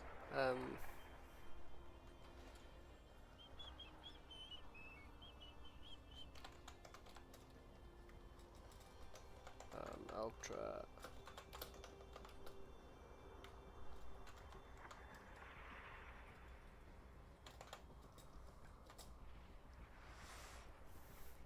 Nice. Okay, we're just finalizing the map picks and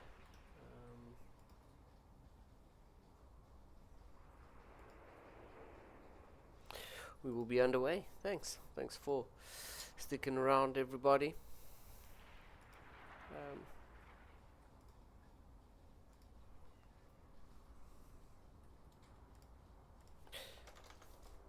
As the finals have begun, we have a best of 5, but Beast obviously starts with an advantage.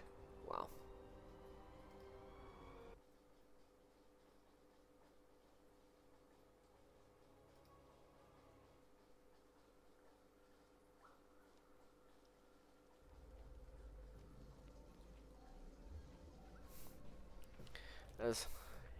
As we load into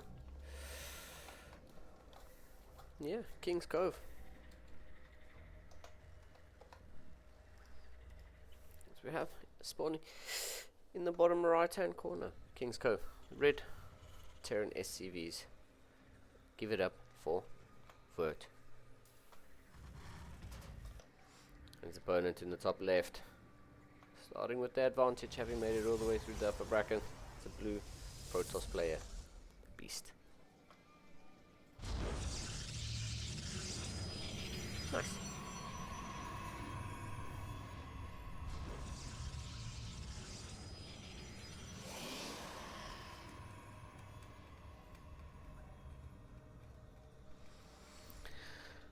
Nice. Yeah, let's see what another TVZ looks like. A TVP, I should say. How different this one is from the previous one. We'll see.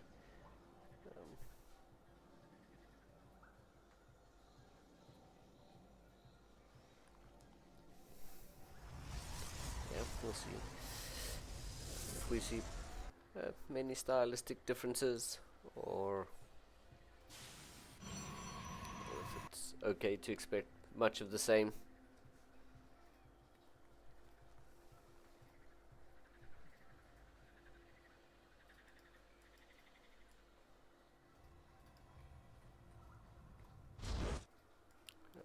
Yeah, just seeing expansions at normal times, and nothing too crazy in this a very early game.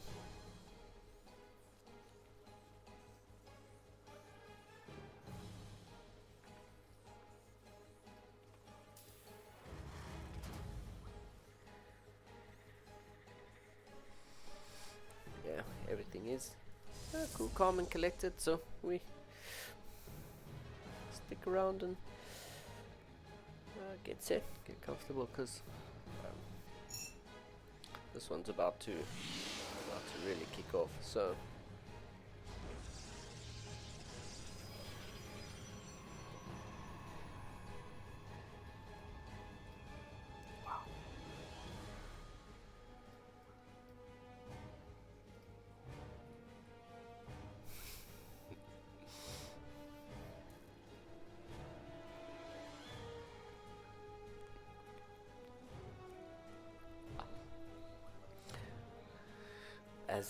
yeah, first adept, just gonna head across the map, and yeah, as I say, not too much going on, not too much.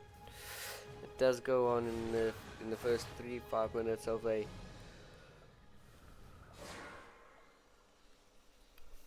first 3-4 minutes of a PvT, unless someone's doing something pretty cheeky. It's normally slow to start, but once it starts, once it ramps up, it's a whole new world. So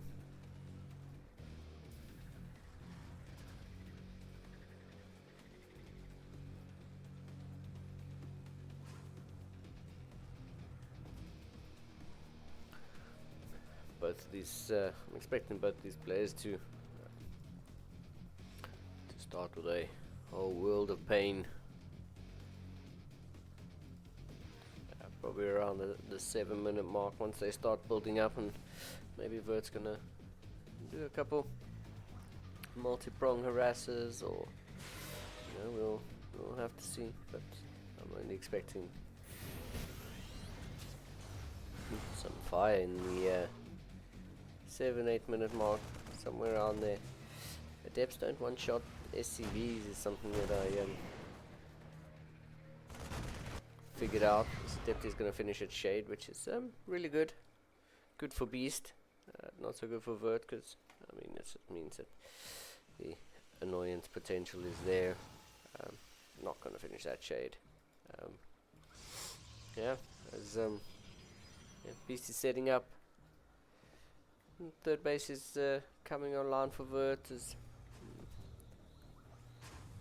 for Beast is Vert's got an extra 2 racks on the way, some tanks, Warp Prism heading across the map on the side of Beast. As Vert's gonna maybe do a little bit of some drop play.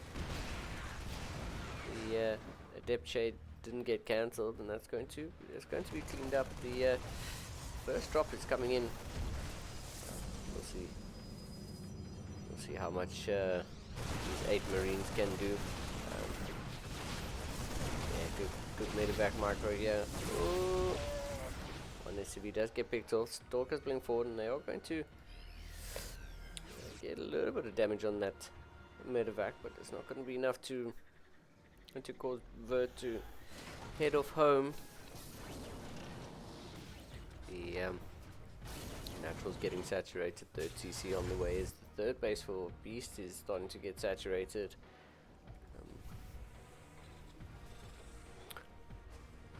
Stim the combat shields on the way.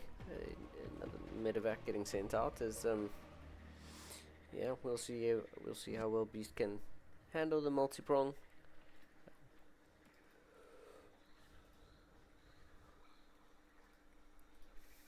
We'll see. Oh, these stalkers, well aware that medevacs are moving around. The third base actually not getting too saturated. Oh yeah, I think Beast has just realized that he's been rallying probes into one assimilator this whole time, and not saturating his third base. And Colossus finishes up, and that's going to force Vert to disengage. Actually wouldn't have minded if 2 medevacs linked up at the back of the main, and then did a double medevac drop into the main base. Would actually really hurt. Yeah, Beast still a little bit oversaturated into one of those assimilators.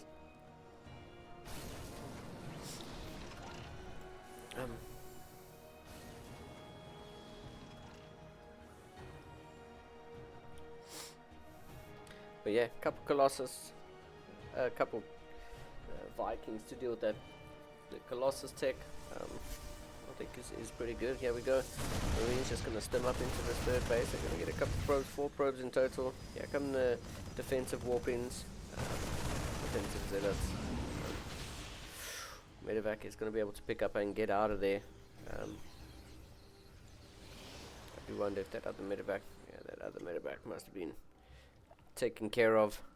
As we're going to start with some of the charge lot run bys, the annoyance that the Protoss can inflict on Terrans, or can inflict on their opponents.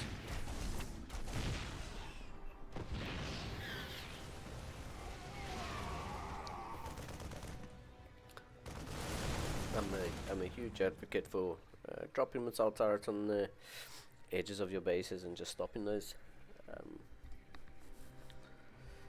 stopping the war prison from getting too close.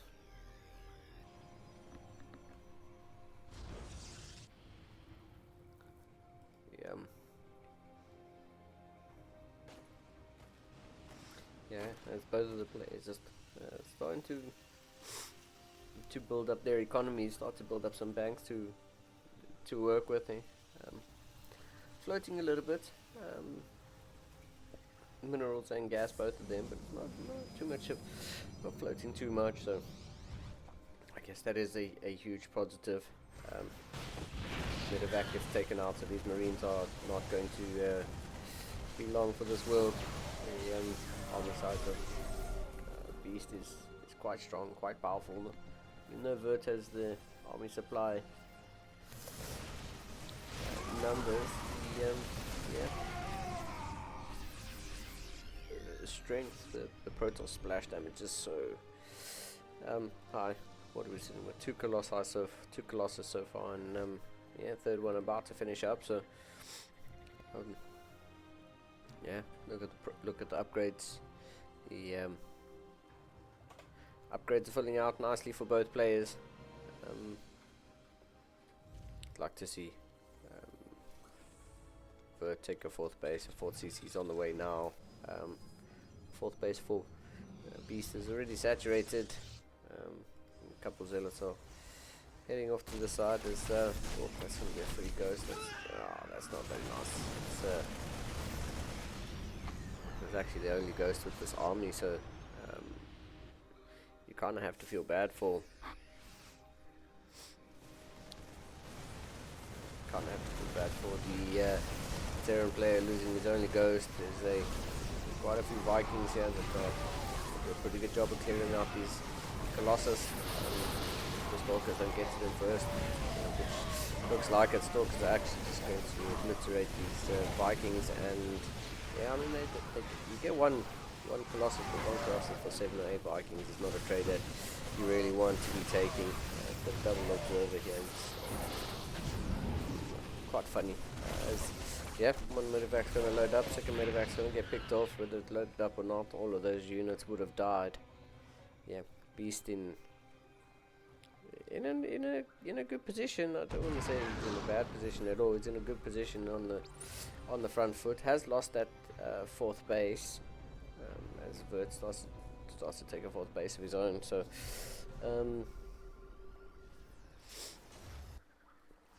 here we go. Good scan out of Vert. It's going to show him that. Going to show him the position of that army. The Stalkers do go forward, and they're just going to do such a good job of picking off those Vikings. I think the War Prism got picked off by these missile turrets, which is such a nice addition.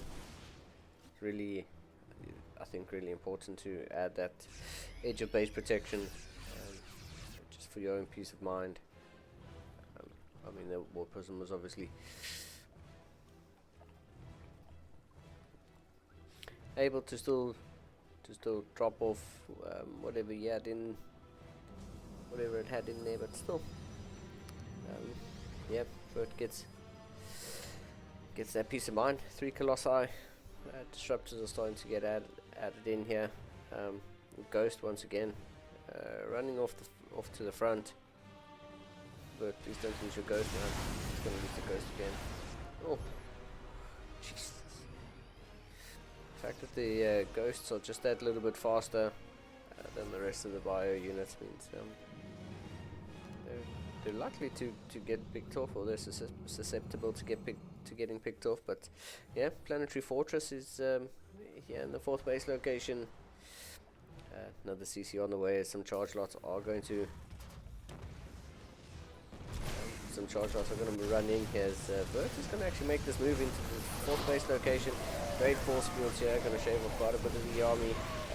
Purification Novas haven't gone off just yet, but anticipating them to go over. Here we go, the stutter step macros, pretty good. Purification Nova, almost gets dragged into the zealots, but the army is going to get cleaned up here. We're trying to make this go as long as you possibly can. Some units here in the middle of the map as a 5th CC's on the way.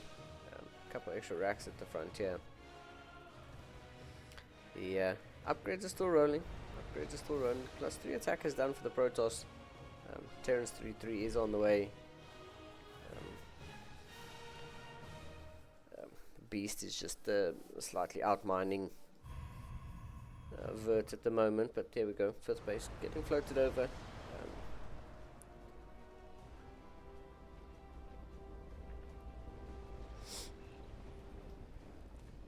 5th base about to land, and that's definitely going to help.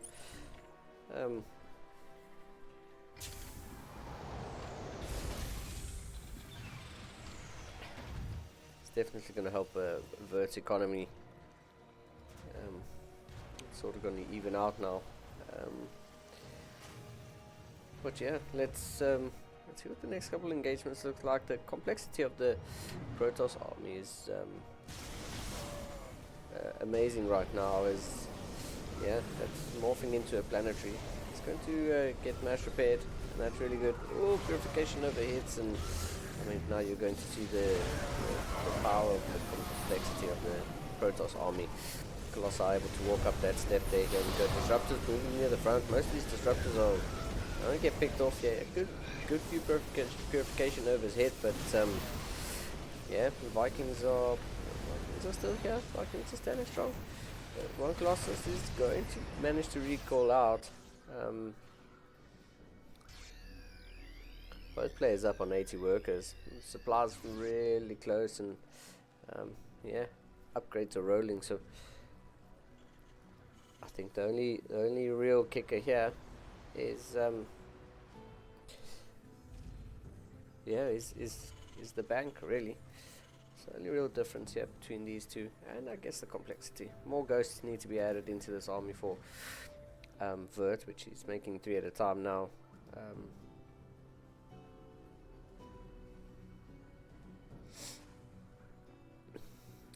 Yeah, as we'll see if we get to see some nukes or something, because both these players up on 5 bases. One's really ready to take a 6th just yet, although I actually wouldn't mind if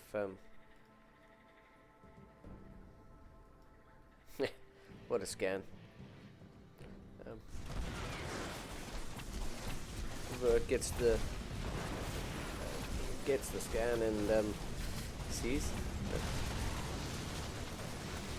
that the Dark Shrine is researching. Dark Shrine is even chronoing out some research, so Blink DTs are definitely on the cards for sure. This Marine run by is still getting glitching out on each other's Marine run by. Is going to pick up 12 workers, which is definitely something that Vert needed. He definitely needed to get some assistance there, some economic damage, because yeah, letting the Protoss go kind of unchecked is a dangerous game to play. Some Tempests getting added in here, plus 2 armor as well as plus 3 air weapons. So purification over, good splits here by Virtus. Going to avoid eating too many purification novas, really trying hard to not take too much damage. Fights are happening, Colossi are getting picked off. disruptors are landing. Disruptors are getting picked off. Vikings land and they get deleted pretty quickly. These force fields from the Protoss were really good. It's not a temper show up, but there's now a real serious bioforce here. Actual army of beasts has just been wiped out. A huge fight, a huge W here for Vert. Vert's not. I don't think Vert's aware of the DTs that are slicing through his army. The dust settles, and I thought Vert was going to get a lot more done there. The DT's coming in super clutch.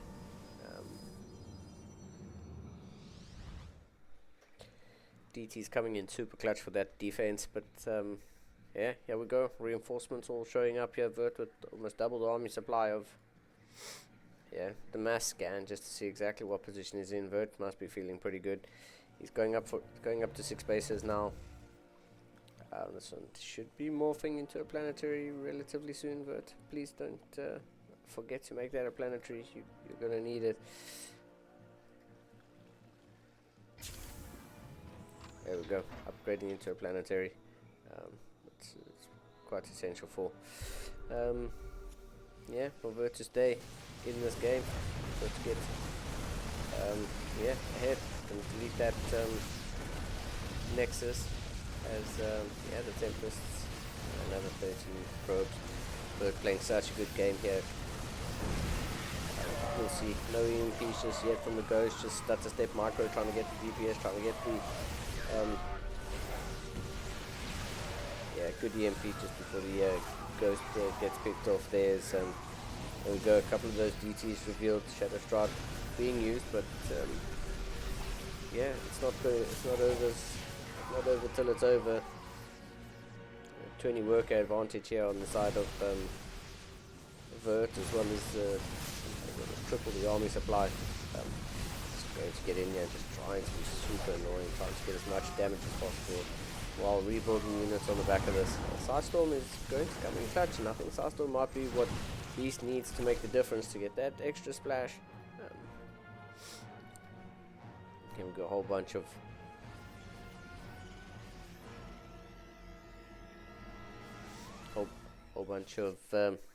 reinforcements ready. Yeah, there we go. I like it. That's just gonna be built on location. That's kind of cheeky. But I mean, it is what it is. What else? When you're ahead, you're ahead. I think Vert's in a really good position. He's maxed out. Yeah, GG. Can't touch the Terran army, and that's how it's gonna go. Game number 1 goes to Vert, tying up the series.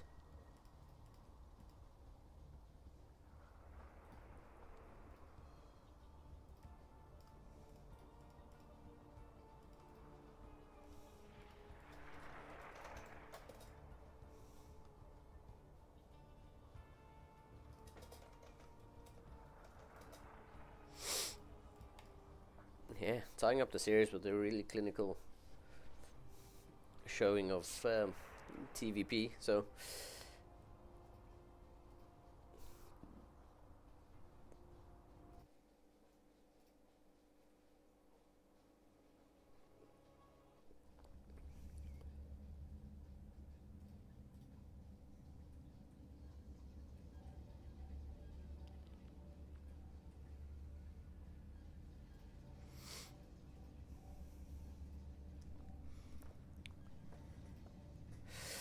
as we load into ley lines with everything all tied up.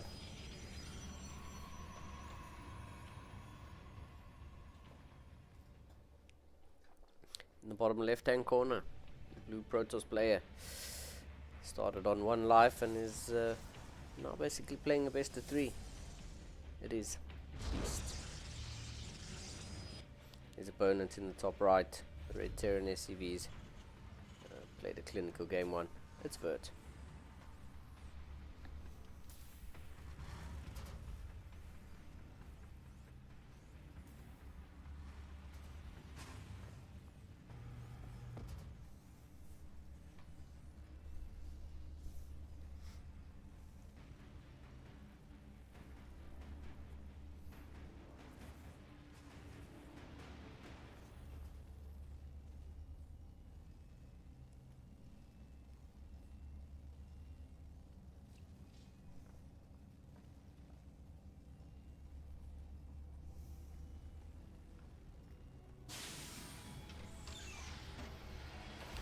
let's see what game number 2 has in store for us. We got a usual scout.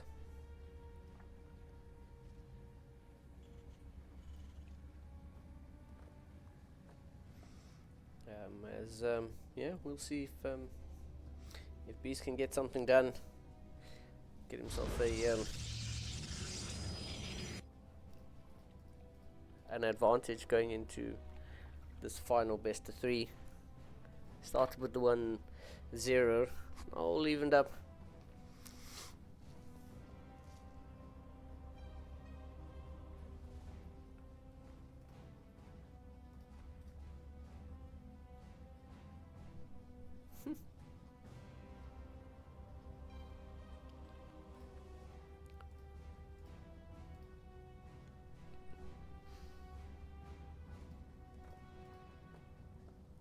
It's now all evened up, and we'll see. I really thought that was going to I don't think something was going to happen with that rope, so yeah, the Reaper of Virtue shows up. Super annoying. As yeah, they start to fill out their tech trees, and that's where we are. That's where we are. Gateway on the way. Factory about to finish up.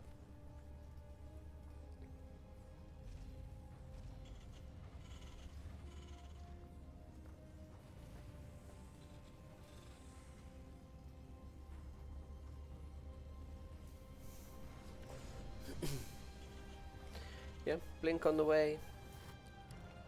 That's Adept and the Reaper playing hide and go seek out on the map.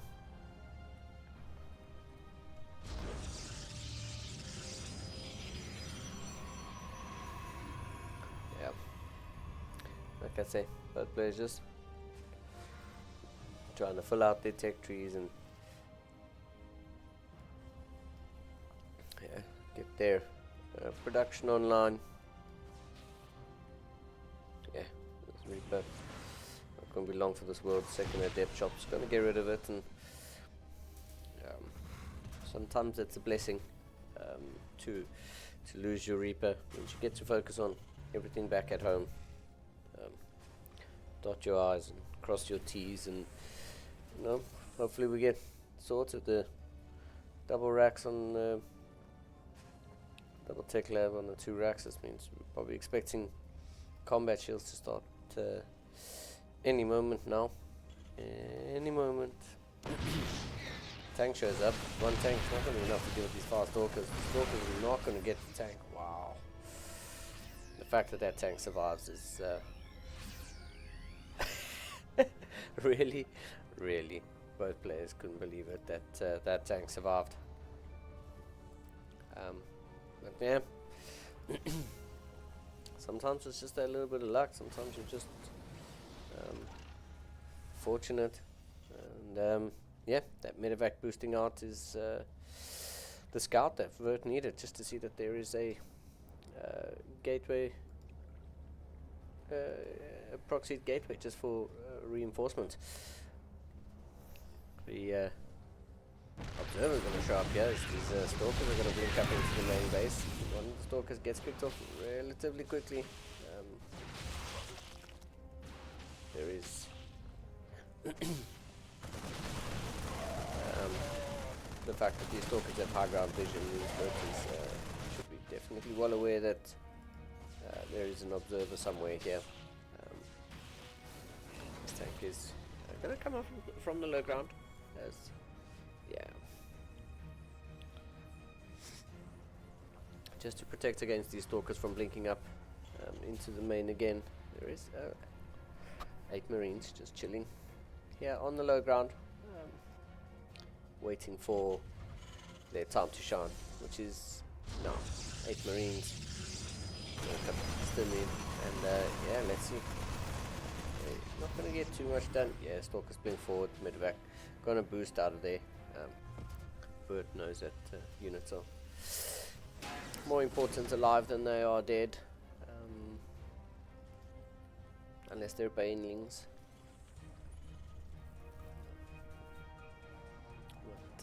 sadly we won't be seeing any of those in this finals, as we've got gateway explosion happening now. 4 more gates happening. Vert with a massive scan. Unfortunately, the medevac gets picked off by the triple stalker defense squad. That medevac scout in the proxy is now going to get cleaned up as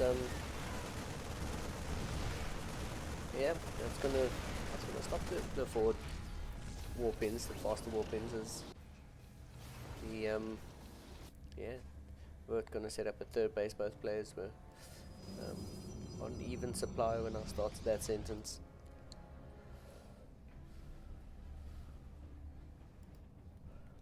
Yeah, here comes a bit of an engagement, a bit of a skirmish here in the middle of the map. Medevac's rushing over to meet with these Marines, stalkers, trying to be a little bit annoying, trying to buy as much time as possible. Tank's not going to siege up here, as the step micro is going to have to be good out of Vert to make this work.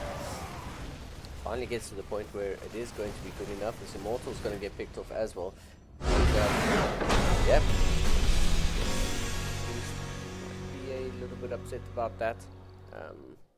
Just not playing very well, or maybe Vert is playing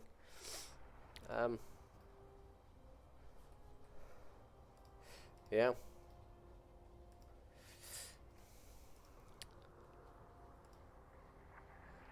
That's kind of how it goes.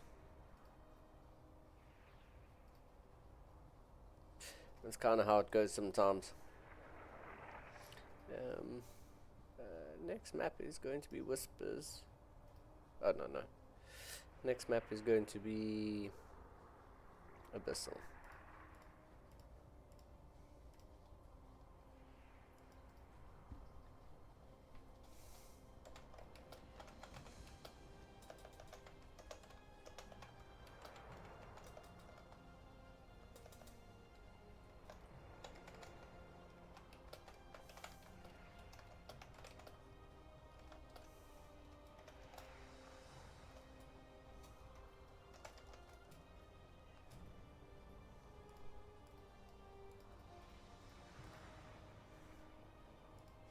Okay, yeah, just a little chat to the players quickly. We pretty much ready to start game number 4 with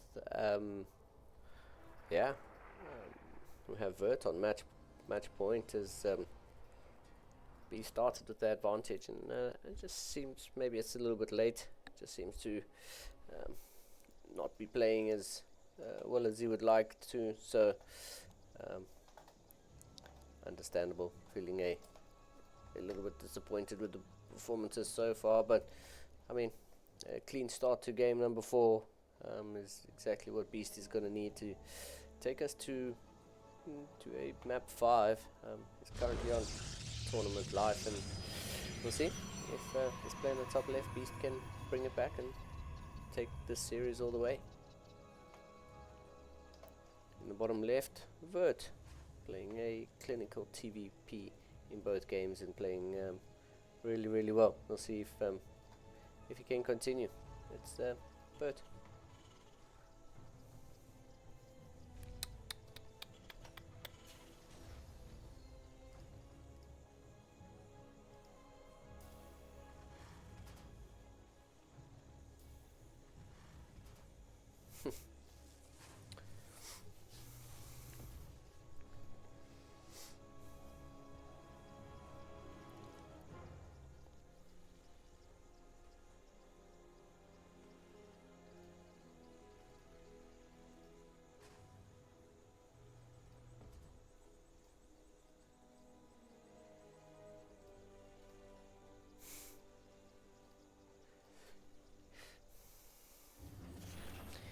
Let's see what game number 4 has in store for us. Like I said, could quite possibly be the very last map we play of this DK Invitational. So yeah, thanks to DK and BK, DesignKiller and Blue Knight, for putting this together for us.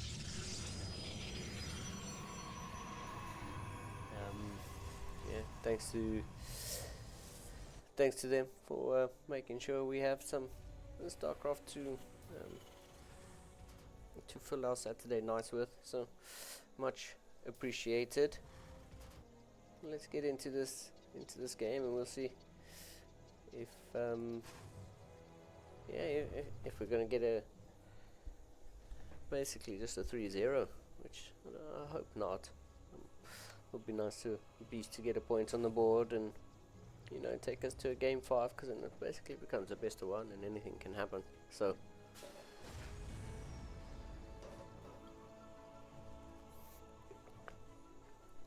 anything can happen in a best of 1.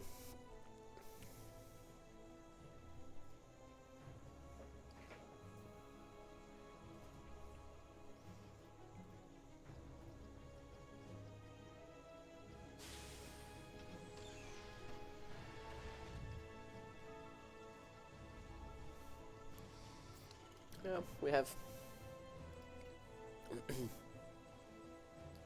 a double Reaper opening here for Vert, so it's something a little bit different. I guess the extra sustainability on the attack is what he's going for. It's a single adept at the top of the ramp, and yeah, I guess that's just going to be enough to push these 2 Reapers away.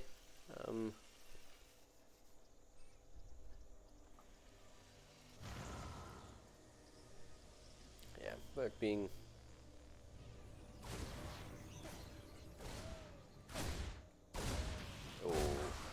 adept chasing these 2 Reapers into the Stalker is and another Stalker waiting in the main. It's okay.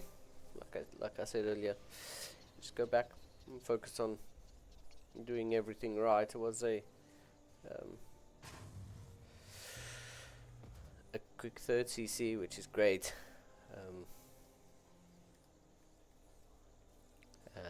It's also a 3rd orbital command, producing SCVs like crazy. So yeah, Vert just needs to not die to the early game aggression from Beast, and I think he'll be in a really good position. So yeah, the Adept Shade is definitely going to cancel, but that's going to let Vert know that an attack could be imminent. I do like the quick 3rd CC, just pumping out SCVs, dropping those mules.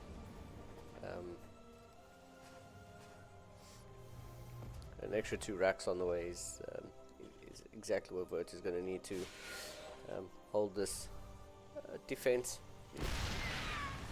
Adept going to shade into the mineral line, is going to finish the shade, but the Reaper's going to be able to pick that off as a War Prism with some Stalkers. Going to attack up into the main base. His tank is going to siege up. The 5 Stalkers are going to be able, 6 Stalkers are going to be able to 2-shot the tankers. Yeah, SCV is not going to get too much done. 7 SCVs go down, and this is the start that Beast really needed. Let's get that little bit of confidence to volley the tank, because it's definitely one of the sticking points in the last game, was our tank surviving with literally a 1-tap. And yeah, I think that might have bothered Beast a little bit in that last game. So hopefully a clear mind heading into this game, and seeing that tank go down in 2 volleys must be feeling pretty good. So we'll see, a little bit of oversaturation, but the pro production continues, and that's the most important part. If the pro production needs to continue, 2 Stalkers get picked up before the recall is completed, but everything else gets recalled. And yeah, this game number 4 is heating up to be a good one. The third orbital command is landing down.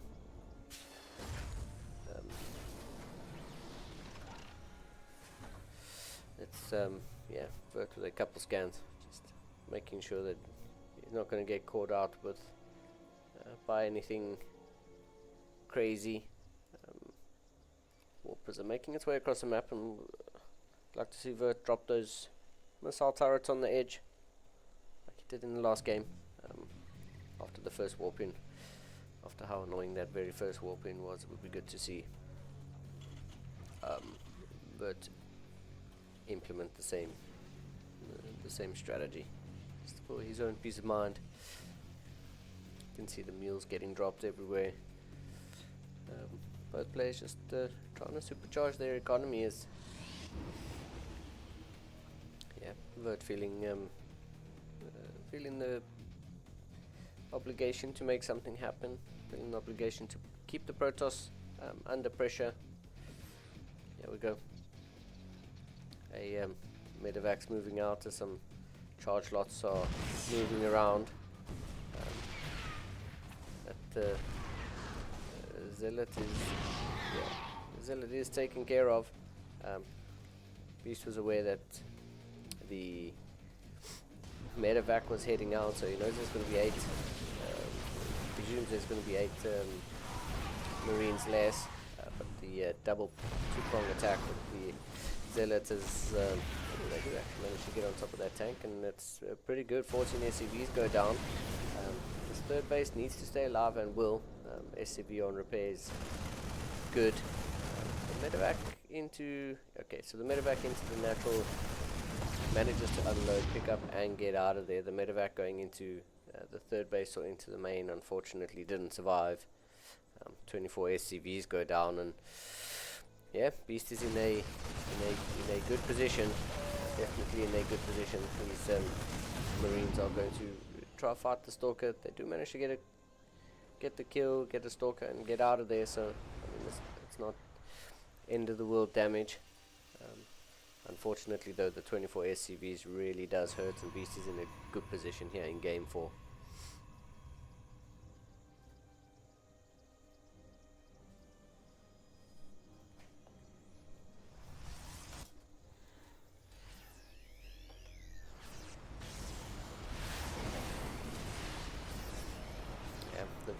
The Vikings, really good. Good blink forward there by Beast. Pick off a Viking.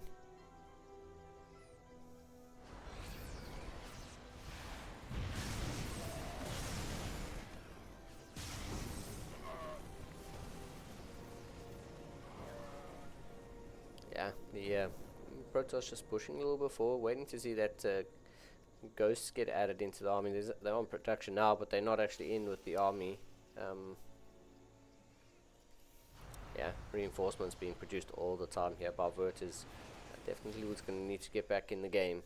Producing 3 SCVs at a time as the Dark Shrine's about to finish up in the back of the main base. I don't know if Vert has actually seen that, but it's definitely to be expected.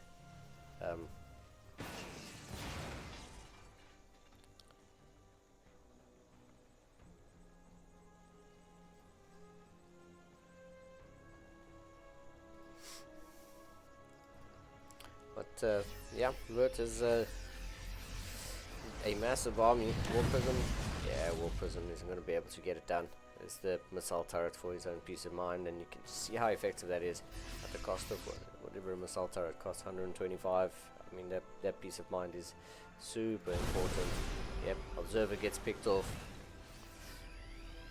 Yeah, Vert is hitting all the right buttons. Gets caught out with the move out, but that's okay. Heads back home. Got a decent supply of medevacs, some Vikings to go with them. As Beast is starting to open up the map.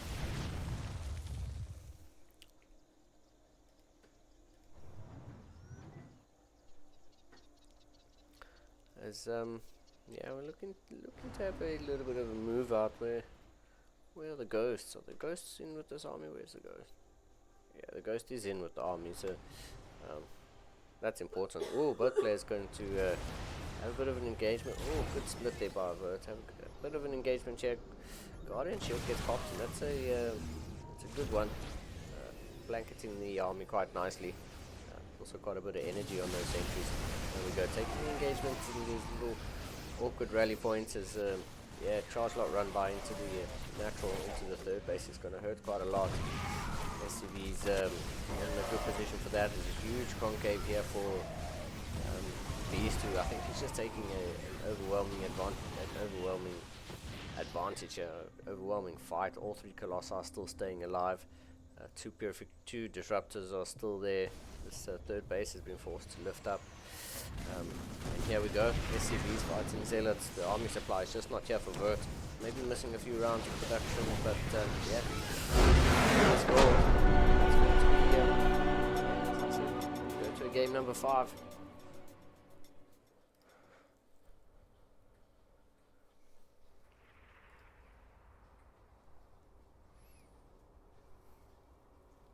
Yeah, it is going to come down to a game number 5, which I think is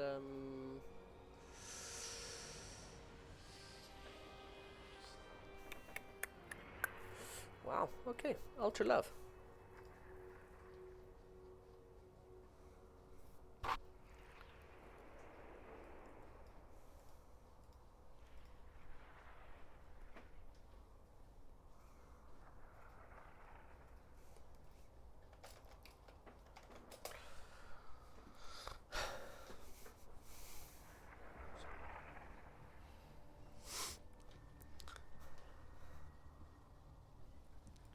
Yeah, countdown has ended, and yeah, we'll see. All comes down to this.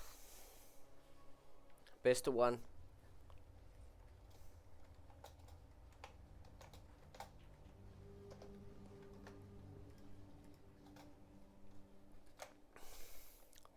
Best of 1. Here we go. In the bottom left-hand corner of Ultra Love for the last time tonight.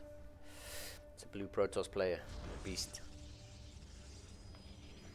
His opponent in the top left, red Terran player. Played really well in the first 2 games, and Beast just pulled up his socks. Played a pretty good game number 4, but you know, Vert played still a game number 1 and 2. So let's see if he can bring it back in game number 5 and be the victor of the DK Invitational. We shall see. Red Terran player. That's Vert.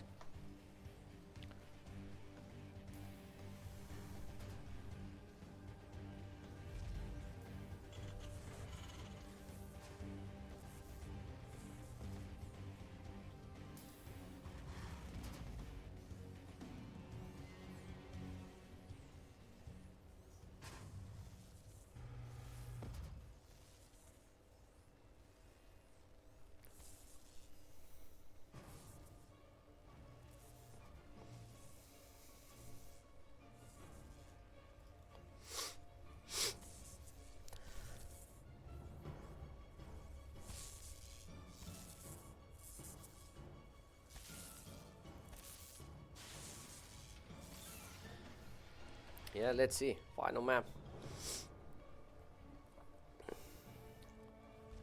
And it's a pretty one. We yeah, we hope for a real barn burner.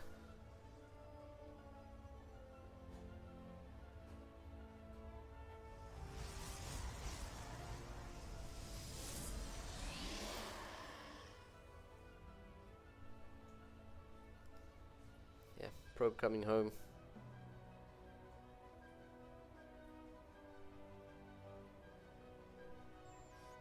As yeah.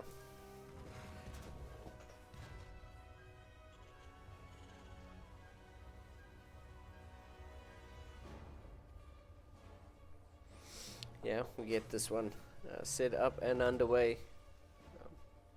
It's been a long night, but you know what? It's all part of the fun. It's a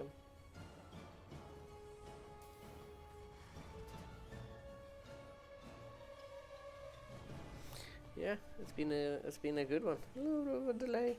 I mean, waiting for the lower bracket semi, but it's not the end of the world. We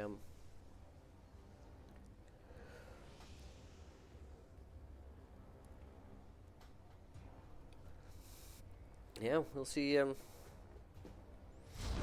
see how this one turns out. It's yeah, I think the last map is extremely difficult as a Terran to play against Colossi. It's just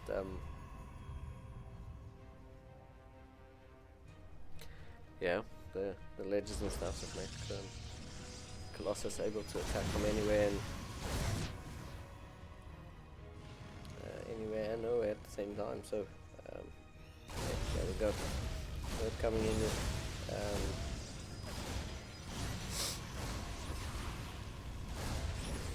yeah, Vert coming in with a bit of aggression here. 3 Reapers and 2 Hellions. Yeah, so full wall here for Beast. So yeah, just trying to be super annoying. Not giving Beast any peace.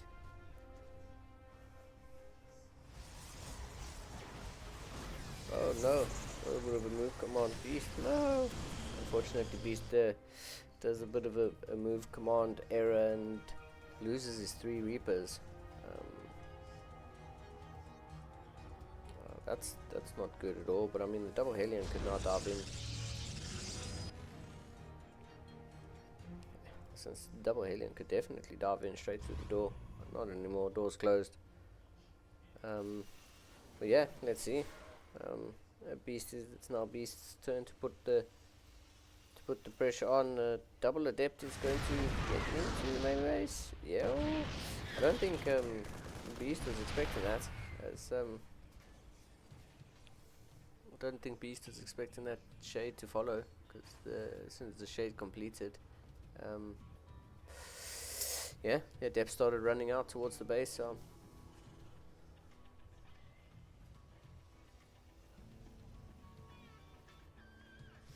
yeah, we'll see how this game sets up. And we've got the 3rd CC on the way. 3rd Nexus is almost done here for Beast. I was pretty sure he had the Stalkers are gonna blink forward. They're not gonna. Oh wow. Yeah, Firth not playing a great game, number 5, and losing the Reapers to a little move command. The Aliens taking so much damage. The Banshee getting picked off is definitely a feel bad moment. We yeah, Beast getting a bit annoyed in with game number 1 and 2. Bring it back in game 3, and yeah, it seems like Birch is having needs to take a couple breaths and compose yourself, because it's all on the line here.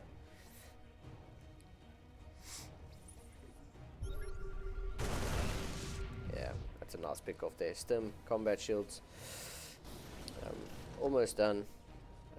Yeah, Beast gonna go home, take his Stalkers home, and yeah, 3rd CC has landed.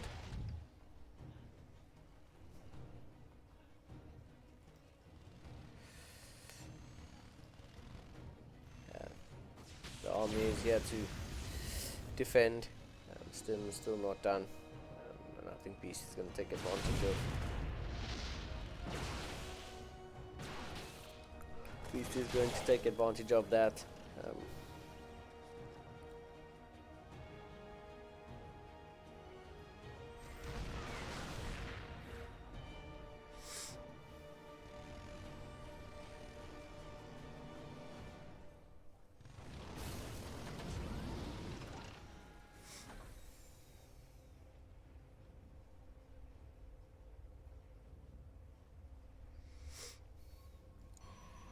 Yeah, both players staying at home, not being super aggressive.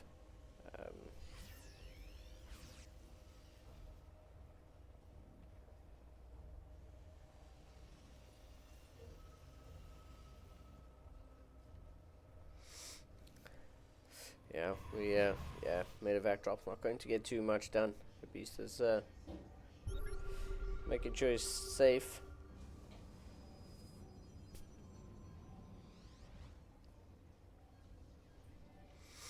Yeah, the scan is good.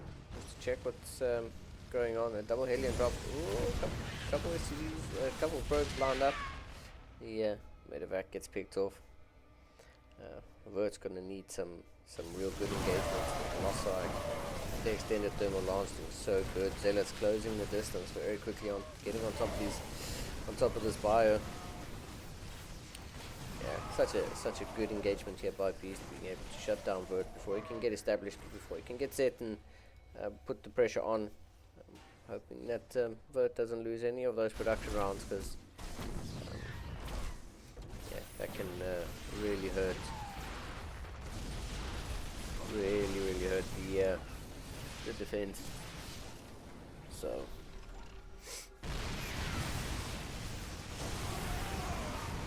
yeah, here we go, Beast. Yeah, Beast is, smells blood in the water, pushes up the ramp, and yeah, it's actually gonna make the reversal happen. I mean, it started with the 1-0 advantage, went down to 2-1.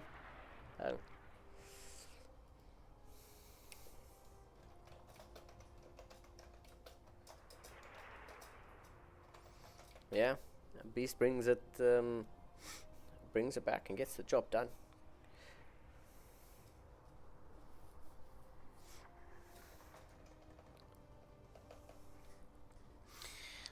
Yeah, what can I say?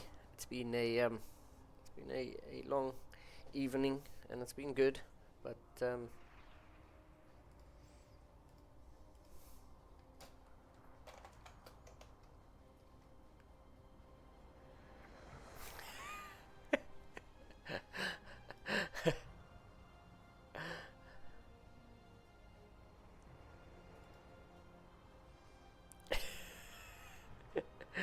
oh, that's good. I mean, it's good. Yeah, what can I say? It's been a good night, and yeah, well done to Beast. Well done to Beast. Well done to Vert.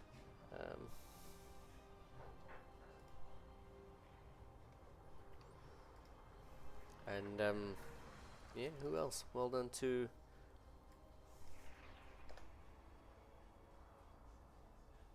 I guess well done to Dizzy, who would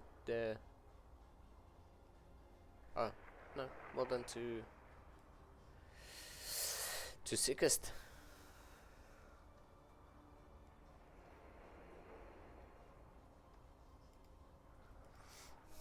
So yeah, I mean, it is what it is. Thanks to DesignKiller and Blue Knight for putting this one on, and thanks to everyone for tuning in. It's been a long one, but that's part of the fun.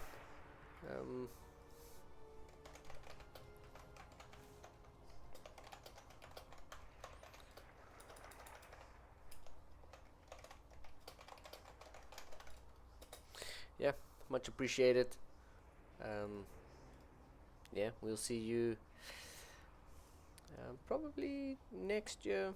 I don't think I have anything on my calendar until then, so yeah, I'll probably see you guys again next year. Till then, have a good one, stay safe, and yeah, we'll see you on the other side.